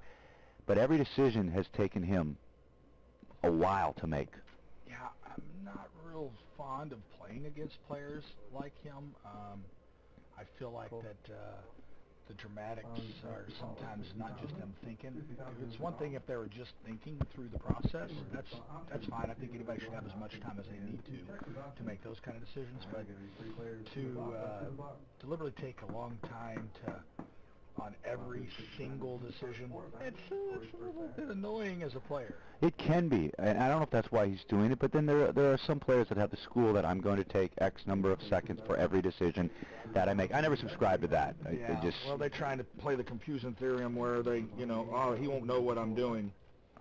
I mean, I don't know that a good player is not going to figure little things out anyway. 80,000 and a call. These two have been battling all day. Come on in, Zach. Zach, can you hear him? Can we turn him up a little bit? Okay. Just maybe talk a little louder. Okay. Sorry, folks, we're working. There you go. Maybe bring that a little bit closer to your mouth. I think that helped. Yeah. Having some technical difficulties. And thank you, everybody, for hanging out with us here through. We've had some audio issues, and video's been pretty clean, but had some audio issues today. Also want to thank our coordinating producer, Zach Howard, who's been helping out with the web stream. Zach always does a good job. He sometimes gets a little growly. Some days gets a little growly. Likes to send out a few That's just my stomach. No. All right, heads up still. We go now to the river. King of Diamonds. Corey T. and Plowman have been going back and forth all day long. Corey T.'s got the best of them so far. Both players check. The way 9-6. Corey was anxious to turn his hand over, I was pretty sure he had the best hand. Corey, 9-6 for sixes, and Plowman is just like, I can't beat this guy. Everything I do, I 3-bet, he 4-bets. Yeah, unfortunately for Plowman, he's in the wrong seat. Yeah. You got an aggressive player on your left. You sometimes just feel like you're a stepchild. You know, you just getting, you know, played at. You just, it's hard to feel like anything you do is right, just because they're constantly keeping the pressure on you. And you know what? Good for Corey. That's a winning style. Yeah. All right, coming to you live here from the Daytona Beach Kennel Club and Poker Room. Thanks so much for spending your Monday with us. Did you get one of those 50 or 10-cent hot dogs they had in there? Told me there was a 6 hot dog limit. Yeah. Have you met your limit yet? Because I'm gonna need to get a few of yours. I've only had one actually. I only got one, but since I'm on the clock, I haven't had any of these 50-cent beers that I see everybody in the studio audience drinking. You realize what $5 gets you today? I mean, $5 gets you really full and a little. Yeah, $10 you could take a date out here. I mean, it's great. So thanks to the staff here at the Daytona Beach Kennel Club and Poker Room. Yeah, honoring 100 years. Yeah, 100 years for the Delaware North Company. Delaware North Company. Yeah. And we're going to have Dom Nero back on again, the Poker Room manager. As soon as we get tired of you, we're going to ship you out, and he's going to come in. You can maybe go jump into a cash game yet today. You got dinner plans tonight, by the way? I think we're going to get some good dinner somewhere. So sounds good to be ready for that. Yeah. What time is dinner break here? It's a good question. I think we're a level, maybe a couple levels away. I think we've taken a lot of breaks today, but we'll keep everybody updated on that. Taking breaks is better than taking the permanent one called going broke. Yeah, right. Yeah, exactly. I found that out the hard So way all today. All right, action on the one seat now of Corey Z. We got a Corey Z and we got a Corey T. What's the domination of the Reds? And Corey makes the call. 120,000. I can start giving us some pretty accurate chip counts myself. Let's see the flop. All right, let's go see the flop. I recognize the 5s and the 25s. Up, they're 50s. They're 50Ks. I could see them on that camera shot. All right, action on the one seat now of Corey. He's going to check. Good. The watermelon's really good.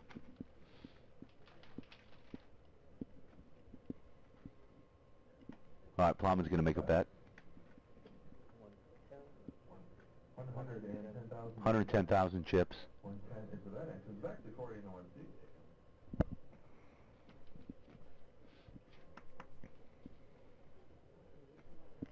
I think Plowman's got a thing with Corys. Seems to be playing pots against all the Corys at the table. Two different Corys here.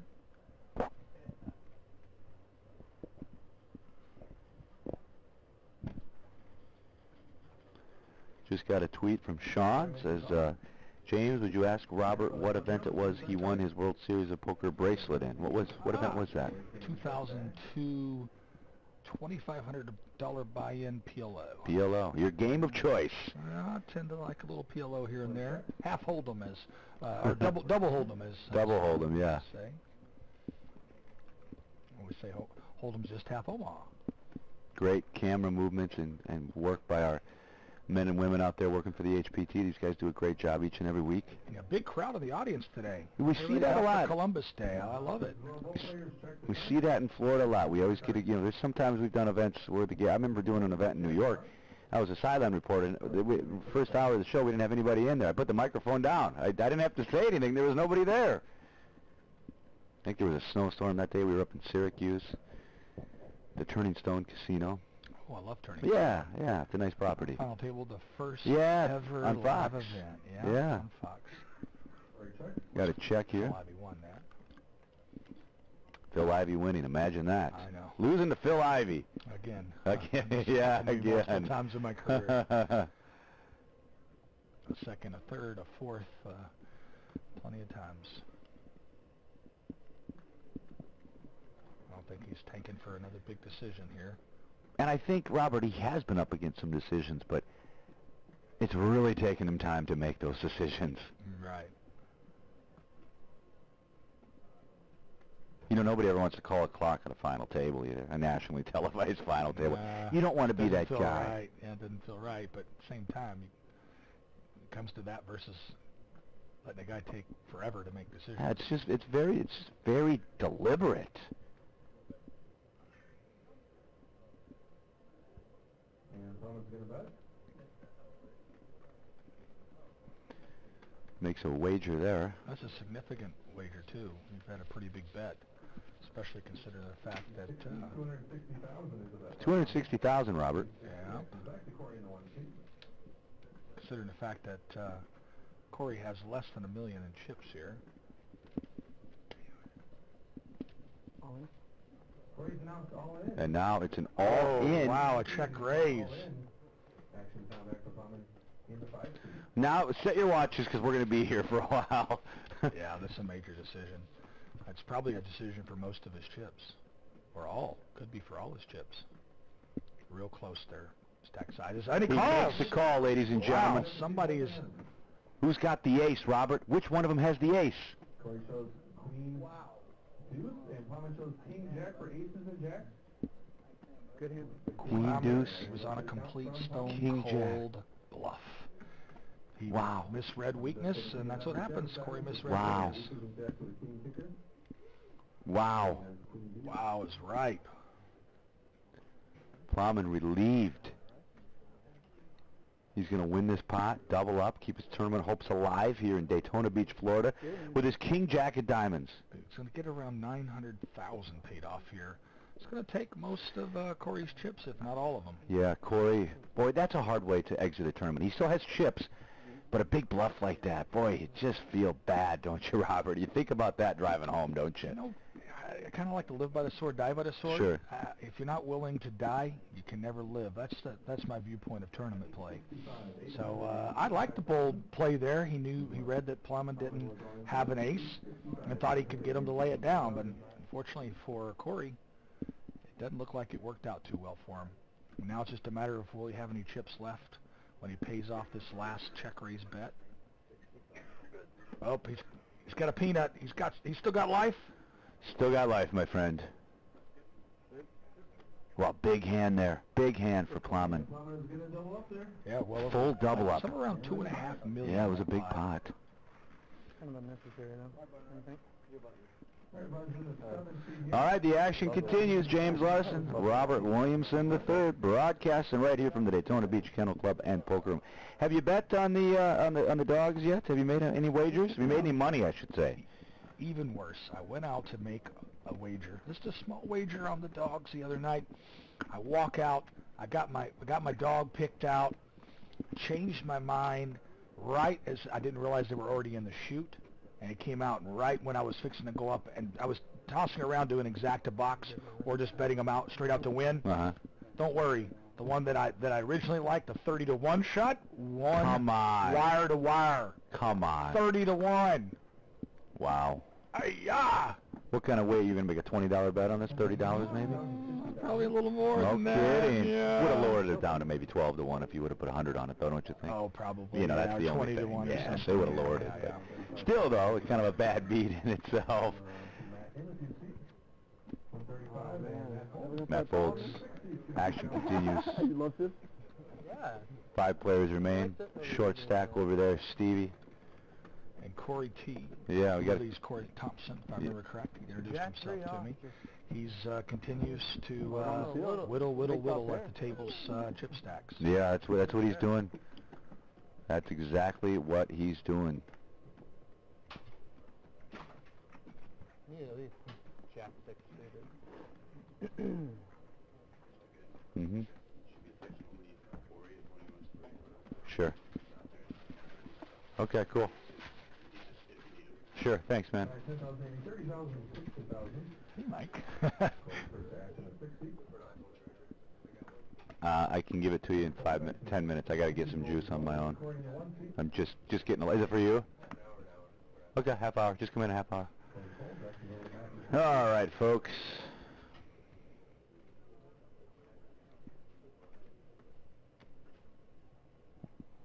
Got the Cubs to watch tonight too. What time's the Cub game? 5, yeah, 5 players. Cubs play tonight. Steelers, Chargers play tonight. I already made a bet with Derek, so. Oh boy, got a little. I take the Steelers. I love the underdogs. I just you give me points. I love the points. You know. You know, I just think the Steelers have a really good team. Well, and San Diego doesn't have that good of a team, so it's going to be. I think it's going to be kind of a close game. 6:07 Eastern Time. Cubbies. Time. 30 minutes from now. Speaking of Chicago, our show airs on a huge affiliate, a superstation in Chicago, and that is Comcast Sportsnet Chicago. So you can check that out every Sunday night, 9 o'clock. That's where I watch it, back in Iowa. 9 o'clock, it airs from 9 to 10. Huge market for us. It's like 3 million, I think, 3 to 5 million that station goes out to. So we're happy to share the station with the Cubs and the Bulls and the Blackhawks. Comcast Sportsnet Chicago, every Sunday night at 9 p.m. It also re-airs during the week, I think Wednesday morning and maybe Friday morning. And when the Cubs get a rain delay, they usually stick the broadcast on too. We're rain delay fillers. King of Spades is the turn card. There's Matt. Perfect posture. Look at him. We should only be so lucky to have that. I know, right? Posture. I mean, as I'm bent over in my chair as we speak.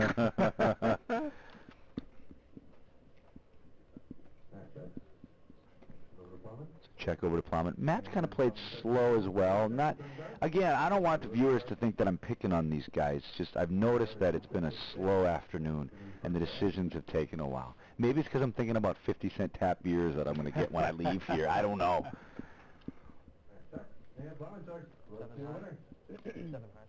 Check.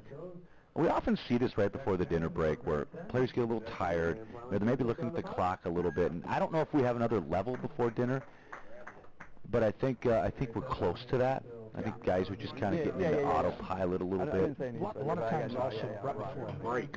Yeah. A lot of players are just ready to take that break, reevaluate, think through the action.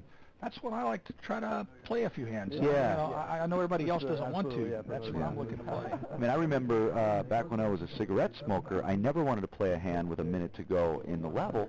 I was darn near mucking aces because I needed to be out there and get my full break to get 2 cigarettes in, which is terrible to say. I'm 6 months sober from the cigarettes. So There he is. Look at this. We're going to get them all in the middle there. Yeah, he had to pick a bus and hop aboard. He was anteing off. Yeah. And, sometimes you just have to take a chance. Now that he is unsuccessful bluff, didn't work. So Corey Z from the cutoff raises all in. Now we go to the button. Well, it's never what you want to see, an insta caller. Of course, it wasn't an insta raiser, so an insta caller. It could be a middle of the road hand. And we're going to get another one here. So yeah, he's thinking maybe I can triple up. Now look at Steve, smartly just sitting back, realizing I'm gonna make a pay jump right here. Yeah. I'm gonna go from I'm gonna make $10,000. Flop is 8-7 deuce. The flop that could hit either of these players. Especially the blind here. Right. Corey limped from the big blind, and he's fixing to lead at it. And there's no need for him to build a side pot, so right. Probably, I mean, very likelihood he flopped a piece of that. Very high likelihood. Sure, about 15 minutes he can come on. Yep. Corey makes a bet now. Going to have some of the members of the group here, of the Kennel Club on, some of the employees. We're going to talk about some of the things they have coming up. I love it. That'll be great. I'll eat my soup on break. Absolutely, yeah. The great best soup here. I know. Soup every single day, and sometimes twice a day. I know. I was going to have another cup of that, and I love that they put it in the coffee mug. Anyway, we got to stop talking about food and back to poker. Turn card now, ladies and gentlemen, coming. 5 of diamonds. All in is the 1 seed of Corey Z. If he's eliminated in this hand, he'll go on with $28,350, and then we will have our final 4. Things haven't really moved slow or fast today as far as players being eliminated. Very normal for us. These things never get over early anymore, Robert. They just... Well, because the players have gotten better and better. Well, that and our structure. Yeah. Structure being so great. Everybody's deep, and there's no reason. Ace of hearts. And I knew today we'd see that just because of the quality of players we have. We've got professional players at the table, and the ace on the river right there, believe it or not, might have hit Corey. Oh, no, it didn't. He looks disgusted. It shows 10-9, and it shows 10-8. Corey the 60 is going to win the pot. Looks like the 6th seat, again, of Corey T is going to win, and that's going to do it for Corey Z, making our job a little easier today. One less Corey to deal with. I've had 2 in here in the broadcast booth, 2 out there. I got 1 in security. I think 1 just texted me. Look at this guy, stacking more chips. Corey T, a smile on his face. But it's just like also the 5 kind of hits you too, because you can play. I suspect we're going to see Corey Thompson around a lot more of these final tables. He played excellent all day yesterday. Absolutely. And unfortunately, he was the chip leader at our table when we started. I don't think there's any reason to go the turn. He kept building all day long. He was really good to play with him too, to watch his style. It's James Larson and Robert Williamson III, broadcasting from Daytona Beach, Florida, Daytona Beach Kennel Club and Poker Room.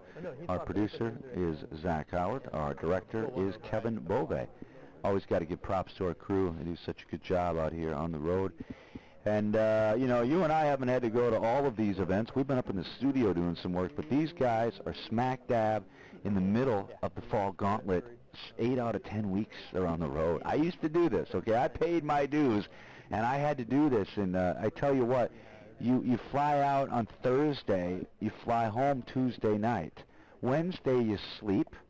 Thursday morning you do laundry, and you fly out again Thursday night or Friday morning. Sounds like a job. Boy, it was a job, let me tell you. It was definitely a job. And, of course, we had a lot of fun on the road, too, back in the day. We've cleaned that up a little bit now. But, boy, we were we were running like Motley Crue back in 1989. I bet you were. Then we were a Motley Crue. So the fall gauntlet winding down, and really our season winding down a little bit. And still plenty of events for you to play. Get on over to the webpage, which I'm going to do right now, hptpoker.com. The Mississippi event will conclude 1 week from today. Then we go to the Ameristar Casino Resort Spa, St. Charles. St. Charles, technically, the folks, in case you don't know where that is, it's St. Louis. Yeah, for sure. And the nice thing about that, Robert, you can get a flight into St. Louis. It's a major hub. So Southwest flies in there, Delta, of course. Tickets are cheap. I mean, even if you book the ticket right now, they're very affordable. After that, we go to one of my favorites, the Soaring Eagle Casino Resort. Boy, we had fun there last time. Yeah, very nice, very hospitable. And then that is our final event of the year. We've got our card player cruise coming up in 2016. Hard to believe I'm talking about 2016. We got our Golden Gates Casino event. That's right around the cruise. That's the final tables on the 22nd of February. You're not going to remember all this, so head on over to the webpage, hptpoker.com. James Larson, Robert Williamson III. A lot of people ask, when is this show going to air? Well, it's very simple. You can go to that same webpage and type in where to watch. Put in your zip code. Mine's 52404. I type in that zip code and it says, bam, Comcast Sportsnet Chicago Sunday night. So it's that easy. And if you're looking for DVDs, you can email us too. We can master DVDs and send those out as well if you had a friend that played. But the best thing really is to check out YouTube. A lot of these now we put on YouTube. We have a YouTube channel. So you can check out the YouTube fun stuff, and we got bloopers stuff on there. We got me jumping off the top of the stratosphere. I can't believe I ever did that. The producer said, "You're jumping off this building." I said, "You're crazy." I said, "No, I'm not." He says, "Yes, you are." I said, "Okay, as long as we film it." You like my king jack line? King queen. I 3-bet pre king queen. You can hear the players talking. We have wireless microphones on all of the players, so as we're and what we're doing right now, what you can't see is we're actually doing a television interview. Tatiana is with us, who's a veteran of the in the poker broadcasting world. She's been all over the place. You've been with her in how many countries? Yeah. Probably about half a dozen. No countries. kidding. Yeah, no, I got queen. I would have got. I honestly get 2-3. Almost. Yeah, of course. I would have. He had an 8-2, but it's like I always feel like I have better 8.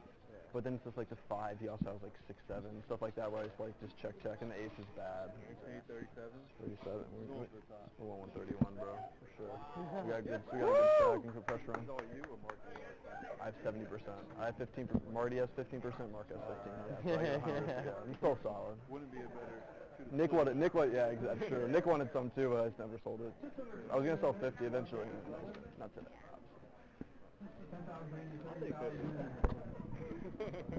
I'm thrilled with 70. A lot of table talk going on here. Yeah, you know, everybody's they're starting to loosen up, Robert, as I would too, because min cash now, the 37,513 for fourth, 54. 122 for third, 81,326 for second, but the big one, someone's going to walk away with $131,720. You know, it takes Mike 1 year to make $131,000. 1 year, this guy. These guys are making it in 1 weekend. That's what we do here on the HPT, and that's a little low for him. He's a lot more than that. He's kind of been here 29 years, 30 years, 37. My bad. 7 years. 37 years. Talking about Mike behind me here from the Daytona Beach Kennel Club and Poker Room. It's kind of a, it's a family here. You know, these guys have. There's not a lot of turnover here at the property. You see a lot of the same dealers. And Dom Nero, as much as I love him as a friend, you know, he's been a friend of mine for a long time. But I wouldn't want to work for the guy because he's a real stickler, man. He knows how to run a room. He's here for 10 hours a day, 11 hours a day. Never takes a break. This guy's a hard worker, Dom Nero. Well, that's what it takes to have a successful business. And they just recently added one of your favorite games, 3-card poker. We got 2 3-card rooms, and it's a situation set up similar to California where you've got a banker that comes in and banks the game, and the casino runs the game. And I have not seen an open seat. Thankfully, I'm not allowed to gamble here. My check would be gone like we've done in other years. Actually, we've cleaned up our act a little bit in that department, too. Everybody, we just go out for big dinners now. That's kind of our spare time filler. All right, Steve's got to make a decision here with his chip stack. One of these orbits, Robert.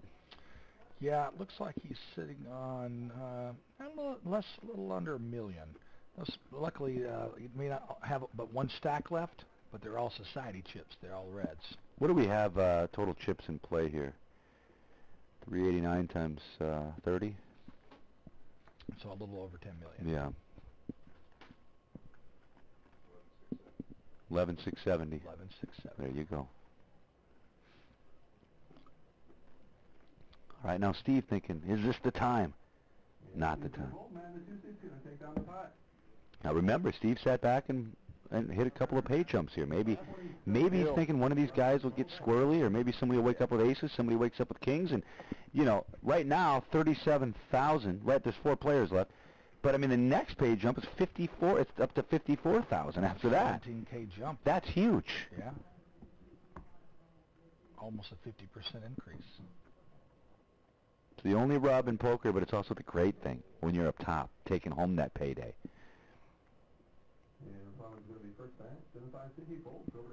Plowman folds over to Corey, who's really been the aggressor, kind of commanded. He's kind of ran this final table. He's been the captain. Yeah. And now he's on the button with chips, and it's Corey T.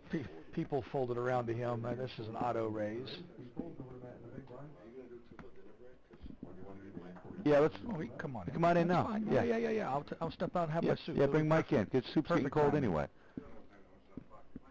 No. Do we know what time dinner break is? No. Oh, it is after this level. Okay. Why don't you let him stay in until dinner break, and I'll come in after dinner. Of course, yeah. All right, we go to the flop. King, Queen, Jack.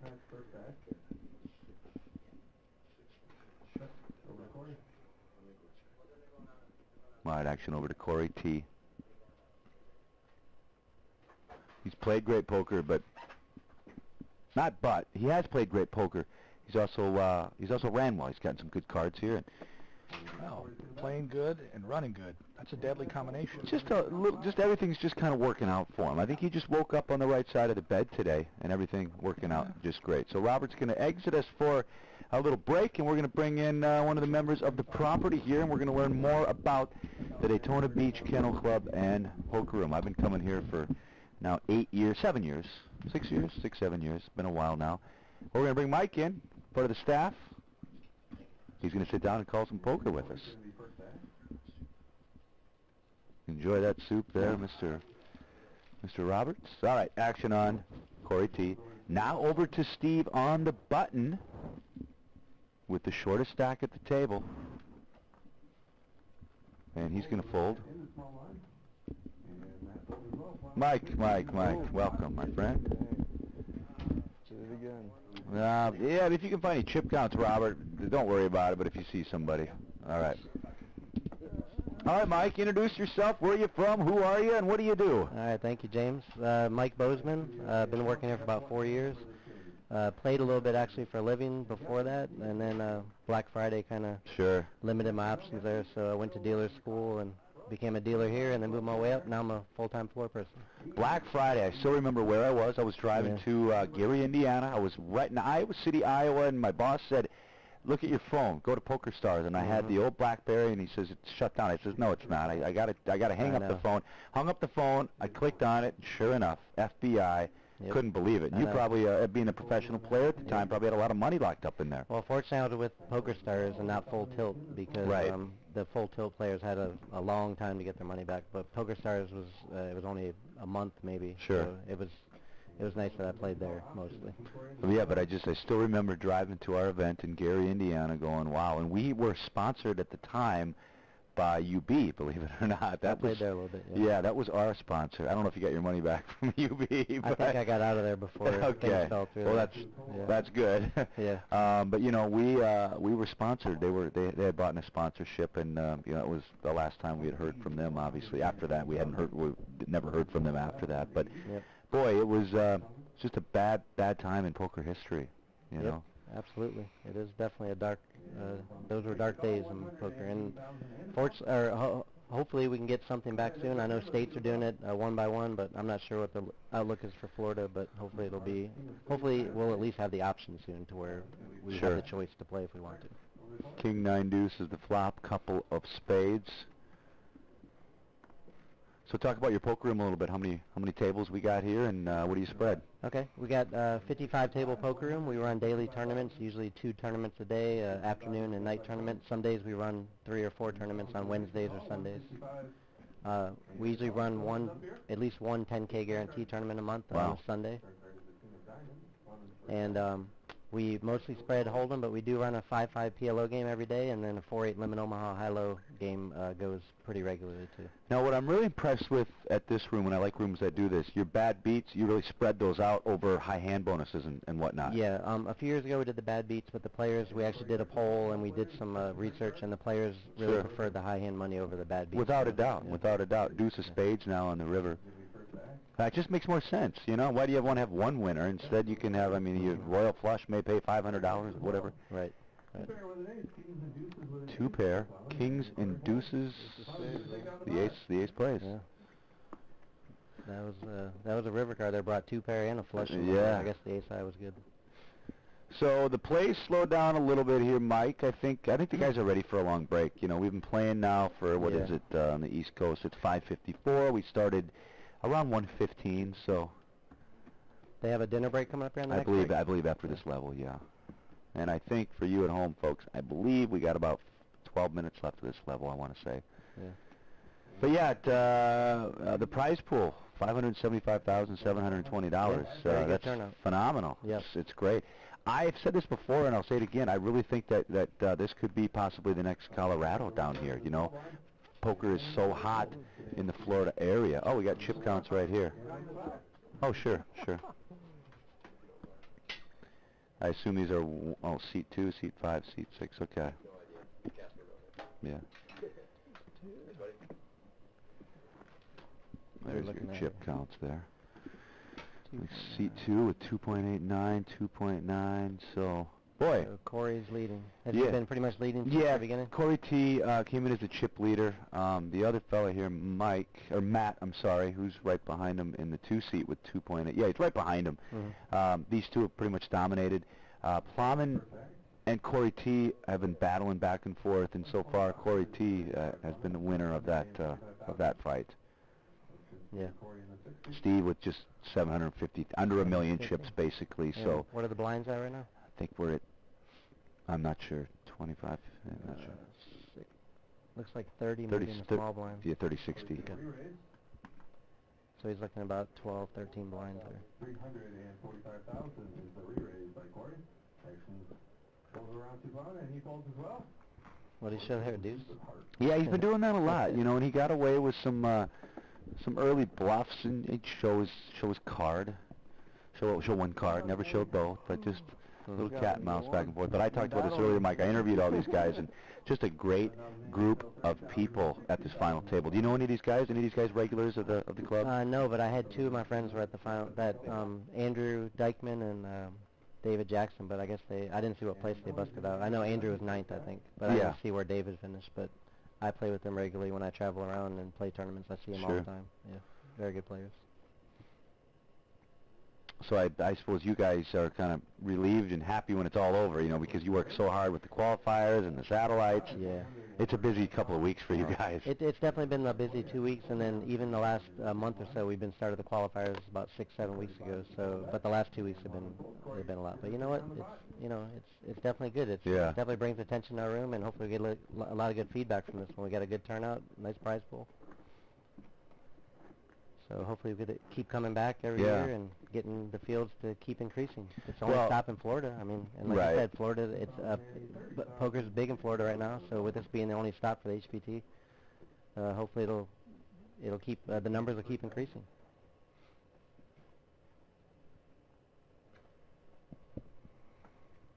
Yeah, and you know these players are going to want to come back. And the other reason they want to come back is it's beautiful down here. You got great weather for the most part.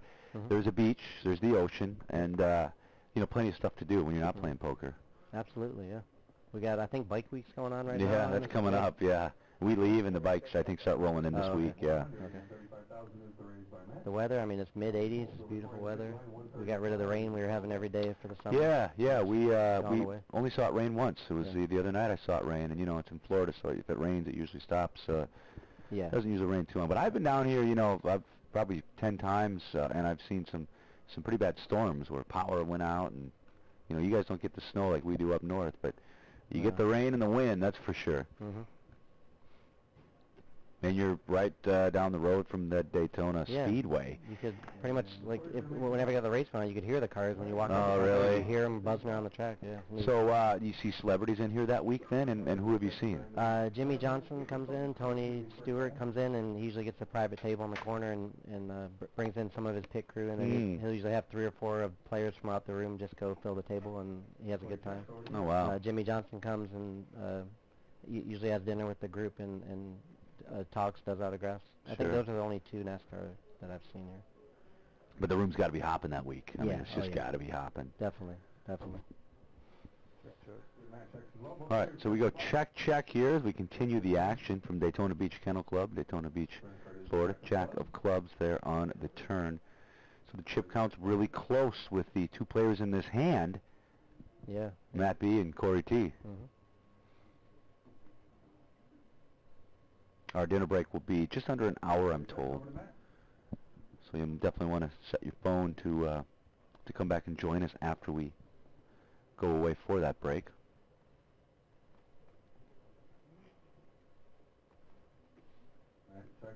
And Matt's going to check, so both players checking. River card now, 4 of hearts.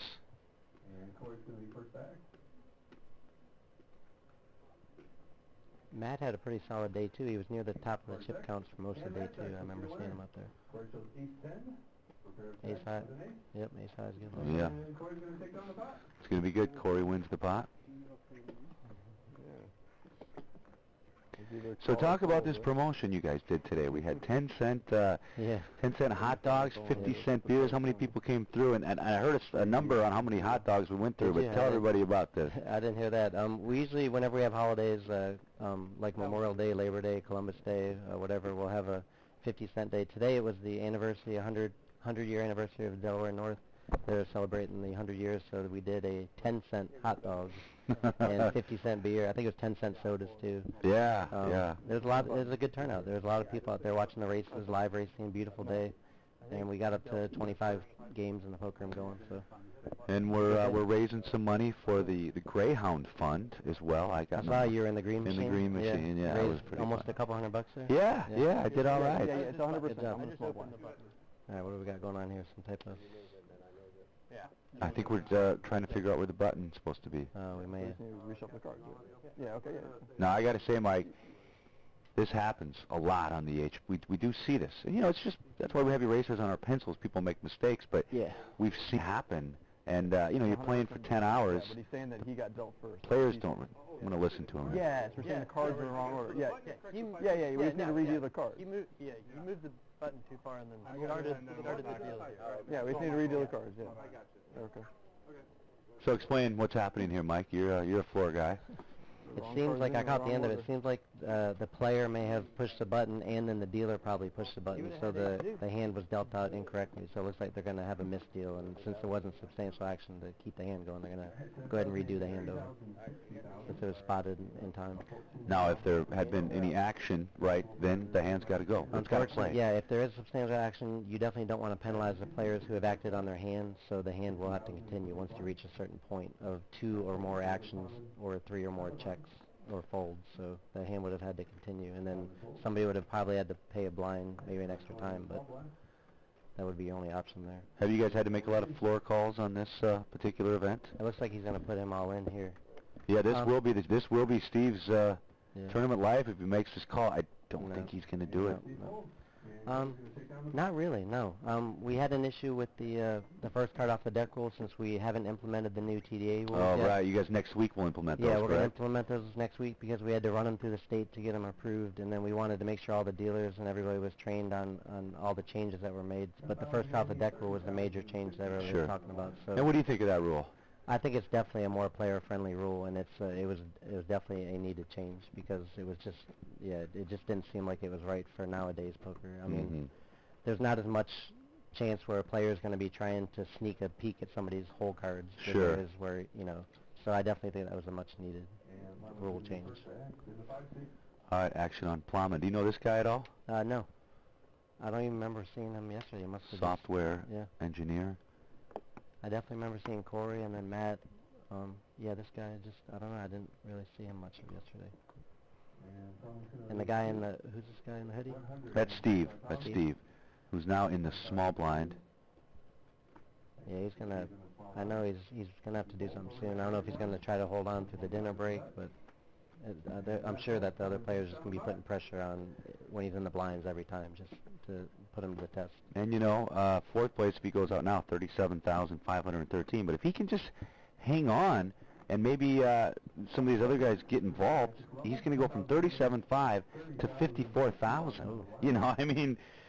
Yeah, that's a really nice pay jump. I mean, but like you said, we got the chip. Corey's got over 5 million, and the other two players have close to 2 to 3 million. So that he would have to hope that they get involved in something big for him to try to move up there. Because yeah, he's pretty short right now. James Larson broadcasting from the Daytona Beach Kennel Club and Poker Room, joined with Mike, one of the staff guys here. And a player. Mike, you still play a little bit? I still try to play. I go to Vegas every year for a week and play in a tournament or two, and then I travel around Florida and play when some of the events come. I mean, if I could play here, I would love to play. Absolutely, me too. I want to play one of these. Yeah, I know. The structure's great, and I would definitely love to play it. But I usually go to Hollywood or Best Bet Jacksonville, but I'll go to Hollywood. I like playing down there, play the events. Next month I'll be down there playing one. They had a 350 buy-in about a month ago with a $500,000 guarantee. Got to 900,000 in the prize pool and 3,000 players, and I finished 24th for almost $4,000. But it's tough to go that deep. And then I know. When they got to the final table, they pretty much chopped it for like 75,000 each. Oh so man, really? For 15 more people, yeah. Oh. Yeah. So that was a little tough to take. That's brutal. Yep. But I'll go back again next month, and they had the same thing, another 350 buy-in, $500,000 guarantee. So I'll give it a shot. All right, is this the hand for Steve? Is it the hand? He's doubled up twice now. Keep that in mind too. I think this is the hand. Yeah, he's in the big, right? Yeah. Yeah, there he goes. All in. Let's see if he can continue for his third double up. Gonna get an exact count here. What does that look like? $500,000? 2, 3, less. Definitely less. Maybe 300. I think he got blinded and he down. 595. Oh no, you're right. Yeah. 595. Almost 600,000. So just less than 10 blinds you shipped there. 595,000 is what Steve's calling for. Actually, still on comment. Oh, call by Plowman. There we go. And that's it. King Jack, pretty. Pocket 8, 8 of hearts. Pocket 8's up against the King Jack, so a coin flip for his tournament life here. I like the King Jack in this position. 2 big overs. Anytime I got the 8s, I never seem to fade the King or the Jack, or they make a straight on the turn or a flush on the river. So just those 2 big overcards, they're hard. Yeah, this is like 52-48 here. And look at that, just like that, Ace, Jack, 9. You can't get rid of this Steve guy. Alligator blood. You cannot get rid of him. Pick up, no diamond. No diamond. Neither player has a diamond. So now just one of the 2 remaining 8s. No, it's going to be a full double. Still not going to have a lot of chips. Oh, 1.2. Yeah. 3 of hearts. That put him to 20 blinds. Well, the blinds are going up after dinner, but they'll still give him 15, 20 blinds. They'll have a little room to work with for a while. Yeah. And plus, he just took a hit. What's his name? Plowman? What's his first name? Plowman. That's his first name, Plowman. So now he's took a little hit there, so that kind of gives him a little hope to maybe move up. Right, and that's what Steve's playing that short stack, pretty well, and he's been doing it all afternoon long. Yeah. Do any of these guys have any HPT final tables in there? Yeah. As a matter of fact, you missed us talking about Matt in the 2 seed. He's played the last 3 events, HPT events. He's final tabled all 3 of them. This is his 3rd HPT final table in a row. I mean, that's impressive. Yeah, you talk about stats. Like, that's one I've never seen on the H. I mean, that's unbelievable. Actually, if you remember, was it a year ago or 2 with Raymer? Remember Raymer went on that sick thing? Where he won 4. He won like 3 out of 4 or 4 that year. Yeah. He won 4 that year. I was at every one of them, and that to me didn't get blown up as much as it should. That's crazy to do that. I mean, I'm trying to think of an analogy or an equivalency of what that's like, but I don't think it can be done again. He entered like 4 tournaments. He won them all. Yeah. And I don't care. You know, we have a re-entry process. There was probably a few that he re-entered maybe 3 or 4 times. Yeah. It wasn't like 15 or 16, but you still got to get all the way through day 2, and you got to get to the final table. And as a matter of fact, I believe, was at he was the shortest chip stack going into the event in Belterra over in Indiana, and came, doubled up the second hand, and the rest was history. Kind of like Steve. We might be laughing about this in a couple of hours when Steve takes this thing down. It can happen. Yeah. Whenever you run hot in poker, you run hot. So I mean, it's definitely a possibility. I think we figured out about 12 million chips in play. Does that sound about right? Yes. 389 entries. Yep. 30,000 starting stack. Yep. Might have been 11.7, I think. Yeah, I think that's what he figured out back there in the calculator. Yep. All right, Corey T has pretty much, like I said, been the aggressor at this table. Yeah, it's definitely an auto race here. Any 2 cards. Any 2, where he's at, chip count on the button. Steve folds. Steve's just popping in and popping out. Yep. Doubling up and getting a little more TV time as well, but I think he's going to move up a bump, or, even better. Mm-hmm. Yep.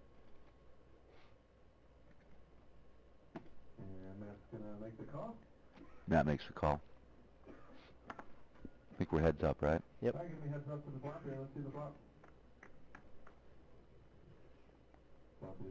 Flop is queen, jack, deuce. They're all clubs. Pretty coordinated board there with the clubs and the queen and the jack. For sure.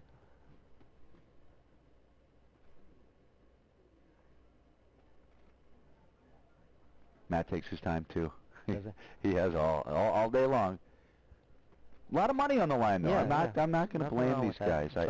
If you're consistent, you do it every time, so that way they're not getting anything on you. Yeah, right. And you can tell that's what Matt's doing. He's got a system. I think it's all calculated. Whether he folds or not. Talked about Plowman.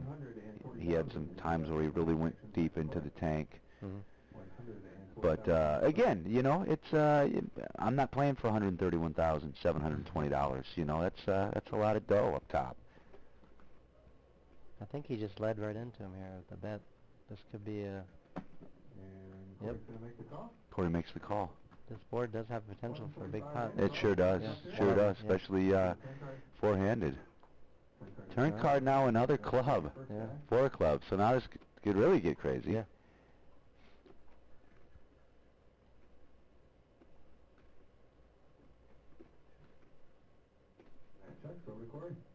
Check over to Corey. Corey might have had one big club in his hand, maybe a Yep. King of clubs, ace of clubs, yeah, and then I'm sure Matt really liked that flop leading into him with the pre-flop raise, and then he's got the big stack, and he led right into him, so he must have really liked that queen jack flop. Huh? Okay. Check the turn. And let's see the river card. There's the jack of diamonds. Now the jack of diamonds on the end.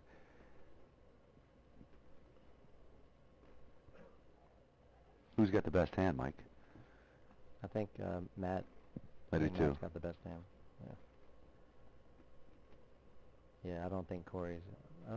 Check now. Well, maybe he's just in a check call situation because he's out of position against the big stack. He doesn't want to be raised off a good... He might have a queen here, and he's going to call if he bets.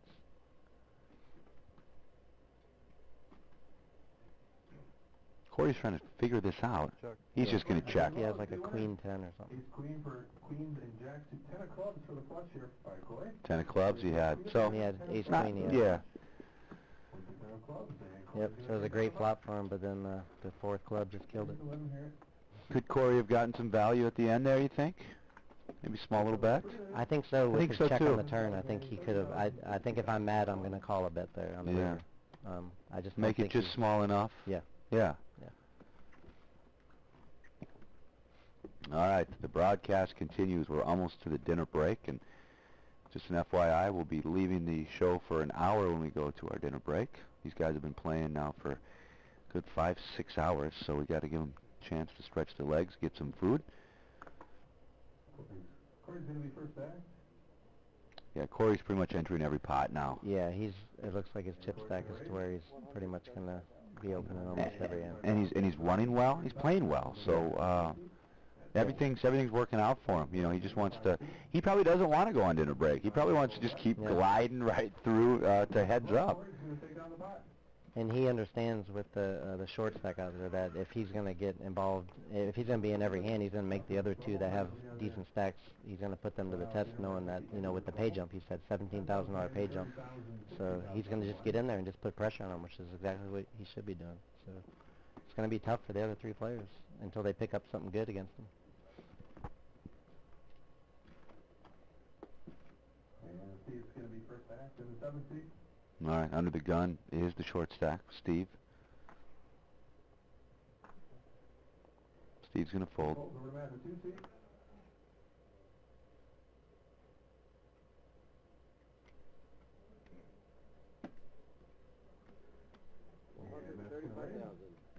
That raises it up to 135,000 now over to Plowman, who quickly folds over to Corey T.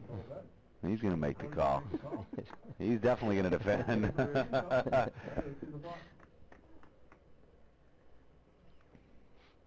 King 9 deuce, rainbow. Yeah, it's a really good board for a continuation bet. There's no flush draw. The King 9 is a little coordinated, but not that bad. You can definitely see bet this flop. And that's going to bet.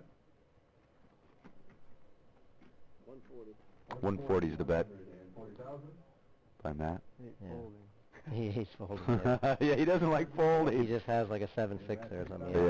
Yeah.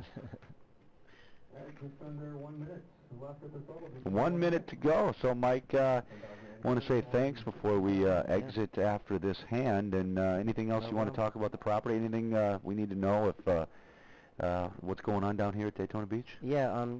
Just keep in mind that we always, usually every few months, we'll have celebrities come, like Greg Raymer comes and does boot camps, Chris Moneymaker comes, we've had Vanessa Russo come a few times. She just off her Big Brother appearance there last month, which I didn't watch it, but I heard about it, where she finished second or third. But we usually have something going on every few months, at least, with celebrities coming. We have the Venetian Deep Stack Charity Classic every year in April, which is it's the biggest charity tournament in Florida. This year we had Phil Hellmuth come. We've had a bunch of celebrities come for that, so we always got something going on. And then just we have the $10,000 guarantee tournament once a month, so there's always a lot of action going on here. So it definitely come on the weekends with our big high hand promotions on Saturdays. We're always giving away a lot of money. Some Saturdays $1,200 every half hour. So just go online to our website, check out our tournament calendars, promotional calendars, and we'd love to see you here. We always got a lot of stuff going on. So no raise here in the small. Yeah, that is by Corey T. I don't really. And he gives Steve. Yeah, I don't understand that one. The option to flop now Jack 9 deuce. I don't understand it. 2 hearts. Yeah, I don't. No raise. Yeah. And now a check. Both players checking. Turn card's a 7 of spades.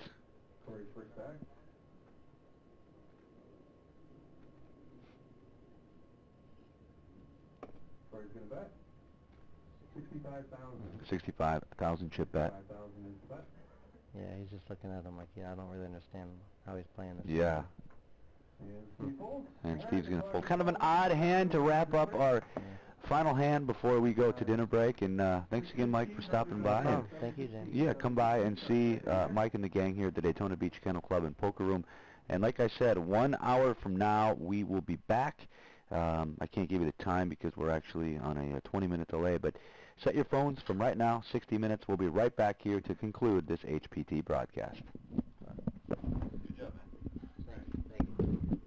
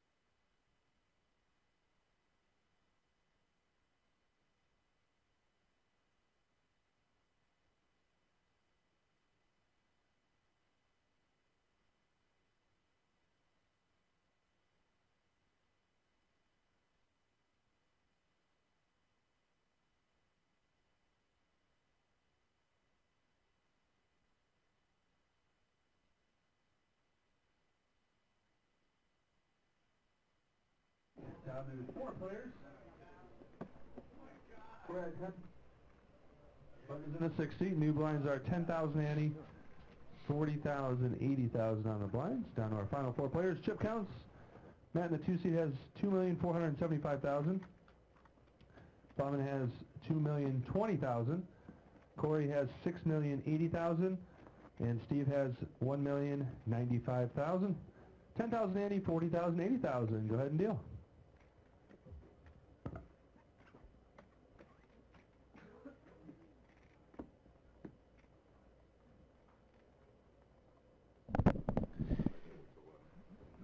All right, welcome back. HPTpoker.com. Your old pal James Larson broadcasting here. Daytona Beach Kennel Club and Poker Room. Just got done with our hour dinner break, and players got to stretch their legs a little bit, as did the crew.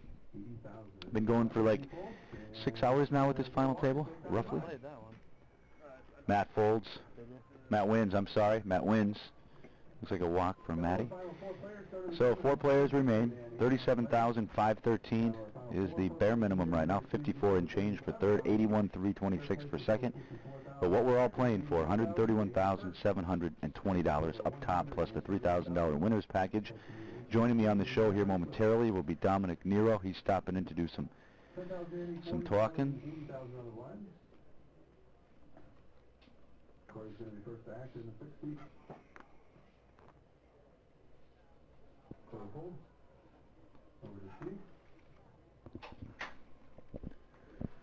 All right, over to Steve now on the button, who's been short stack here for, and now he's all in. Dom Nero, put your headset on, joining us here in the booth.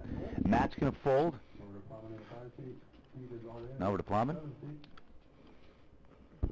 You've seen Steve all in quite a few times now, Dom, and he's doubled up twice, and he just keeps hanging around. Well, I'm sure you've seen many players come back. Yeah. And it seems like down to 4 players, and he started low stack, didn't he? Yeah, and I remember 5 years ago we actually had our short stack. 5 years ago, our short stack, 3 tournaments in a row. Our smallest stack started, ended up winning the thing. So anything can happen in poker, as you know. But boy, right now I'd have to say Matt and Corey T. Just of course they're holding all the chips, but just kind of dominating for the most part here at this final table. But don't count Steve out. He's doubled up twice, and he's going to hope to do it one more time, and he'll be in good shape. The structure has changed. That's helped us so much, Dom, here on the HPT. Well, how many hands have we played so far at the final table? Do you know the answer? I'll try to guess. I'll say 62? I'll go with about 74. Is that what it is? Can we get a little statistics on that? Yeah, you want to do a little side bet before you do that? There's no side bets allowed in the state of Florida. Okay, well, I shouldn't have made that Monday Night Football bet then with Derek on camera. Matter of fact, I heard that you still got $2, 2 single bills from the money machine in your pocket. What happened? Boy. Is that going to pay you for your new toupee? Hand 96, I'm told. 90. You didn't know what it was. Yeah, I was in the money machine earlier. That was a lot of fun. I think I grabbed $154 plus the 20 that's in each of these pockets. But went to a good cause with the Greyhound Fund, so that was good. King, Jack, 5 now. Rainbow. This guy Corey T's got no fear. Do you know this guy? Is he local? Corey Thompson, I believe, right? Yeah. Yes, I believe he's close by. Is he Winter Spring? No, he's not the Winter Spring. Remember? Yeah, we talked about it. He's just 40 miles down the road. Right. Strategy talk over dinner, huh? Warm and raiser. Players haven't talked a whole lot, Dom, at the final table, but it looks like things are loosening up now a little bit. I remember in the days, where they used to be about fun and Patron and Jägermeister, and then the guy that won, the guy that used to win used to be all juiced up on Jägermeister. Right. I mean, yeah, those are the good old days. How about the one episode where that you didn't have enough footage for 2 episodes? It was like 62 hands. Remember that? It wasn't even 62 hands. It was ridiculous. I remember doing a 40-hand event in at Meskwaki in Tama, a place you visited before in Iowa, and that was when we were 6-handed. What do you think? Do you like the 9-handed a lot better? What's your opinion on that? When you changed it, I didn't. I felt it's fine. When you're used to 6-handed for a number of years, I mean, it's easier. Because of the length of time. Yeah, exactly. These are long events. Yeah. But I think 9-handed probably helped the HPT get more participation because, I mean, it's all about getting on TV, you know? Absolutely. And we doubled that. We went up 50% from 6 to 9, you know, adding those 3 players. Didn't he, our winner from last year, him and his mother went to the next event and they both made the final table. Vinny and Antoinette. Yeah, went to Michigan in final table. I was just left the studio. I just called that not too long ago. That'll probably be airing on television in a week or so. I didn't see Vinny at this event. Did you see him? Yes, he was here. He played, I think, Friday. And same with Antoinette, and they didn't make it to day 2. I don't met up with Vinny out in Colorado here last month, and we had a couple of cocktails, and we went to a place called the Lodge, and we said we're going to shoot some dice, and we're going to beat these guys for what they got. The Lodge, is this where Ralph Crandon went? You know, the Lodge? Remember? Ralph was always at the Lodge. He's always at the Lodge. There we are. Did you see Ralph? Yeah, I didn't see him. No, I didn't. All right, action continues here. Plowman folds. Corey T folds, a rare fold for Corey T. Now to Steve we go. Steve folds. Looks like that's another walk there.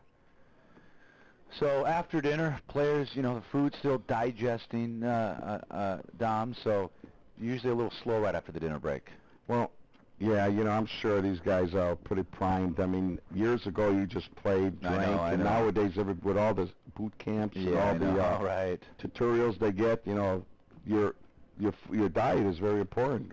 It's James Larson, Dom Nero, broadcasting from the Daytona Beach Kennel Club right here in Daytona Beach, Florida. Real quick, talk about your bad beat system here. I love the way you guys do it. It's high hands. You guys give out your money in high hands, which I think you guys even did a vote. Mikey told me you did a vote, and the players said that's how they wanted the money distributed. You know what? Here, think about it. I mean, you get 95% of the people that play all the time contribute to the jackpot, and you have a bad beat, and one person walks off for $100,000, and the money leaves the room. Yeah. You know, when we implemented the high hands, and then now you know we're up to 1,200 half hours on some Saturdays, they love it. Yeah. You know, it keeps your bankroll active. I mean, rather than, you know, no one winning, and, you know, circulating the money is very important in poker because you know how no limit is. Absolutely. I mean, your bankroll, you know, your stack is so vulnerable each day, you know, and if you lose that, you know, so the high hands do help keep the money in the room. And, yes, it's very popular here in Florida. Yeah. And how many tables do you have here? 55. We just added some 3-card poker, which is a player bank game, if you're familiar with California. We talked about it last hour a little bit with Mike. And you know what's fun with that? I mean, we've been attracting a lot of female players. Oh, sure. You know, and actually a lot of new card players are females, and they love the game because you're just making a decision based on one hand. Beat the dealer. Yeah, can a player, now I understand the player banker system like they do in Los Angeles. I remember that at the Commerce. Can a player choose to be the bank, though? The player, you know what I'm saying? All players can be the banker. They can. But the state of Florida agreed, well, they agreed that the House can set the limit. Now, you would, as a player, you would want to have to cover all the bets. So, you can have more than one player banker. Okay. All right, big hand here for Plowman, who had the ace there, makes 3 of a kind. I was talking to Plowman's wife in the break, and I says, having a lot of fun. She's smiling. I says, yeah. I says, Plowman likes to really take his time. She goes, well, he's a smart guy. He's got a lot going on up there. It just takes him a while in that head of his to crunch all the numbers and make a decision. So, and I came back with totally understandable, and we're playing for a lot of money here. You know, this isn't a nickel dime game. $131,720 up top. So it's Plowman, Corey T, Steve, and Matt. Who's going to be your champion? You will find out tonight. We got to be done by what, 4 in the morning, though? It's a new day at 4 in the morning. Yes, we're not a 24-hour operation. On weekends we are. So I remember we've gone late a couple times. Oh yeah. I remember doing an event at the Ameristar in St. Charles, and this before they had a hotel. St. Louis. I forget what property it was. Anyway, we had to stop play because they had to shut down for 1 hour. So at 2 in the morning or 3 in the morning, we were 11-handed, and we had We had to send everybody home. So we came back the next day. We normally film the final table, brought back 11 players, and had to play down to 9. So just make sure that people know that the last hour was a dinner break. We didn't shut down. Yeah, right. All right. Action on Matt. He's his 3rd final table in a row. This is his 3rd event that he's played. All of a sudden, bam, he final tables, and now he final tables again. Good-looking studio audience out there. They've been here all day. Sold a lot of 10-cent hot dogs today. How many is that, Mike? 1280? 1,280 hot dogs. Wow. That's amazing. You know, with us rolling back the prices on some of our items, you know, Delaware North Corporation's 100 years in business. It was great for the people that came out, and I noticed your crew had boxes. Yeah. I got one in the truck back there, and what happened? We got about 80 of them in there. You didn't, because you got them for 9 cents each. Yeah, right. Well, the good thing was Shannon's not at this event. He would have ate half your inventory. Yeah, right. He probably would have got into it last night. Yeah, he would have gone and sold them for a quarter each on the corner. Too, I guarantee it. Yeah. All right. Action's on Steve now, and Steve's going to fold. Steve's been, you know, he's been low stacked almost the time. He's surviving. I mean, he has. I mean, you know, earlier I wasn't able to, you know, watch some of the, you know, the start of the table, but no, they played pretty good. I mean, was David from Jacksonville? Yeah, David was here. Yep. Andrew. I'll mind it all, man. You can't see it that far. There's a shot of that studio audience. That's Adi. Or no, that's that was yes, one of the guys. Yeah. I said hi to him earlier. Yeah. Oh, all right. You are watching exclusive final table coverage here at HPTpoker.com. When are you going to come play an event, Tom? You work so hard, you know, at your job and what you do at the HPT. When are you and Mike here going to come see us? You know, Mike and I have discussed it, and James, it's a long way to the final table, you know. Okay, we got an all-in by Steve, and he's been called. So, Steve, once again, this guy on life support, all in, trying to double up for, I think, the 3rd or 4th time. Yeah. Steve not smiling a whole lot. I didn't see what the cards were. Oh, pocket 7's going up against Jack 10.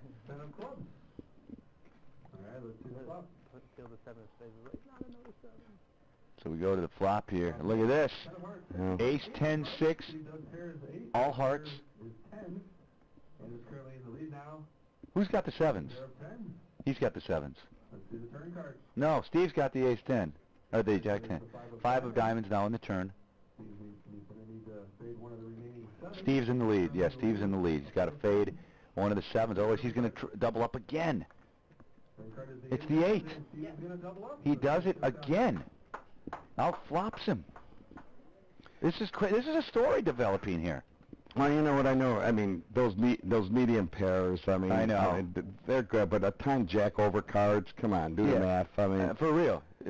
When you saw it come out, you knew that it was a winner. I mean, know, where are you gonna get I was surprised. I mean, yeah, I took a look at the board and it was like, well, maybe we can get a 6 card out there. Maybe we can make it straight. But not here.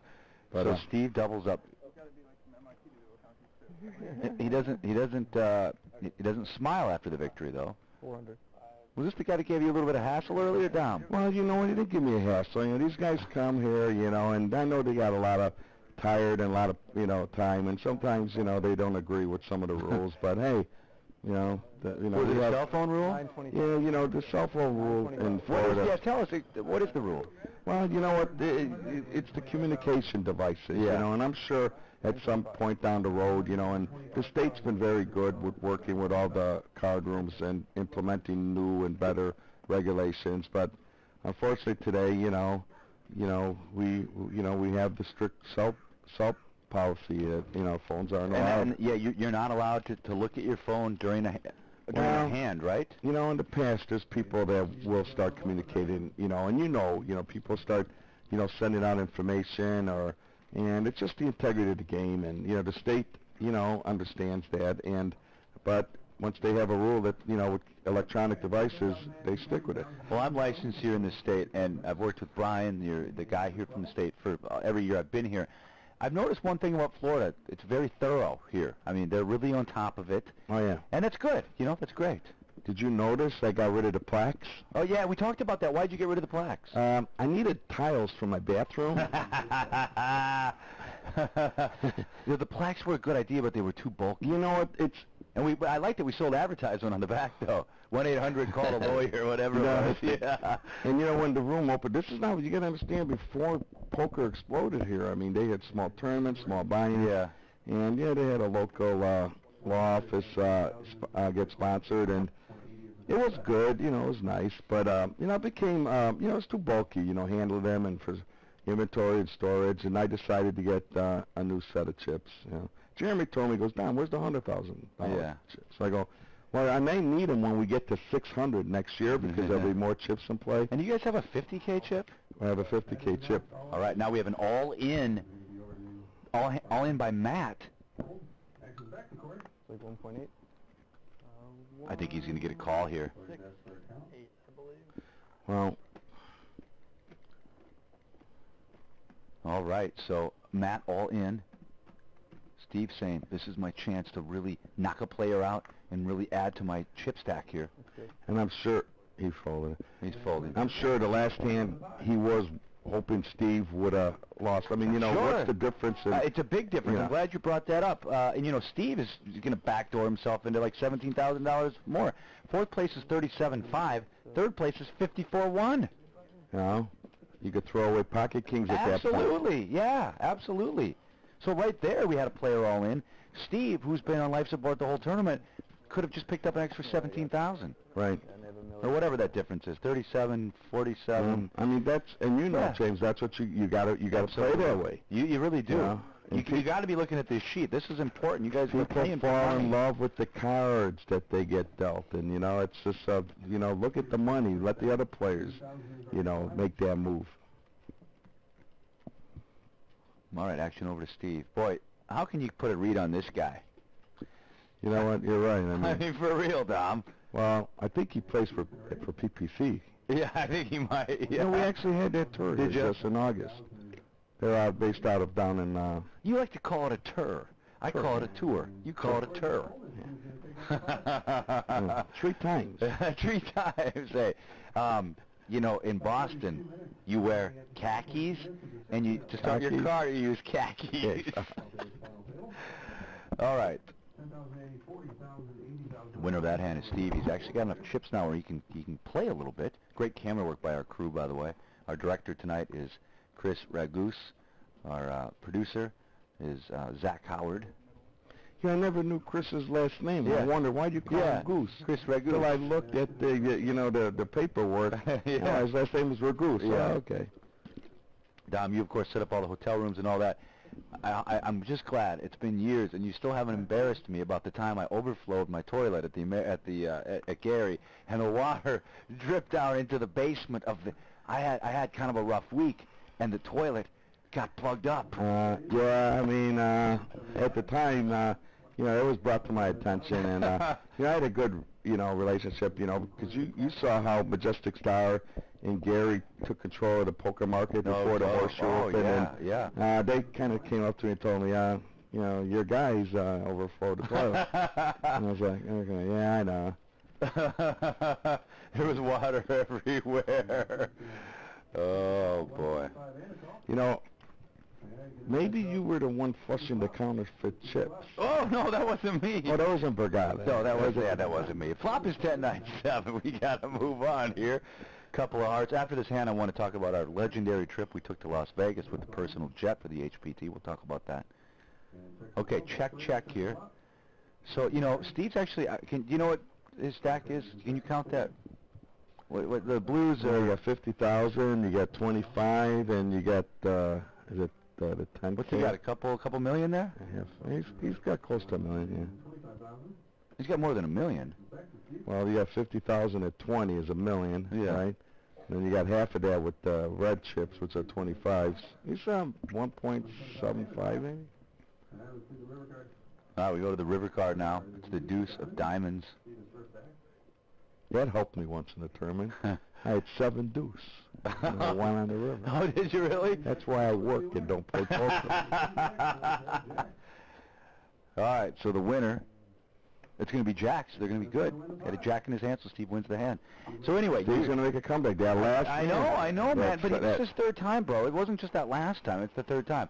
So anyway, Dom, Nero, you helped us out when we did the express jet trip we did private jets from Denver, from Chicago, and then from a couple other cities. Doesn't really matter. But you and I got to charter. We were in charge of the one out of Chicago. So I thought, hey, this is my big break. I'm in charge of an airplane. Me and my buddy Dom. Well, the only reason they wanted us to do it because we lived near Chicago. You lived in Chicago. They needed someone to be the flight attendant and run the manifest, and that's what we did. The manifest, the captain of the plane goes, here, you check all the players. Yeah, I'm like, and I'm like, look at me. I look like I'm a terrorist. Yeah, we got a couple of degenerates checking these people in. And they give me the manifest, and I go, who's to check mine? Now I got to check my own name. And the captain says, oh, you're fine. Yeah. It's like, and you worry about it. I mean, I guess, everything was secure because, we all knew the players, but it was fun. That's where I brought the Italian fontanella cheese and Italian bread. I forgot about that. And you brought all that Patron, which ran out on the way out there. We were drinking all the leftover vodka. So anyway, folks, it was a legendary trip. We hooked up with ExpressJet, and we just wanted to do something for our players. It was a lot of fun. The one thing I remember about that trip was just how much fun it was. And you're right, when we landed, we were in no shape to really do anything except get on the bus and head back. We landed in a little private airport, but we all stayed in suites and villas at the Red Rock Casino. And everybody knows how they've got little boxes of things, candy, liquor, all that. Well, the rule is, as everyone knows, if you take it off the shelf after 5 seconds, it'll bill your credit card. Well, this guy at the airport when we're checking out says, man, this was the greatest trip ever. Norbert, he's a lawyer. Yeah, he passed, unfortunately. Oh, it's too bad. He goes, it's the greatest trip ever. They put all this stuff in my room. I put it all in my bag. I came back the next day. They had it all packed up again. He thought it was free. No, it was funny because when we were checking in at the airport, he goes, what would you like? He goes, Dom, here, I got an intimacy kit for you. I know, I saw that. I was there. I go, no, they're going to charge. He goes, no, we're in the VIP room. I go, no, we're in the VIP floor, but that's the, you got to pay for that. So I saw him a month later. I go, did you ever get a bill? He goes, yeah, it was $740. Here's the funny part. He's an attorney. He goes, he settled for $5. Oh, God, that's great. Oh, he passed away. Norbert, it's too bad. God rest his soul. Duckstein. Yeah, he was on that trip. Yeah. He was one of the guys there. We will bring Norb with us. Yeah. And some of the players there who went there. Yusri Ali went, Ali played. Mary and Dan Zogman. Zogman's went, All right, we got to get back to the poker. As Plowman now raises it. A fold now by Corey T. Corey T lost a little bit of his momentum he had before the dinner break. I think he would have rather just, plugged through. Yeah, soccer. Plowman, yeah. What team was that? Was it Finland? Sure. I don't know. What's the over-under on hours left in this final table down, if you had to guess? Well, you know what? I mean, I could control that. I could just shut early for the night. But, last year was like 9:30 in town now. Was it? Probably. Yeah. I mean, we're at 9:30. We're on a 20-minute delay, ladies and gentlemen. Hour and a half, maybe 2 hours. I don't know. I mean, Cubs are in the playoffs, and we're watching some high-stakes poker. You know what? Better. I actually asked my director, Mike, for a little trip, and I'm going to book it. I haven't booked it yet because I planned a trip November 1st to the 6th, the final 3 games of the World Series. Oh, wow. I really believe they'll go to the World Series. You really believe it? Yeah, I don't know. How many of those 50-cent draws you been having today there, pal? The Cubs got a good team this year. Yeah, they do. They really do. So Steve's going to win the pot. Watch Steve come back and win this whole darn thing. So all these players are left here. They're from Florida, I believe, right? All pretty much Florida guys, yeah. Well, it's funny. I mean, we look at the player list where they come from. Last year, 3 countries, 20 states. Wow. And they, and I'm sure we'll do the same. We'll look at the statistics. We had a lot of big names here. We had Fossil Man here, Robert Williamson, Mr. Mr. Jablonski, the Massies, Casino, the Massies, and Aaron and Ralph Massey. Like, this is the future of poker. Schwarman, Nick was here. Nick was here? And his brother played. Oh, I had no idea. He was in for a couple bullets. Vinny Fiorenza and his family was here.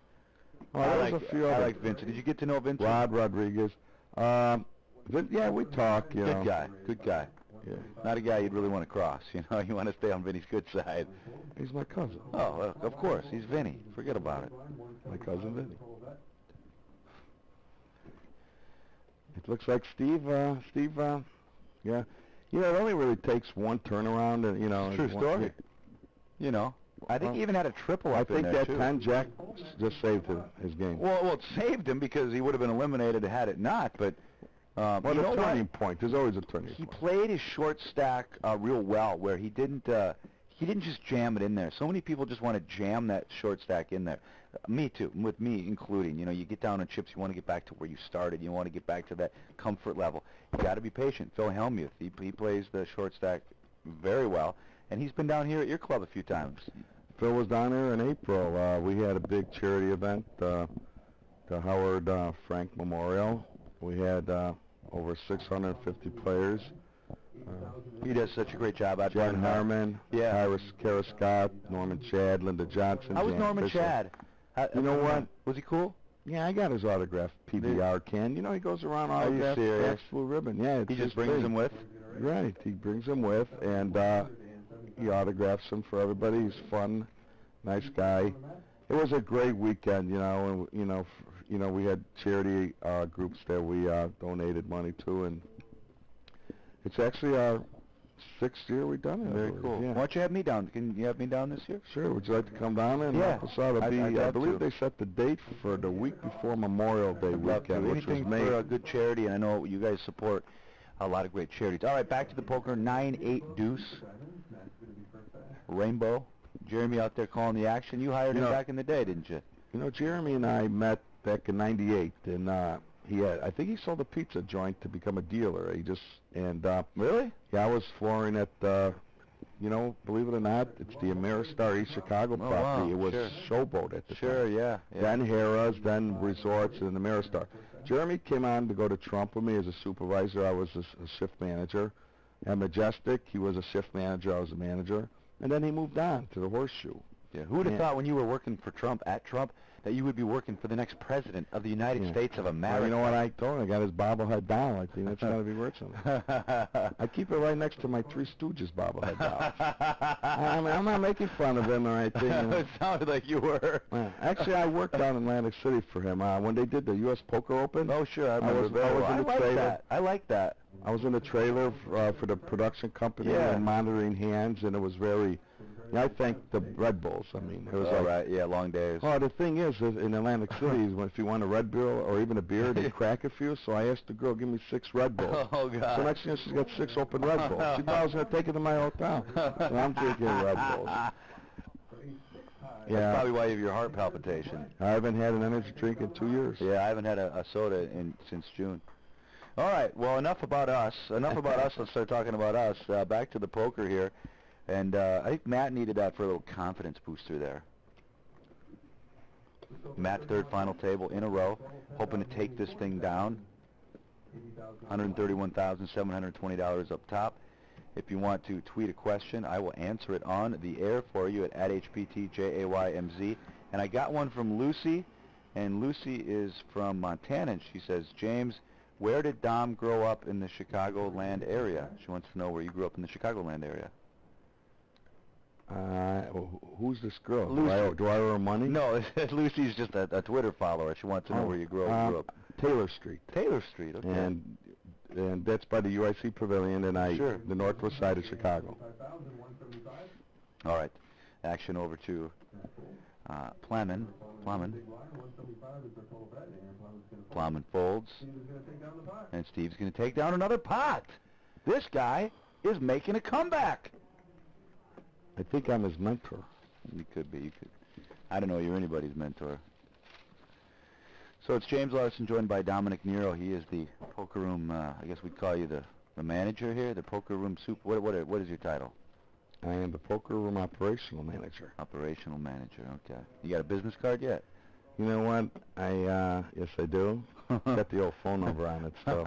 You know what's really big down here? Not just poker, but cornhole is big down here too. You know what? It's funny. And I'm sure you're going to get a tweet from someone in Chicago that says, we call it bags up north. Yeah.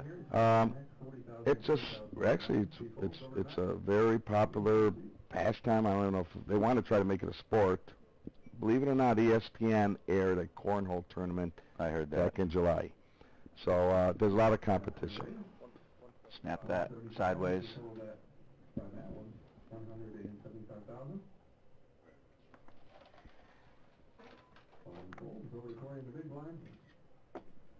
Nice. All right, Corey makes the call. And we go to the flop. Well, I'll let you call the flop, Dom. Go ahead. All right, a queen, king of spades, and a six of clubs. Now, I brought this up to somebody else. I think it was Corey earlier here in the booth. When I call cards, I've always done it this way. I always do highest to lowest. Do you do left to right, and does it really matter? Like you called that left to right. Well, I called it left to right. Yeah, is that how you normally? Right.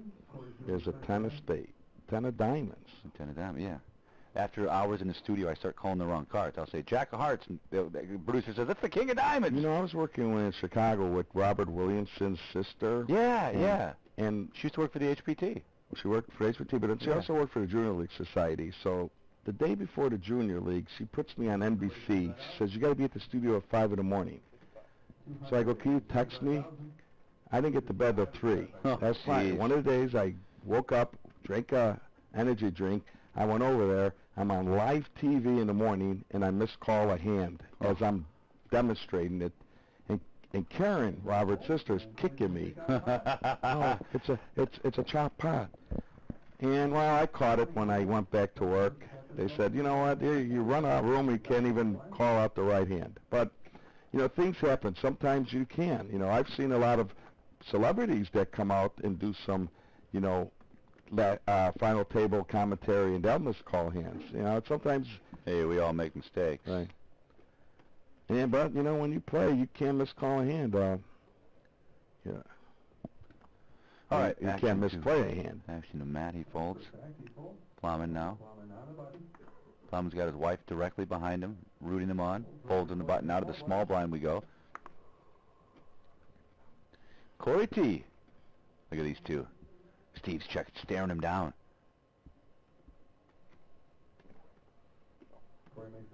Corey makes the call. Option out. Big blind is Steve. Playing some small ball poker tonight here, Mr. Nero. 10 o'clock. Yeah, I'm say 10:30. 10:30 is my guess, my friend. Flop is king, 8 tray, couple of clubs. Checks over to Steve. Steve checks the ball. Both players check the flop. Let's see the turn card. Turn card is the 10 of diamonds. 10 of diamonds.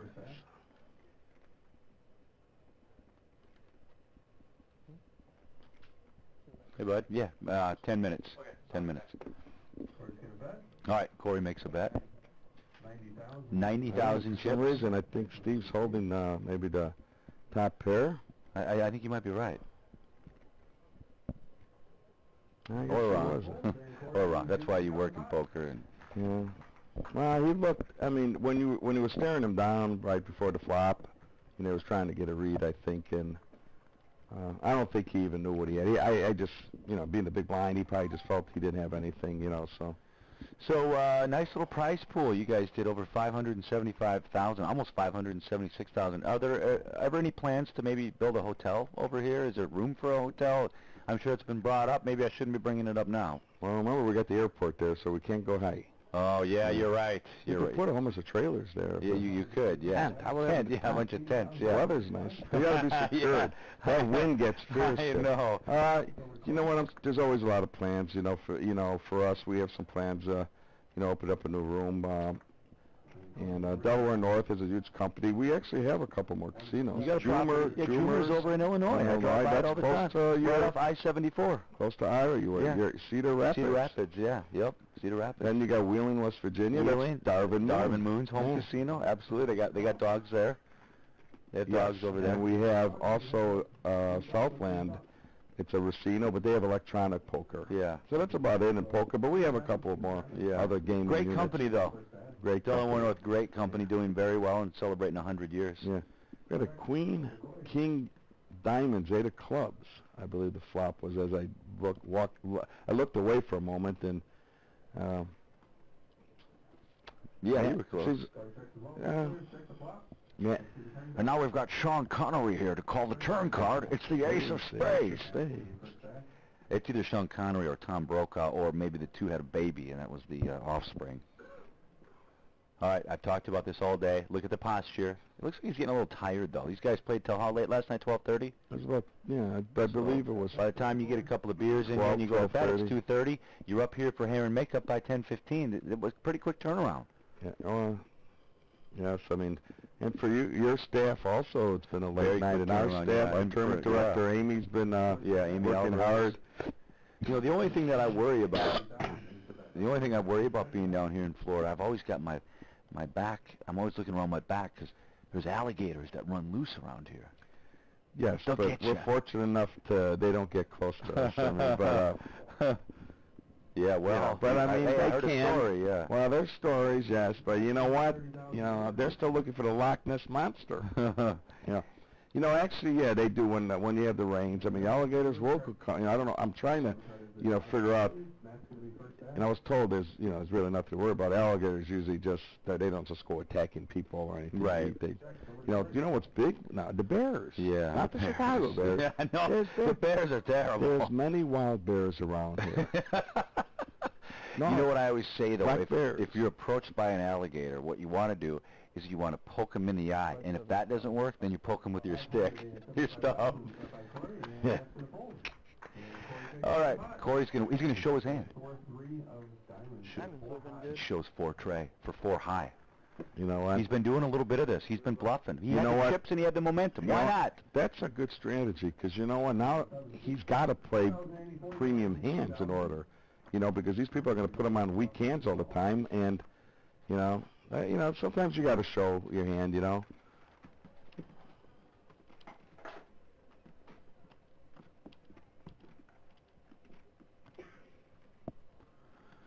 That dealer's got a good pitch. Did you ever do any dealing yourself down? Actually, yes. The Mirror Star property was a showboat. I remember you used to do 3-card Monte, too, in the streets of... that was on the beach. Yeah. And the beach in Chicago. Yeah, right. Actually, I first saw that game. Yeah? It had to be 1974. And you know what? I thought I could beat that game. Mm-hmm. And I was conned. And at the time, $100, $200 was a lot of money in 1974. Absolutely. You lost $200 a 3-card? Yeah. The first time. Well, I had some good jobs in that, but... Can you actually guess right? I mean, they just mix it up, right? You just have a 1 in 3 shot. They may make you win a small one at the beginning. And, it's all a con game. But the card's still there. I mean, you have a chance to pick it, right? Ricky J, the magician, will show you that. You know who Ricky J is? And he's got his video, Ricky J and his 52 assistants. It's the cards. No, you can't beat them guys. Them good guys. And that originated up in New York, Long Island. James Larson and Dominic Nero broadcasting from the Daytona Beach Kennel Club in Poker Room Jack, 6 tray, couple of hearts. Plowman, first to act. He checks. Over to Corey.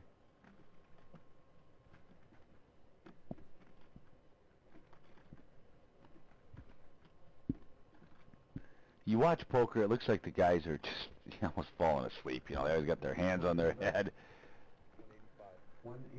If you're not into poker, I could see where some people maybe wouldn't enjoy watching it for 10 hours. People, I mean, now with social networking, and when I go out there and post things on Facebook, and whether it's about poker, and there's a lot of people that actually watch HPT and all the other poker, and they actually pick up habits and learn. I sent you the picture. Would you put me on the Facebook? You have to tag me when it says people. You put James Larson. All right, there's the turn card, the king. Check over to Plowman.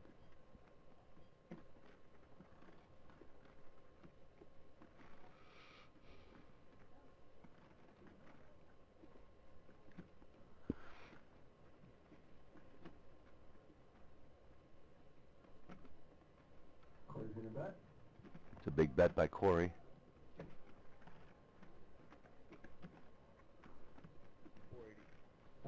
$480,000 chips.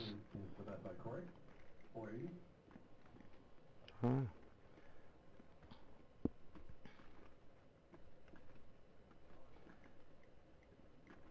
You sit there and you're like wondering, okay, yeah, will he call?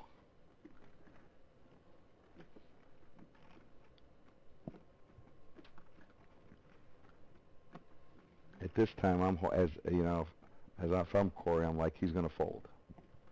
He looked at me. I haven't moved. He's going to fold the hand. If I'm wrong again, I'm going to go get to the other, my other supervisor.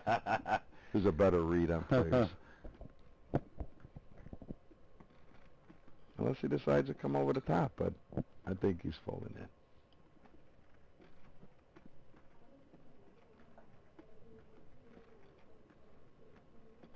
Plowman likes to take his time. We've seen this. The soccer player. Yeah, soccer players have all the time in the world, right? Right. Women's soccer, I was surprised. The USA for 4 goals in the first 50 minutes. That's crazy. I had the under. Lost again. Nice audience. That's great audience today, yeah. They like coming up there. They've been paid. They enjoy it. Smooth movement in and out. Yeah, you know. We got to get up and give a couple speeches and say hi to everybody, and that's always the best part of the day. Get to introduce the players. It's kind of like a just a fun environment when we kick this thing off, you know. Looks like he's gonna make the call. Well, we're a long time until he makes his decision. This is like we're halfway. I've been watching this all day. TV time. It's all about TV time. You know what? Yeah. I need to remind these guys, though, all this stuff gets cut out in the edit. There's the fold. Yeah. Winner of the hand, Corey T. He flashed something. It looked He showed 2 suits. Yeah. Hey, buddy, come on in. I'm going to put in one more guy, and then you can come in after that. Oh, yeah. Hey, what's the score? 5-2. Probably get it on the Cubbies? 5-2. They came back and scored. Wow. Rizzo hit one. We're all cheering for the Cubs here as well. James Larson, Dominic Nero. We're going to bring Mike back in about 45 minutes. Yeah. Well, you know what, James? It's always wonderful talking.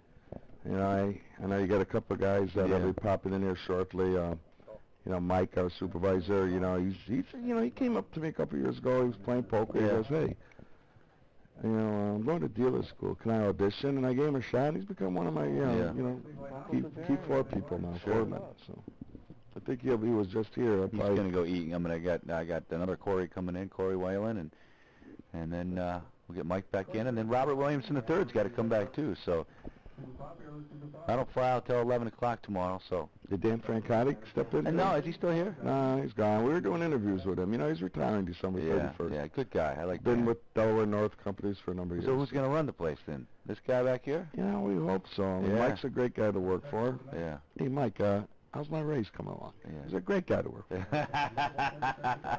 You know, we'll see. I mean, I'm sure there'll be some great candidates out there. And Dom, you know, bring this up in a positive way, but you got to be near retirement age here in a couple of years. You know what? You know, I moved down here, been living in Chicago for a number of years, and a long time coming down here. Would I retire here? I mean, it's beautiful weather. Yeah. I don't want to move back up in the Midwest. No. Yeah, I'm here. I've been going on 5 years in January. I'm down here, and we'll try to double that and then decide what to do. Well, then we got to make up for all those video poker losses, much like me at the craps table. So you and I are probably going to have to work till we're 112. By the way, I would have retired 20 years ago. Yeah, I know, right? Me too. Yeah, we kept playing and playing and playing. Like we thought, it's the definition of insanity, doing something the same thing over and over and having the same end result, which is bad for you.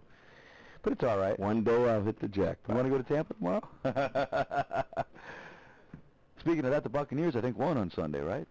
Tampa, that's Lovie Smith and Leslie Frazier. Oh, it is. It is. Chicago Bear and an ex-Chicago Bear. You know who's terrible? The Miami Dolphins. This team is terrible. They fired their coach. Fired everybody. Well, I think they were firing themselves at the end there. Hey, you know, that's a tough sport, you know. Yesterday I picked 10 out of 12. Yeah, we got a little contest here. You guys, we got an all-in now. An all-in by Plowman. And a fold. Yeah, so you guys treat Sunday football here. It was so much fun yesterday. They set up all the tables. Your guy Patrick runs a little free. Yeah, Patrick's great. They call it, Francotti told me this is Patrick's World. We call this Patrick's World over here. And he had all the TVs set up.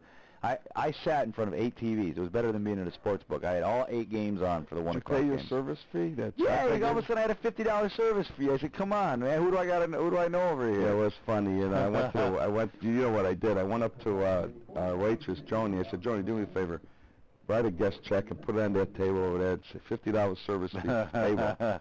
So I'm over there peeking, and here's James thinking it's serious, and then I walk in and I start laughing. I think, James, you were going to pay because you knew it was I was. It was. And I had a big first half bet, too. So, all right, action is on the button. And Corey, reaching for chips. Anyway, though, the food, we had wings yesterday. We had some halftime trivia. I don't even know how many I picked. I lost my sheet. Guy kind of looks like a Massey almost, doesn't he? You know, that's Aaron's buddy. Yeah, they're buddies, too. Looks like he could, well, Aaron and Ralph, good guys. It's great to see the guys. Yeah, I met Aaron at the first HPT up in Indiana, and great kid. Re-raised to 420. And I think maybe that was a button bet, and maybe just finally the bluff. Finally, our guy Steve's got enough chips to make you know, that raise. I think Steve's playing pretty textbook poker here. Well, you know, it seems like he's focusing, which is good. You know, a couple of guys there, you know, they're just like not playing, they're waiting for the right position. But you know, he's picking and choosing. You know, I'm sure Corey's playing all the hands, and at some point, you know, he's going to run into a monster, and yeah, we'll see what happens. A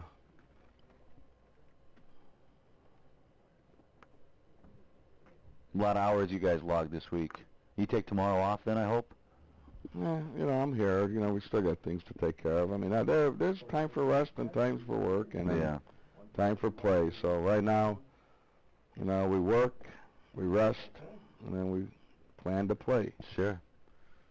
Well, on behalf of everybody in the HPT, I want to thank you guys for having us back, and the successes and the numbers, I think everybody's pretty happy. What's this? You guys want to do this twice next year? Yeah, we want to come back twice. We like it down here, man. You know that. We did do it twice a couple of times. It's early in the year.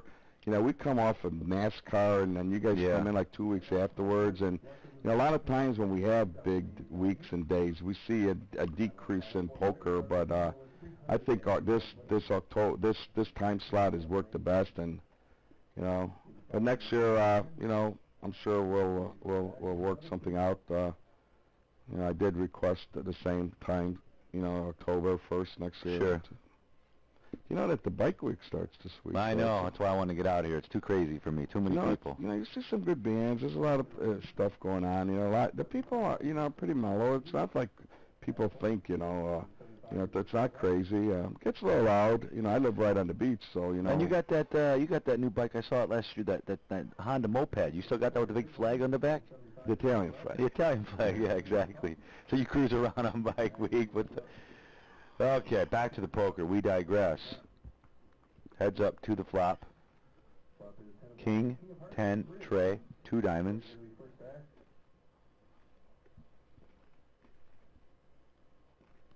Either Steve's tired, he's bored, he's concentrated, or he's got a big hand. I think he's concentrating.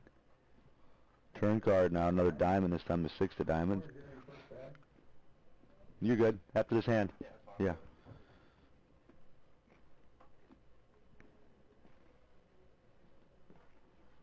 Kind of like the way he doesn't turn his head, he just peeks his eyes out at him. He did a double take on that. He did a triple take. He's keeping, but now he's worried.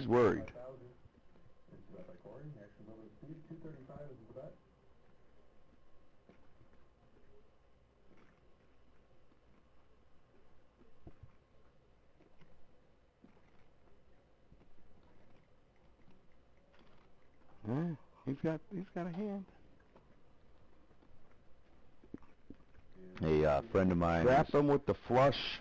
Steve's holding the flush. A friend of mine who's a Cardinal fan, she just tweeted, "Where's Bartman when you need him?" The Cubs are leading right now.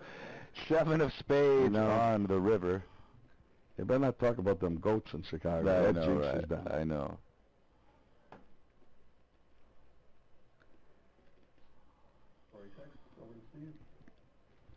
Action on Steve now. He's a little worried, or he's got a good hand and he's just trying to figure out. Yeah, the looks he's given now are way more than the. Yeah, he's got a hand. Steve's got a hand. 400,000. Now Steve's the aggressor. Got a flush. Things aren't so good now for Corey T. You know what? Trying to figure out what he has. He's talking out loud. He might have flush versus flush. Everybody in the audience at 11, they're all looking up at the monitor. So essentially, they're all watching themselves. That's what they're doing back there. Oh, man, look at these glasses I'm wearing. Aren't these great? Hey. This guy over here looks like Henry Winkler almost. Kind of a young Fonzie. Yeah. This guy looks like Roger Campbell. The guy with the shades, I can't put a read on him. No, it's not, but it looks like Raj. I had drinks with Raj at the Oceans last night. The Oceans Resort. Oh, the Ocean Resort. Yeah, over there by south of the Main Street. He's gonna fold. I think he's gonna fold. He's gonna show a 7. Yeah, well. Steve might be on total air here. It might be a total bluff. He says, "I'm never." It's the first smile. Says, "I'm never showing you my hand."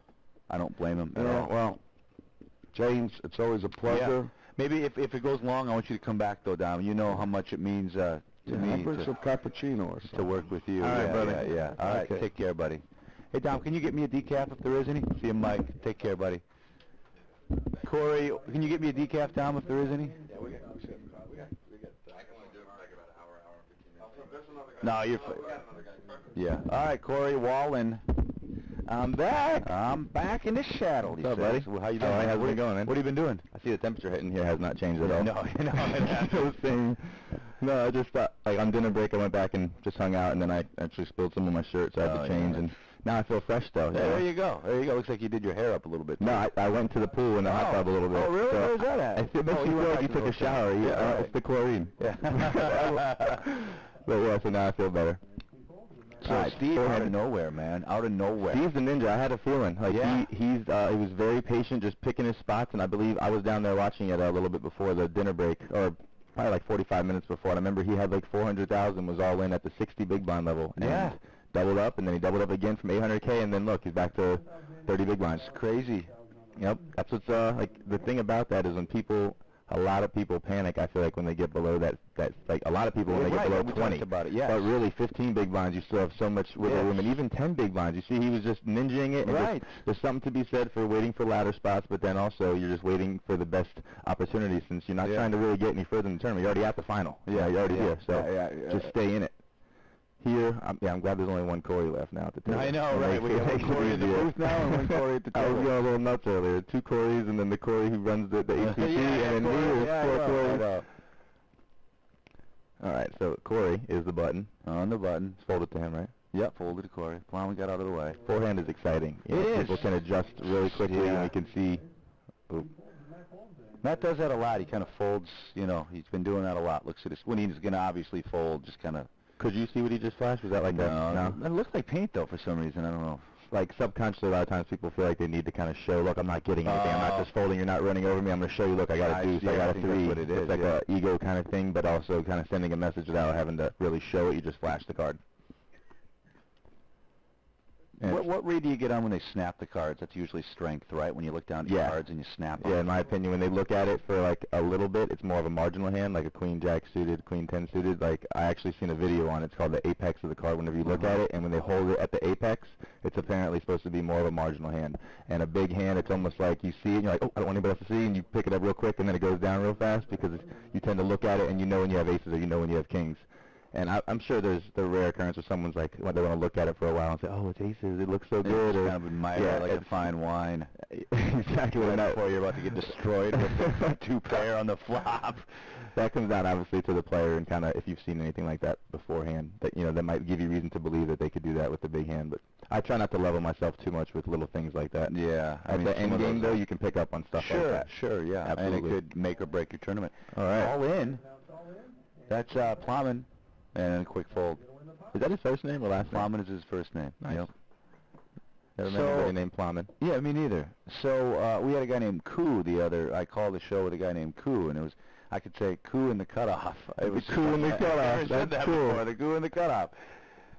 The word Koo, I've never really, I'm sure I've heard it somewhere, but I just went and seen that new movie, The Wire, or no, The Walk, you know, where the guy walks with the tight line wire across the two World Trade Centers, and that's what he was called. He was French, and he was like, it's my Koo, and he was called, like, yeah, that was his thing. Did he actually do it? Yeah, he did it. It's a true story. It's a really good movie. All right, so do we know the stack sizes? No, we don't know. I know Corey's chip leader. I know Matt has around 1.6. Yeah. 1.7 is what they just said when I was down there. So no, here we on the broadcast here we're thanks a lot, Mike. We know nothing. We know nothing. Oh, it's fine, Mike. Thanks. Is it decaf? Thanks, bud. Well, this looks like 80K. So 40-80K is the big blind, right? Yes, it is. Okay. I'll have to apologize to Never Loses at Poker, as they say. They mention we're spending way too much time talking about the hands and announcing cards. I wish they would spend more time talking about stupid blank. I wish they would spend less time. Yeah, they say more time. Oh, more time they want to talk about? Yeah, let's earlier I was listening to the broadcast and I was on, and people were saying that they wish we would shut up and focus more on here, or they wish that they could only hear Jeremy. But I think that was because I remember when I said it sounded real buttery. Yeah. We could hear Jeremy, we could hear the table talk, and it was me and you, and it was getting a little too much. So sorry about distractions. Sorry about it, people. You know, sounds much better now. Yeah, it sounds all right. Yeah, I think we're doing all right now. All right, over now to Plowman. You know, this is late stage in the day out here in the East Coast. It's 8:20. These guys have been playing a long time now. Yeah, it started at 1, right? Yeah, had a dinner break, and they were supposed to start at noon. It got started a little after 1. They were here last night until 1 a.m., 2 a.m., and then you got to go home, watch a little TV, go to bed, get up, eat, and back at it. So. And poker players don't like to really be on a schedule, as you know. Not at all. They don't want to get up early. I don't like being told what to do. I don't like having a schedule, nothing. So, but I mean, for final tables, and especially a televised one, I'll be on time. I'm never late for a day 2, but day 1s, Never late for a date either, right? For a what? For a date. That's what I thought you were saying. No. Recently, it's kind of a long story, but I basically a few years ago made a promise / a deal with myself, kind of that I wouldn't let myself get close to any girl or no relationship until I hit certain poker goals, and I'm getting there and kind of close to those goals, but poker, you have to make a lot of sacrifices, and I went through a bad relationship, and the girls most girls I find don't understand the poker lifestyle, and it's hard to kind of balance that, or have to call a girl on break whenever I want to be thinking about a hand, etc. So I just kind of don't let myself, really when I go on trips, I don't even pack any clothes to go out. I just pack just those basketball shorts and just t-shirts. I don't even let myself get tempted to go out. I just focus on poker. How do you get that motivation, and how do you stick to that? It's tough, but it's kind of I know what I want in life, and in order to do that, I know I kind of have to be selfish for right now, and selfish and focus on myself, and not being selfish. I don't think whenever I'm not letting anybody else get into my life, but it's instead of going out looking for it or trying to find a date or going out on dates whenever I'm going out of town, I'd rather just focus on what I'm there to do. But you know it's going to happen. I know it's going to happen. Yeah. Outside on a break. I meet girls. I don't even mean to sound conceited. It happens all the time though. I meet girls everywhere I go, and I'm like, no, I'm sorry, no, I can't hang out, no, and then but it is what it is. I know what I want in life, in order to get it. Pointing something out there. I've seen you. We have some girls in the audience. We do have some gals in the audience. I think that was actually. You think they're looking at the camera, checking themselves out? Yeah, I think they are. They're girls. Yeah, absolutely. Every time though, it didn't change from the last time. But they might be watching the poker game. Steve the Ninja, what's he thinking about here? I don't know, man. He's kind of had that demeanor and that look pretty much the whole table. It was funny. I couldn't get much out of him in the interview, but I asked him what he liked most about the HPT, and he's a guy like you. He plays a lot of poker. You can see he's got his PPC stuff. Did he say like the structure? Yeah, and when he went on and on about I was really surprised. I said, I looked back at the producer. I said, make sure to write the time code down. We need to use that. Yeah, it was a great line. And if he's that's why I asked about that, because considering how he's playing, he understands the structure and knows that if you have 15 or 12 big blinds, you're not out of it. Especially when people at the final table, a lot of them, if it's their first time there, they're going to feel pressure to feel like they have to make a move, or they want to show a big bluff to their friends watching the live stream or something like that. So if he's obviously aware of that, and he's like, you know what, I'm just going to play my cards. I'm going to play real straightforward, pick my spots when they come, and look, now he's got a shot to to win it with four-handed. Whenever most people would say, oh, Steve's gonna bust next. He's gonna get fourth. I heard it down there when I was down there. Okay, all right. So once Steve busts and they play three-handed, and I'm like, I didn't say it, but I'm thinking, I'm like, it's not over. It's not over. No. By any means. With the big blinds and Annie's out there, once he even doubles, now he has fold equity. He can just shove and just pick up pots without even having to play them. And the other people aren't going to want to call and double him up, so they have to have like a top 5% hand roughly to be able to call his all in. Whenever he gets to that like 15 to 20 big blind range, and he can just 3-bet shove over him, and it really traps people and makes them like have to have it and play more straightforward. Sure. Not to mention he's already built up a really, really tight image, so he's going to be able, so he's going to be able to exploit that. If he doesn't fall asleep, though, he looks like he's sleepy. Like right before I came in, right before I took over the mic and I was just watching that last hand, I noticed whenever he did that little demeanor and he kind of like kept glancing over at him, he was trying to, like in my opinion, he was trying to act like he was weak or trying to act like he was vulnerable by looking, and then as you've seen, he bet the river, right? And it was like, okay, he definitely had it. And whenever people's demeanor changes like that and it kind of goes from what their norm was or what they've been doing the whole time, it's red flags, and it's either one way or the other, bluffing or for value, and I think right there that was for value. Wait, how did you learn so much about the game inside and out? I mean, I'm a people person, and like I said, poker's a people game, so if you know people, you're going to be able to figure out kind of how they react and how they're playing their hand. It doesn't really matter about your cards. Do you talk a lot at the final table then?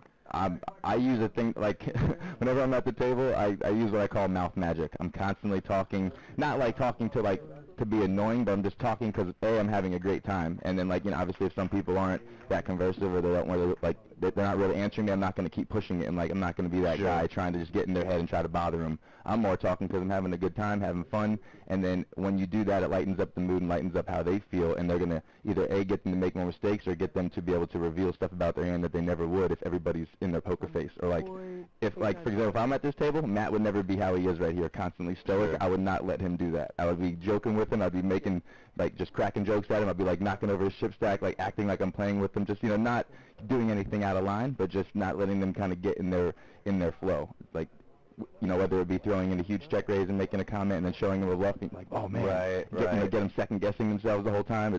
There's numerous things, and I never go into one table or one tournament with one style. I kind of adapt and adjust to the table. Well, I think we're going to take a short break here. It's just a 5-minute break. Yeah, so we'll be right back. Right. Don't go too far. More exciting final table action coming up.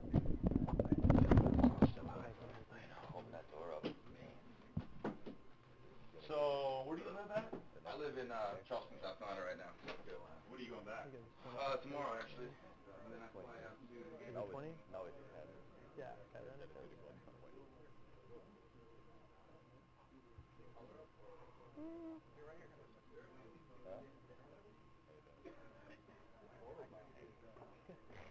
He has like 3 million now. He's close to 3 million. Yeah. He has almost a full stack of red on the other side of that red. Yeah, he's like 2.8, 2.7.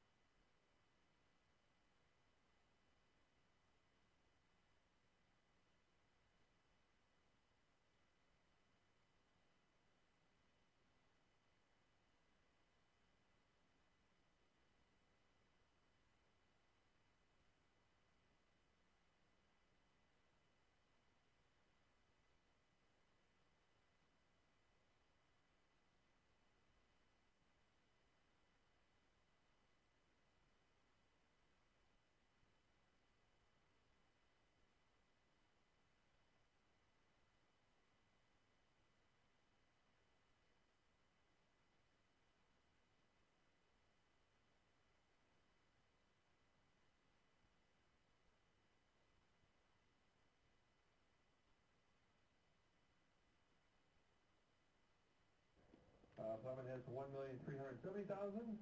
Corey has 5,665,000, and Steve has 2,820,000. Nice glasses. All right, we're going to be at a 10,000 ante now. 50,000, 100,000 on the blinds.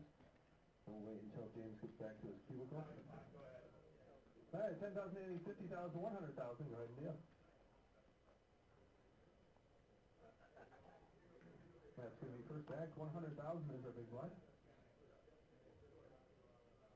That folds.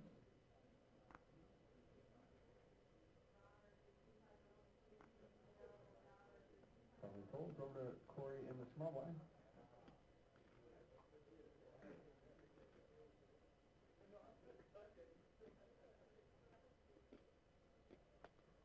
Corey makes the call. Option to Steve in the big blind.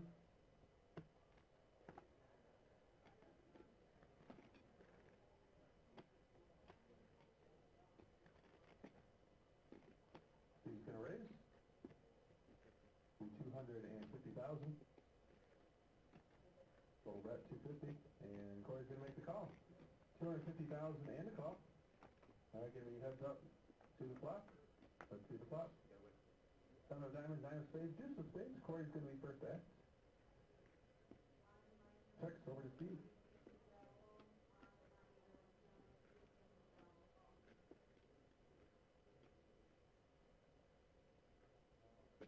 Steve's going to bet 130,000. 130 is the bet by Steve. Action back to Corey.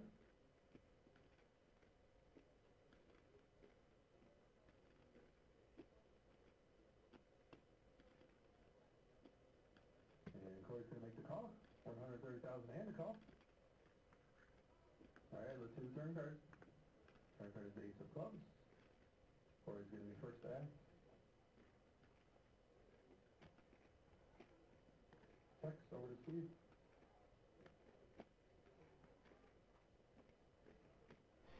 There we are. Welcome back. All righty, we're back. Thank you. James Larson and Corey Wallen. Am I saying that right? Yep, you're saying that right. Usually people say Wayland, so yeah, it's good. I wonder what you would have said if I didn't say, like, how I pronounce it. Yeah, I wonder. Yeah, if I just would have looked at it. All right, so I just stepped out. He's doing that face again. You see that face? Oh, yeah. The one I was telling you that, that he did whenever he was acting weak. Here he goes. Sure enough, he's betting. Nice. Okay, we have the chip counts here. So Steve started his hand with 2.8 million, and Corey right next to him started the hand with 5.6 million. And the blind, it's the easiest level to do the blinds, the 100K level. Oh, right. It's like, yeah, I know. You know how many big blinds they have exactly. Yeah. All right.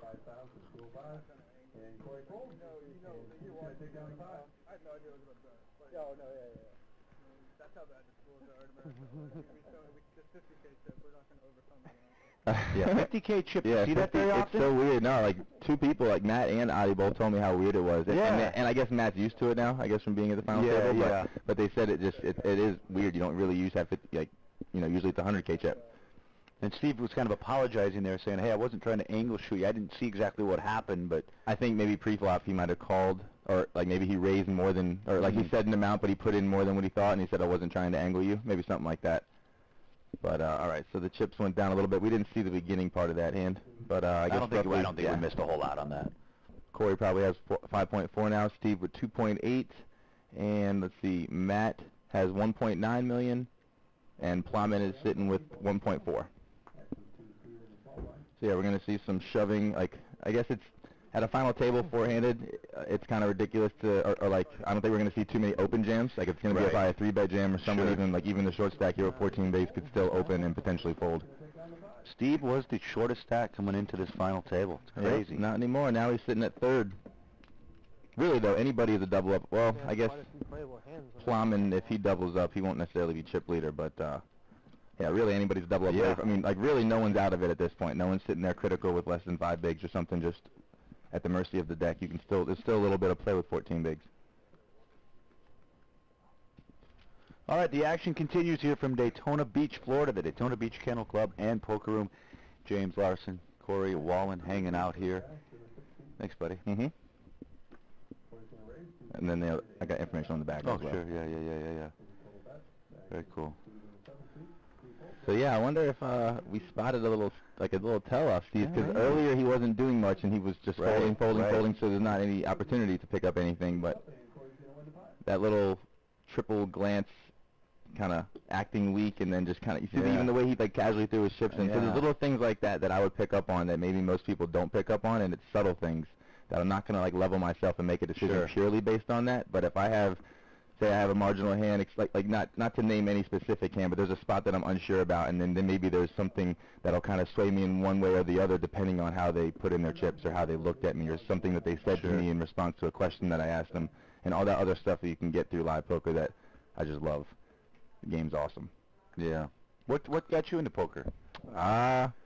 I was always a competitive kind of person. When I was younger, I had my skateboarding phase. I had and like not only competitive, but I had my phases where I went through a golf phase, skateboarding phase. I went through like I was a drummer. Like I had a drummer, and I was like going to drum lessons all the time, wanting to start a band. I had all types of phases, and poker was the only thing that I found that I was like, wow, you can make money from this and meet people and travel. I was like, I like poker, and it's just the only thing that I really stuck with. And I always had an addictive personality with any of those things. When I was skateboarding, I was gung-ho. I bought everything. I started watching videos, going to all competitions and stuff. Like, I wasn't in the competitions. I was just watching it, like, you know, and the same with drumming, the same with golfing.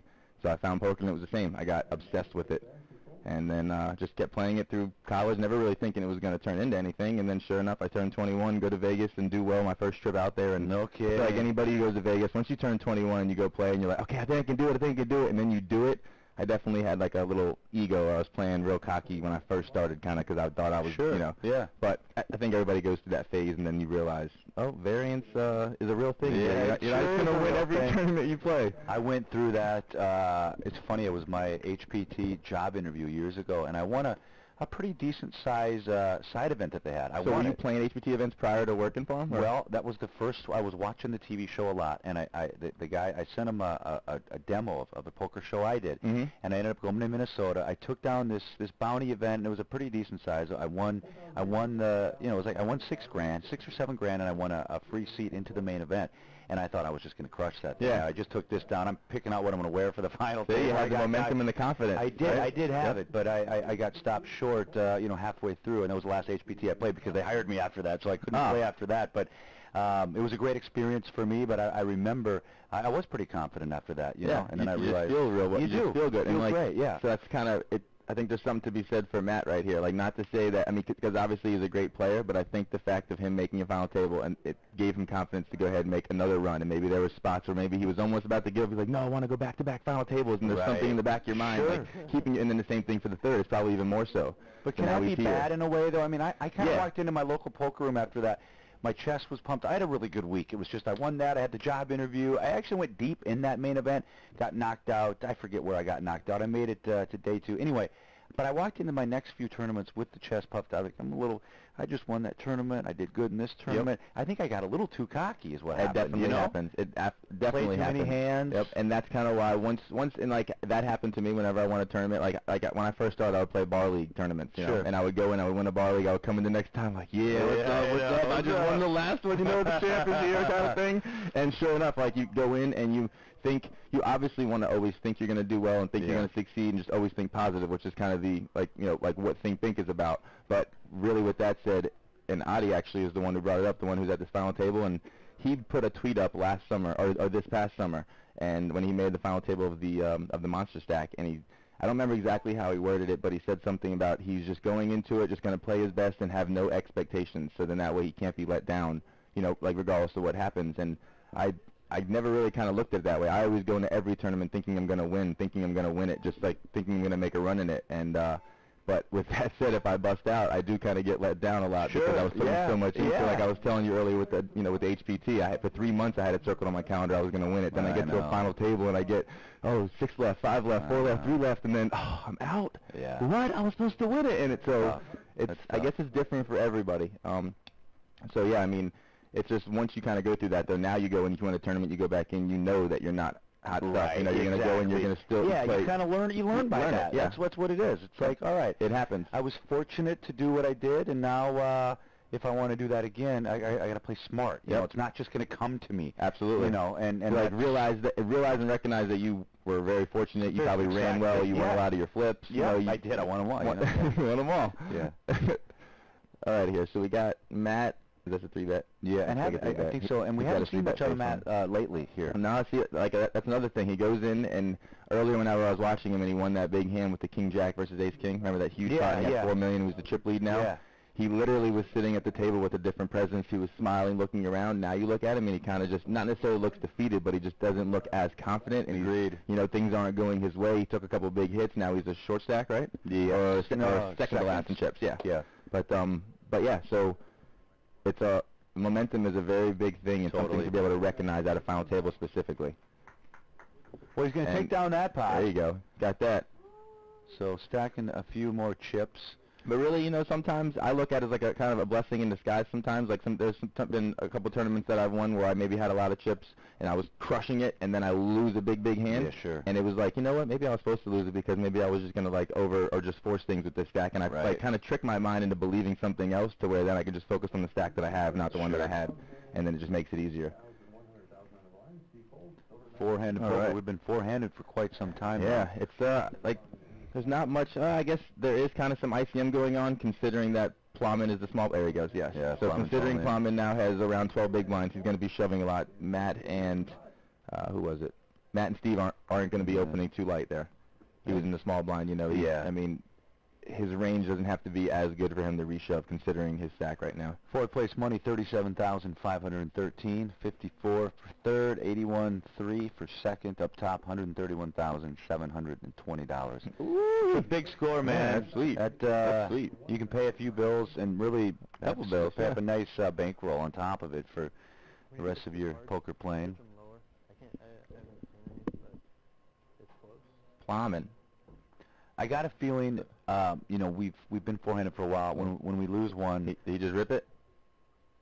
Yep. He just shoved. Did he? Yeah. I think he has around 14, 15 big blinds or so right now. And nobody wants to call. There's going to be a lot of that going on.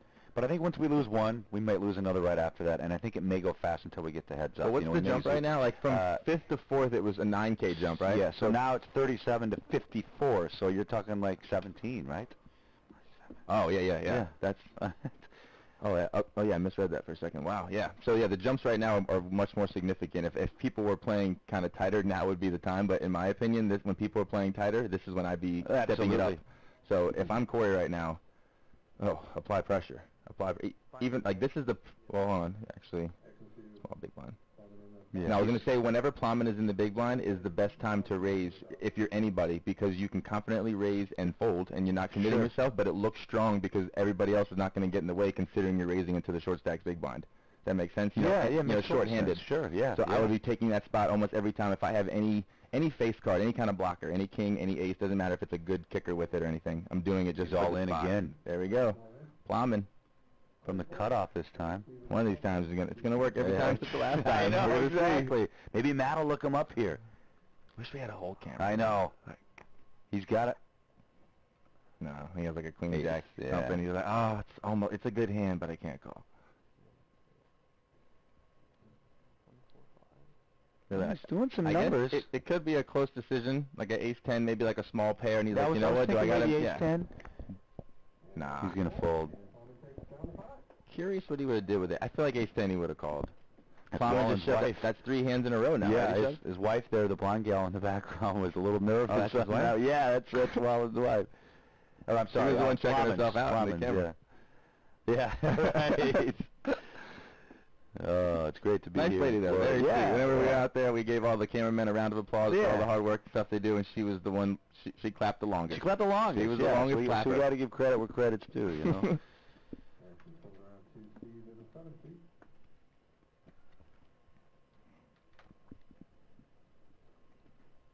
So you're heading you're heading to Hammond next for I'm here tomorrow. My buddy Clinton I'm here with, we're going to visit his grandma, and then we're heading back. He picked me up. He lives in Charlotte. He's dropped me off in Charleston, and then I have fly out Thursday morning. What's your World Series circuit resume look like?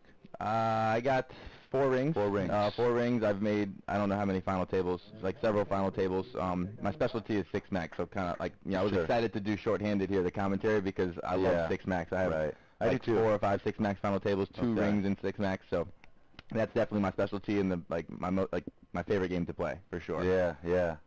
Not to mention you get a lot of leg room. Like, you know, outside from a lot of hands, just the leg room, period. Yeah. So, like, you know, because me, I'm tall. It's hard to say. I'm like, oh, excuse me, sir, excuse me. If playing 10-handed or 9-handed, it gets a little crap. Especially when they put me, like, in the seat with the dealer box right there to the left. Like, in the one seat, I always knock my knee. Right. Always bang my knee. Well, yeah, how about you? You going to the next stop for I'm HPT? not going to go to Vicksburg, but I'll be in St. Charles at that event. So Okay. I'm going to go to St. Charles. Always a pretty a big prize pool there. So looking forward to getting back to the St. Louis area, and we'll see if there's baseball going on. Yeah, too, never. you know. Oh, that's right. Well, no, it'll be World Series will probably be over. I just thought about that when I go to him and like Cubs. Are playing, right? Cubs are winning right now. It's going to be impossible to get tickets. Yeah, standing room only is going for $400. Wow. Standing room only. I don't even know if you can see the field. Yeah, I heard it the other day. I'm not even like a baseball fan. Yeah. I'm like really. It was just because I like big sporting events as a sports fan. Sure. That's it. I don't know All right. So Matt opened. Oh, Matt Corey's contemplating here from the big blind. Contemplating a 3-bet here from the big. He's got his you're up to something, Matt face on. Here he goes. Corey was kind of in cruise control for a lot of today. Now he's got to kind of figure out. Yeah. I was going to say, this could put Matt in a real tough spot. Matt's opening from the button, an obvious spot, even though it's four-handed, but it's putting him in a tough spot because, actually, I don't know now if Plowman is now in second and chips because of him just shoving the last three hands, but it definitely puts Matt in a tough spot because there's ICM between two similar stacks. I promise. Okay, so look. So if this was me and I'm just trying to get him to fold, I would have to make it a big amount, knowing that he can't just flat. He has to fold or shove. Right. But it looks like he just made it a standard amount. I'm not sure what. Ace 8-4, a couple of diamonds, so this hits somebody. Yeah, if you 3-bet and you have the lead, most of the time you're going to fire this board. Sure. And your opponent's going to be folding or shoving on you, considering his stack. Right. And you don't even have to bet that big. You can actually down bet, and it would actually look stronger to Matt.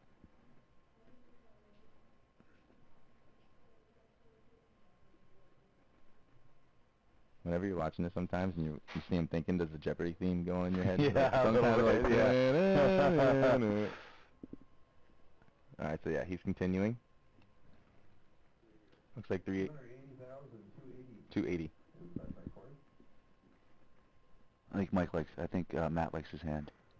Yeah, he doesn't. Yeah, he has that confident demeanor to him right now. Almost too confident. Yeah, he's not slunched over at all. No. Well, he hasn't been slumped over all day. He could have 7 deuce, and he's going to have that posture. Well, in the hand, like it was actually earlier whenever I did it. I remember whenever he was facing a bet, he kind of had that demeanor as if he was. All right, there we go. So there we go. See, that's an example of like how you could level yourself whenever he's going to show one. He always does that. What was that, a king? Yeah, I don't know if that. It was a king. Yeah, I don't know. It was ace something. Ace XX, 2 diamonds. He showed the king of hearts. Yeah. Yeah. He likes to show one. It's kind of funny. He gets him thinking. Yeah, you know what? There's something to be said about just showing one, you know? Yeah. Because, like, I mean, really, if you show them that hand and Matt's going to be thinking about it for any more time past that hand, it's going to affect it. Absolutely. Like, it's going to give you a little bit of an edge for that hand. Absolutely.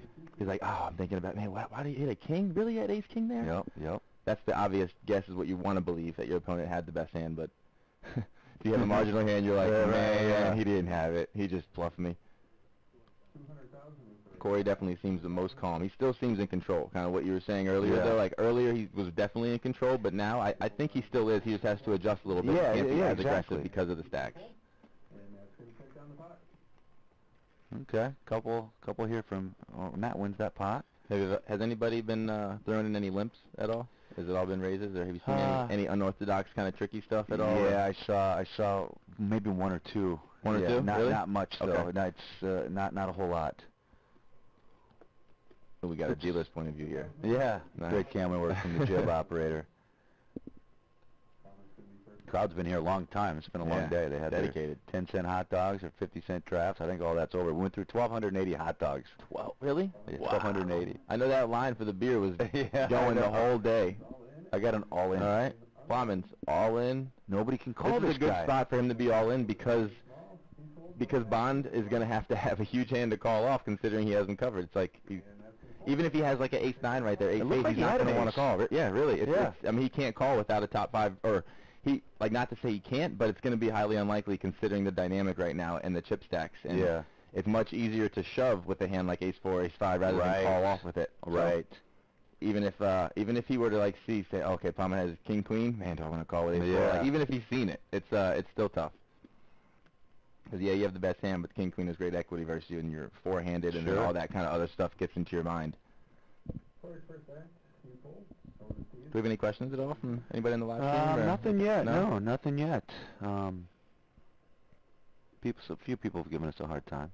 Hard time? You got some trolls? No, they're all good. It's okay. Sound quality? Is it I think it's it okay. sounds better. Yeah, it sounds great. Yeah. If they're hearing what we're hearing, they should be happy. Okay, over to Plumman. He might have just hit a point where he's like, you know what, okay, I'm over it. I'm just going to be shoving my hand. Kind of, try to double up yeah. to get a chance to play, or he just has 2 moves. Well, we could be here. We could be here a long time. It could be. Yeah. It's our blind level, so. But I really felt like once it hit the 100K level that things were going to be kind of going a little faster. I thought so too. But you got to understand. I mean, Steve, a good example here. He's doubled up 4 times now. Yeah. That's how tournaments last 15 hours, Absolutely. final tables, stuff like that. Chips getting passed around. Right. I feel like Matt is going to be the next one all in. He's not going to be the next one to bust. I'm thinking big for Matt, but I just think he's going to be he's going to have to make a move at some point. Yeah. Whether it be a 3-bet shove or just open shoving. Had me crushed. Winner is Corey T. Yeah, because it doesn't seem like there's something to be said if you're a short stack and you're at a crazy table and people are just playing huge pots all the time, and you can, even though you have a short stack and you essentially need to make moves sometime to give yourself a chance to win, you can kind of let them just play and just let them battle it out, ladder a few spots, and once you get short-handed because of how many more hands you're going to see, that's where you can really build a stack. And obviously you can't be as patient because you're going to be seeing more hands be in the blinds more often, but that's kind of what gives you, it increases the variance a little bit, but when it gets to that stage of a tournament, that's the best play. Yeah. There you go with Matty, he's all in. Looks like it's probably around there. Yep. I had a feeling it was coming soon because he understands the situation. He needs to make a move to give himself a chance to win the tournament. Everybody folds quickly. Yep. Game is moving a little bit quicker now. And say Plowman were to win like a sizable pot, like not even a full double, but a sizable pot, and then all 3 of them are about even in chips, that puts Matt at a real bad spot because no one's really worried about ICM. Then it's him versus them. And it's just, okay, all right, well, if anybody has any type of hand, don't, it's that time to take him out. Yep. So he wants to kind of keep his stack at least the same as Plowman until one of them kind of get a double. And as you can see, no one else is playing any pots. Everybody's folding. There's even walks in the small blind. Yeah, people are not getting out of line, it seems, until someone busts. This is kind of what I think kept Steve in it, because people weren't playing whenever he was that short. They were just like kind of waiting for him to bust, waiting for a ladder. Even subconsciously, if they're doing that, they're like, you know what, I'm just going to wait till he busts. I'm going to make another 12,000, and then I'll play. Or, I'm not going to get out of line until then. Sure. That's what can cost you a tournament. You got to seize the moment. And Corey is not seizing the moment right now. I'd be so aggressive if I had his chip lead right now at this table. Our next HPT tournament, Vicksburg, Mississippi. All the information on the webpage at hptpoker.com. All space. Yeah, it is far away. We fly into Jackson. So I don't know where that Jackson is in relation, but we fly into Jackson, drive an hour south, and then we go to. Wasn't there like some sort of historic event in Jackson? Yeah, there was something big that happened in Jackson, right? Was it? Yeah, we should know that. I know, we should. I've seen some like a few weeks ago. Was it I don't know. Yeah, there's a bunch of history there. He doesn't have the same demeanor in this hand to me. See? Okay, yep, makes sense. He wasn't playing it, he folded it. And the winner of the hand, Corey T. So if you got to predict a winner out of these 4, who do you take? I'll take Corey. Taking Corey? Same name. Yeah, right. Same name. No easy. Seems easy. Well, I'm going to go against the grain. I'm taking the underdog. I'm taking the long shot Louis. That guy right there to the right. I'm taking Steve-O. Steve's my guy. You said if I had to pick, and I'm rooting for Matt. I honestly want Matt to win, but just my vibe right now and how I'm feeling in the flow of this table and just looking at their demeanors and stuff, if I had to pick, I would definitely take Corey. And then the fact that we have the same name, it's kind of like, it just seems like I should pick him. I think heads up could go either way. Yeah, depends on what blind level it gets whenever we get the heads up. Yeah, and it depends on who plays the best heads up. I mean, all these, out of the 4, even Steve here could make a run at this. He's doing it right now. I think we're going to see the better player when it's heads up. You're right, and I see the best I have a feeling Steve is kind of just waiting to get to the heads up to give him some hands to work with and not having this four-handed dynamic. And with that said, I feel like Corey, he's good right now with the full ring and short-handed. He seems to, but it's kind of easy with this chip stack and just picking your spots. And like I said, in my opinion, he hasn't been as aggressive as he should be, considering how short Plowman and Matt are. Right. So with that said, I think that now as he's getting shorter-handed, he might not know what to do if he gets heads up, because now it's like it's heads up. He has that many chips. We're going to find out, like you said, who's the better player. And I have a feeling it could be Steve, but because Corey has so many chips, you know, nothing's said yet. You know, for all we know, Matty could just double up 3 times and be chip leader and all these everybody out. Yeah, all these guys are in the same boat, the same league, though. I mean, they're some top-notch poker players at this final table. Nobody lucked box their way into this thing. These guys know how to play. All in? Can we get a call? But sometimes at the end game, though, people maybe don't play as best or maybe don't know how to adjust because it's shorthanded. You know what I mean? And I don't know these guys to that extent. Okay, we're going to get count. Drum roll. I don't know what that means. Roll. I mean, that's... Oh, he's grabbing stacks.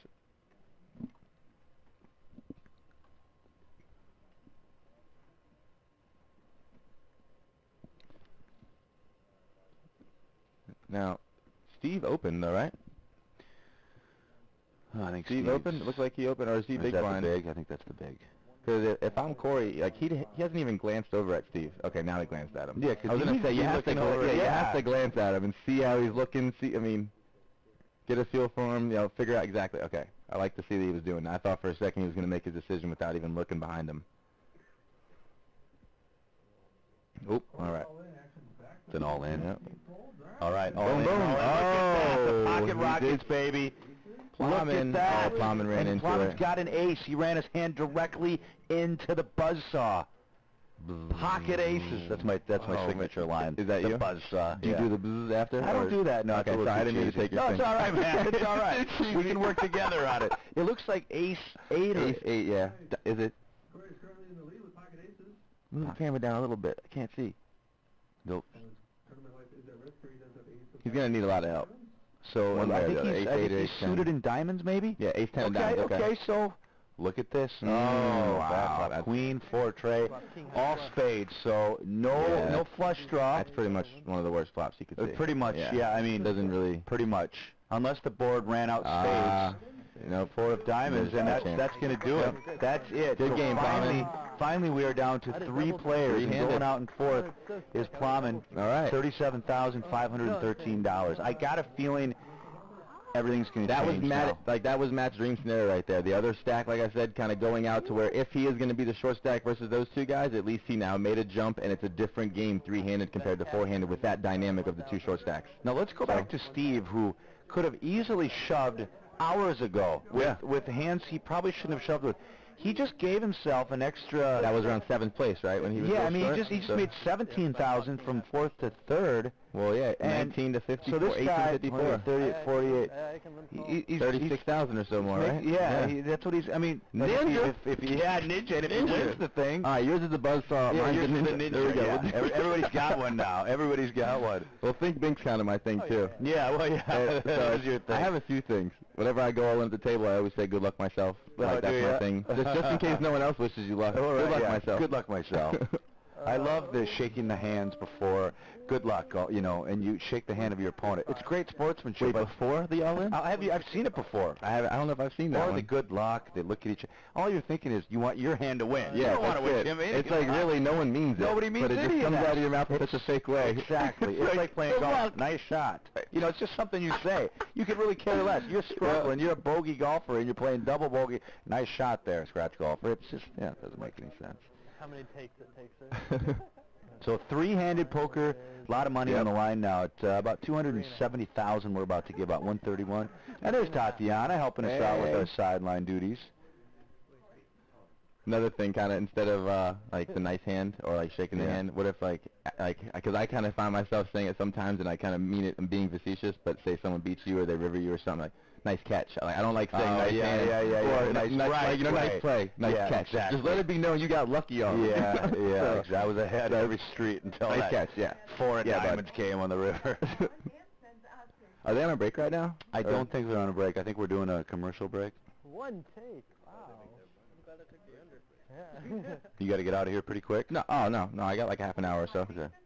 The other day I went to the movies and the air conditioner was broke, so they gave me like a free pass to come back to the movies because it was so hot in there. So I'm leaving tomorrow. It's so hot. It was funny too because right before I went in, I changed because I had a tank top and sandals on because I was at the beach, and I changed thinking it's gonna be cool in the movie theater, and I go in, and I'm like, Yeah, why did I just leave it on? I was so hot in there, and I went and changed and put pants and a shirt on. So now you want to get your money back. Yeah, so I got this free coupon, so might as well come leave it tomorrow morning. Player, you guys. Value. Jeez, value. No, it's all good. It's like $10, but I got to do it.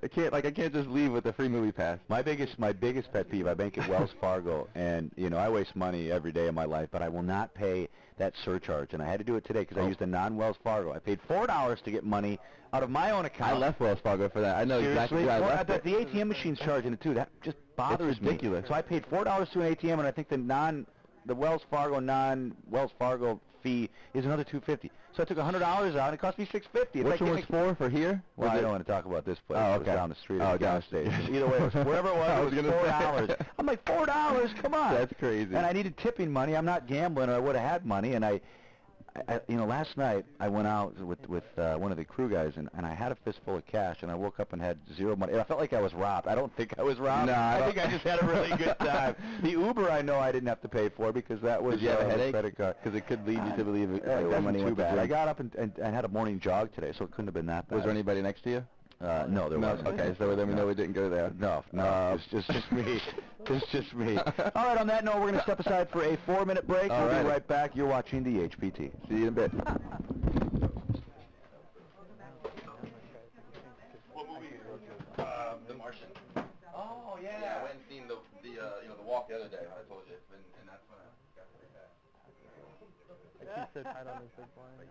Didn't take so long. He can steal, but.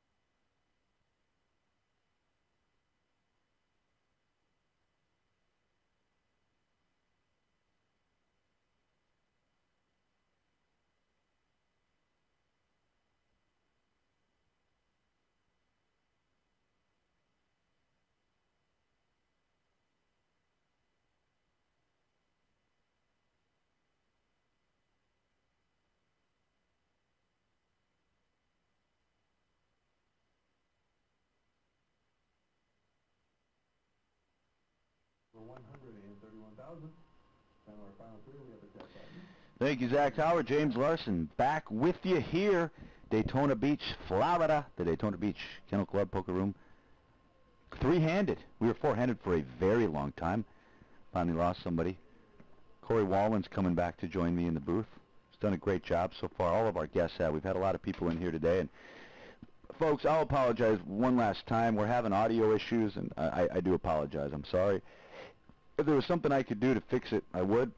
Our staff did their best to try to get things ironed out, but I think this is the best we're going to have today. But hey, at least we have a stream, and at least we are providing some video, and I think the video is okay. We just had some audio issues. So Action now over to Matt. And he's going to fold.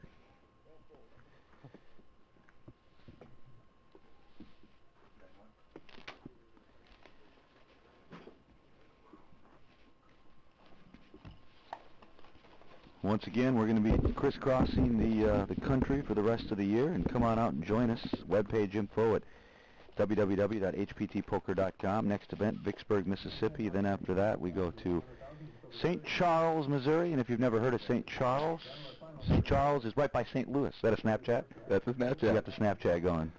We're in a small little office back here. They've got us back here, small little area. Hey, there he is, Gabe Flores, all the way from Detroit, Michigan. Great camera work by our crew. This will hit air in about 5.5, 6 months. For all the information on that, you can check out the webpage too, hptpoker.com. Yeah, anybody at Final Tables gets a DVD also, right? They all get a DVD, yeah. That's awesome. We kind of trick them a little bit. They've got to send us some pictures, some information. If they send us all that, we'll send them the DVD. Oh, I don't think I sent anybody that, like, is that something new? Did you get yours in the mail? Yeah, I got one, yeah, I watched it. Yeah, but I never had to send in any information. Like, maybe mine wasn't complete. Maybe I would have had more. Maybe we didn't want any information from you. Man. I don't know. Maybe you played so bad we didn't want to know. All right, flop time, queen, 5 tray, 2 clubs. We would be heads up right now, but Steve has doubled up 4 times. Yep. Well, really, I mean, you can't really say that, because if Steve didn't double up, for all we know, someone else got the chips, it could still be 3-handed. That's a good point. Butterfly effect. You're always right. It's the same thing where earlier, whenever they, like, they dealt a hand, and then there was, like, a misdeal, or, like, you know, the dealer didn't move the button, and then they had to reshuffle, that changes everything. One hand, like, which you don't think about, but it's, like, literally the butterfly effect, where that could change everything. Different cards, to go different people, different positions now, using a different deck. It's like, everything just changed on that one little misdeal hand. Right. And we would never know what would have happened if that didn't happen, but we know that it did affect it. It's crazy when you kind of get on that level. It's crazy. It's like a hypothetical you come up with whenever you're drinking with the buddies, like, guys, what if, you know, you come up with 2 hours later. Yeah, 2 hours later. Like, who would you haunt if you died? You know, like something nuts. A buddy brought that up the other day, and that's a wild one. You know, like, if you were to ever, God forbid, pass away, who would you haunt? Like, who would you want to just go, like, you know, just freak them out all the time? All right, Steve, Mr. Ninja. Yeah, I think that's that way. Yeah, I think, like, what I was saying earlier, as far as him showing to kind of let them know I'm not getting anything, I don't know if that's that, or if no, that's I think it's a habit. Yeah, it's just the way he folds. It's a habit when he folds, when he's last to act, and he just, you know, one time they almost tumbled when he threw him. He just kind of chucks him down. And he's not upset. He's not angry. He's the best guy in the world. I don't think this guy's ever angry. Yeah, well, I mean, I guess whenever he was chip leader and then he went down to being short stack, there's a little frustration. He's not angry because he still understands the moment, and he's been obviously this final table 2 other times before. So he understands what it takes to win a tournament. But I think the level of how hard he throws his cards down is telling you how frustrated he is. Yeah. Oh, he's doing something. What is that? Oh, I think he's making a call. Oh, that was small blind. Yeah, now we have an option, so he makes the call. Now he completes, and now the option's checked. Wow. I would be applying pressure every time. Yeah. Until Matt shows that he's going to limp with a big hand there, apply pressure. You have all the chips, Corey. 2 queens and an ace.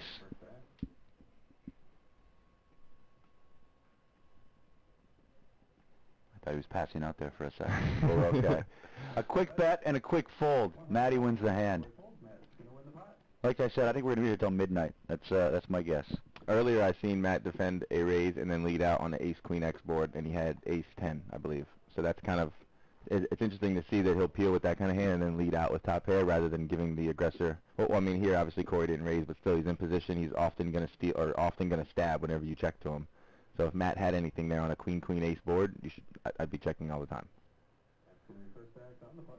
Or, you know, you can check and then and then give him room to bet, and then you know, okay, well, if he has an ace, he probably would have raised pre-flop, and he probably wouldn't bet with trip queens right here. He probably would check behind.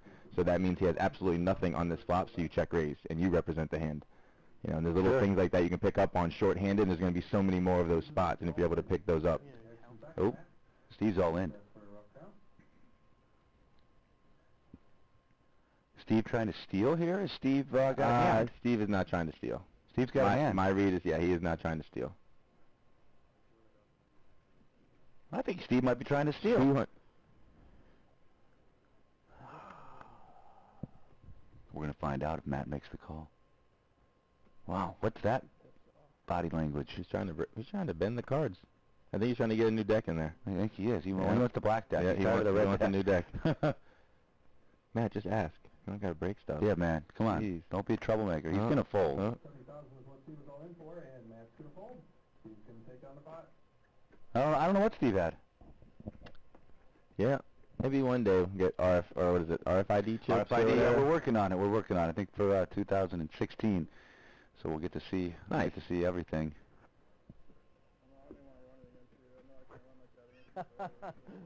Steve seems like a good guy, though. You know, I mean, he's got kind of this, there's a little bit of a scowl while he's playing, but any kind of interaction. Even he said he apologized to Corey about possibly an angle shoot. He says, hey, man, I wasn't trying to angle shoot you. Yep. He was cool with me in the interview. I think he's just kind of a quiet fella that keeps to himself. He's not like you and me. Hey, everybody. We need to be more like this. I think more people who wear hoods, though, like, it's funny, but people who wear hoods seem to be like that, and I guess that's maybe why they wear hoods. Is that a true statement? I swear, people who wear hoods are more like that? No, like, yes. Yeah, they kind of just trap themselves in. Because they want to keep to themselves and they're reserved. Yeah, I mean, I don't know. It's just something that I observe. When I'm at the poker table and I'm not playing hands, I think about all types of crazy stuff. So I kind of compare things. I'm like, all right, look, this guy's wearing a hood. He's doing this. Did you ever go to college? Yeah. Yep. Yeah, I have a degree in business with a minor in marketing. I never really used it. Yeah. Well, any kind of education is good. Yeah. I mean, I always knew when I was in school I wasn't gonna have a 9-to-5 job and like work for someone else's dream. I wanted to kind of do my own thing. But only went there so my grandpa and my mom wouldn't freak out. Coordinated board here. Any 10, I think, makes us straight. A bet and a fold. 250 was the bet, and Matt fold. Easy game. Easy game. Easy game. Steve is now the button. Steve stacking chips. Steve on the button. I'm assuming that's a 500K stack? Or no, a milli stack. Yeah, it's got to be a milli stack. 50K chips. We are far from over here, folks. Steve has a little over 2 million.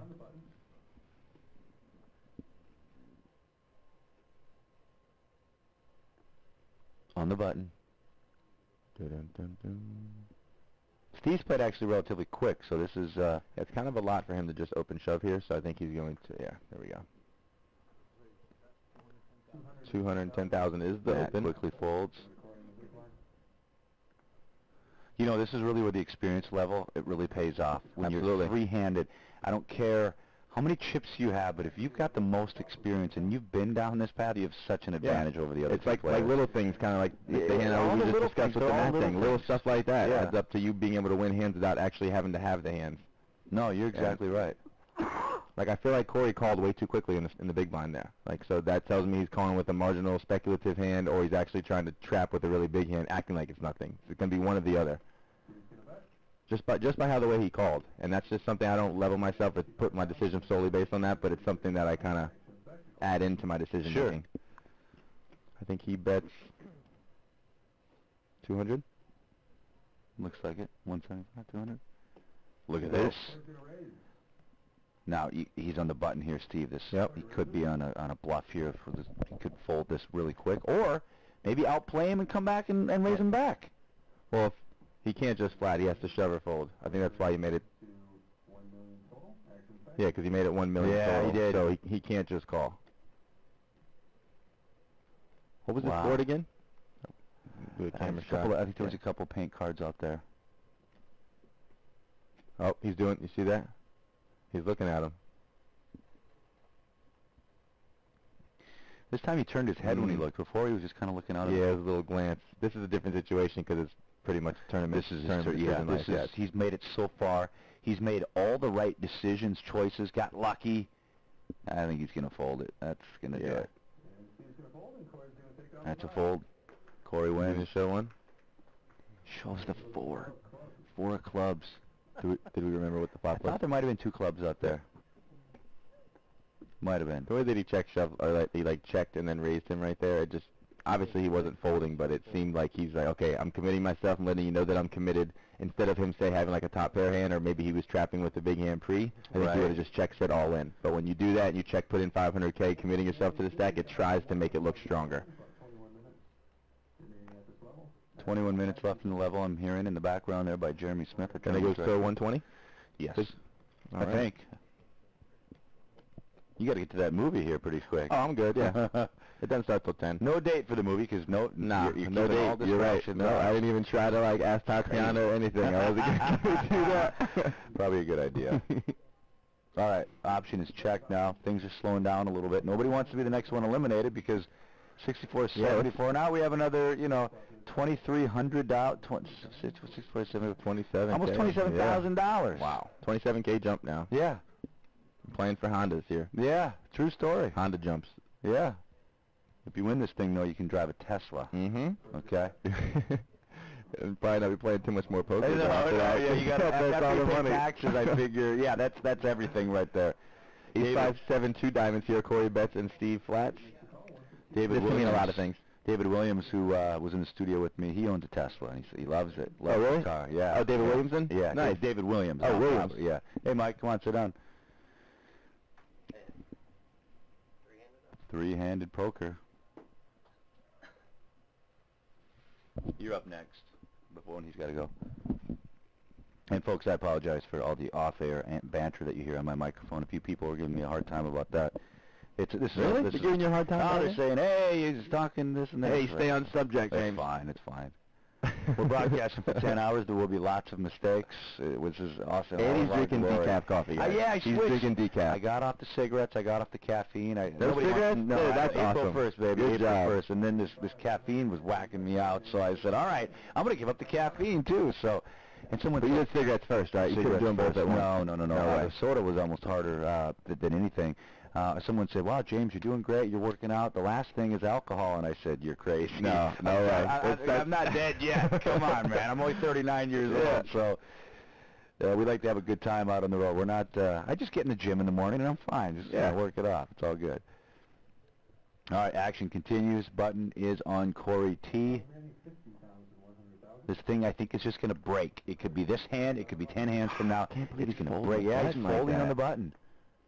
Like, there is something to be said for folding the button and letting the blinds battle it out. Because whenever you fold the button, you're guaranteed making the small blind and big blind play a pot, for sure. Like, that was something Ryan Reese did at the final table of the main event. And I was asking him, like, yo, why do you keep folding the button so much? You have chip lead. What are you doing? And he brought up that point that someone I'll never forget. Because you're forcing the blinds to play a pot. And at the end game of a big tournament, you're forcing them to play a pot. And instead of you opening and potentially winning it, but if you have a super bad hand, there's no point really putting yourself at risk, just because you have chips, so you're letting them play. Yeah, right. But he's doing it too much. There's no way he should be folding that many times. Agreed.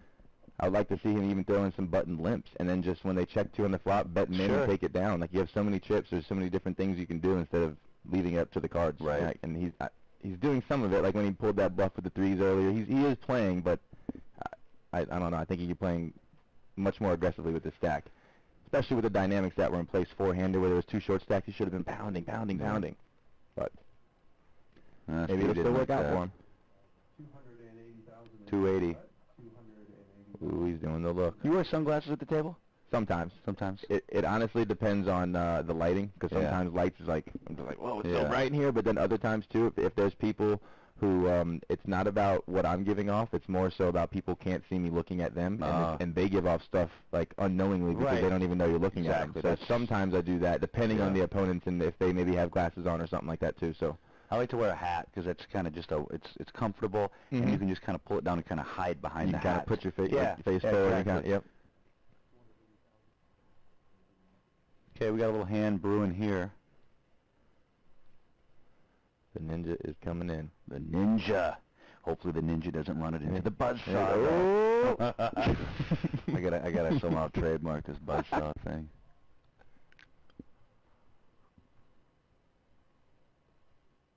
Haven't seen anybody blow up today either. Have not seen any blow-ups. I didn't anticipate any punts. No. There was not going to be any punts.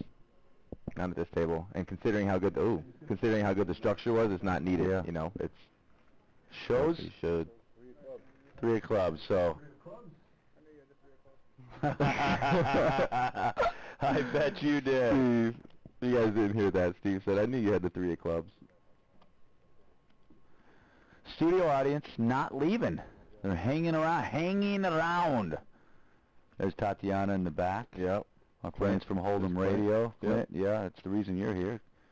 and says, hey, I got this guy that wants to be on this poker. He came in there. I wasn't listening. I was walking. I said, all right, bring the guy up. I said, maybe he'll do a segment. Well, you've done great. Everybody's done a great job today. It's been fun having you guys out here. Yeah, it's been fun being a part of it. Appreciate you having me.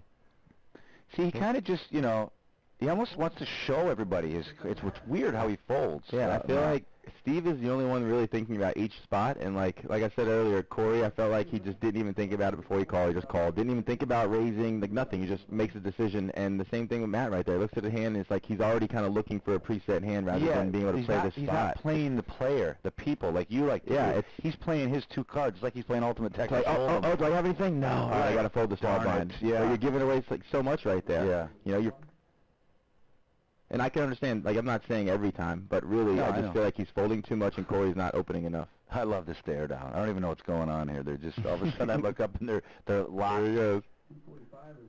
245. You see how he tried to look at his hand, like, kind of while he was betting? Yeah. I kind of do that, too, because I don't want people seeing me when I first look at my cards. You know, I mean, just sometimes. So I do it in between, like, right as they're betting so they can't see me while I'm doing it. And then that way, you know, instead of him betting and then Corey looking at Steve and then watching him stare at his cards, it's just, you know, little subtle things that you can give away at a final table setting when you're playing so many hands with someone. I try to avoid any of that I can. Checking in the dark, I'll do that often. I'll do that very often. People say, oh, it's such a fish move, whatever, I'm a fish then. Okay, but you know, I check in the dark a lot in live tournaments. Yeah, I'll even bet in the dark sometimes. Sometimes, I mean, that's a little crazy. Like, you don't do that, but sometimes if you have, you know, a nice hand or a certain read on an opponent, you know, you can be betting and confusing them so much that you're going to be able to win the hand rather than actually having to wait for a flop and play accordingly. There we go, Corey. Open that button.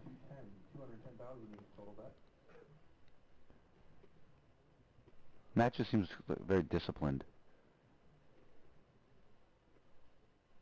I'm glad he didn't snap do anything, like just snap fold or like he did the small one. Maybe it's just a small blind thing. I don't know. He might have somewhat of an ego whenever you're in the big blind. People do that, especially short-handed though. You know, like a lot of king highs are going to be good where it wouldn't be good. Oh, there he goes. That's a 3-bet shove. Snap fold. Snap fold. And I wouldn't be snap folding though if I was Corey either. Make him sweat a little bit. Try to get some sort of read off of him of how he's acting when all of his chips are in the middle. See how he's acting. Don't just let him get away with it. Just snap fold. Like get some information. Yeah, something. You just put in those chips. You're gonna snap fold. No, pay like get something out of it. You know, I think that gives you pay for admission. Yeah, and that gives your opponent confidence too when you snap fold. Snap fold. Like, okay, it's like me pumping the chest out. You know, that's how he feels after Instead of opening the button, say waiting 30 seconds, then the next time you do it, you know, Matt's like, oh man, okay. Yeah. And then thinking about that subconsciously. I don't want to go through that again. I'll just fold. I'll just fold. Yeah. That's why a lot of people tank. But I've seen players play this way. He's been playing fast all night, and it's like John Daly, the old golfer. I remember he never lines up his putt. This guy won the British Open, and I remember he was making one comeback against Tiger Woods, and he had to make a putt, and he walked up and he putted it real fast, and somebody said, why didn't he take a little more time on that? And I said, go in? No, it didn't go in. But he's been doing that his whole career, so let the guy do what he wants to do. Instinct thing, huh? Yeah, exactly. Oh, instinct. All right, three-handed poker here. Daytona Beach, Florida. Daytona Beach. Matt is the button. There you go. That's a walk. That's a walk. Look at that. I think he showed the ace of spades, too. He did. That's frustrating, three-handed. Hey, they're smiling. They're having fun, because I would be, too. Minimum right now, $54,122. That's a nice number. Hey, I just won $50,000. Yeah. I mean, that's fun. Absolutely. That is a good one. That's a fun payday. I mean, 131 better, but you go home with a minimum of $54,000 in your pocket. It's a pretty good day at the office. 2 days, or 3 days, right? 3 days. 3 days work.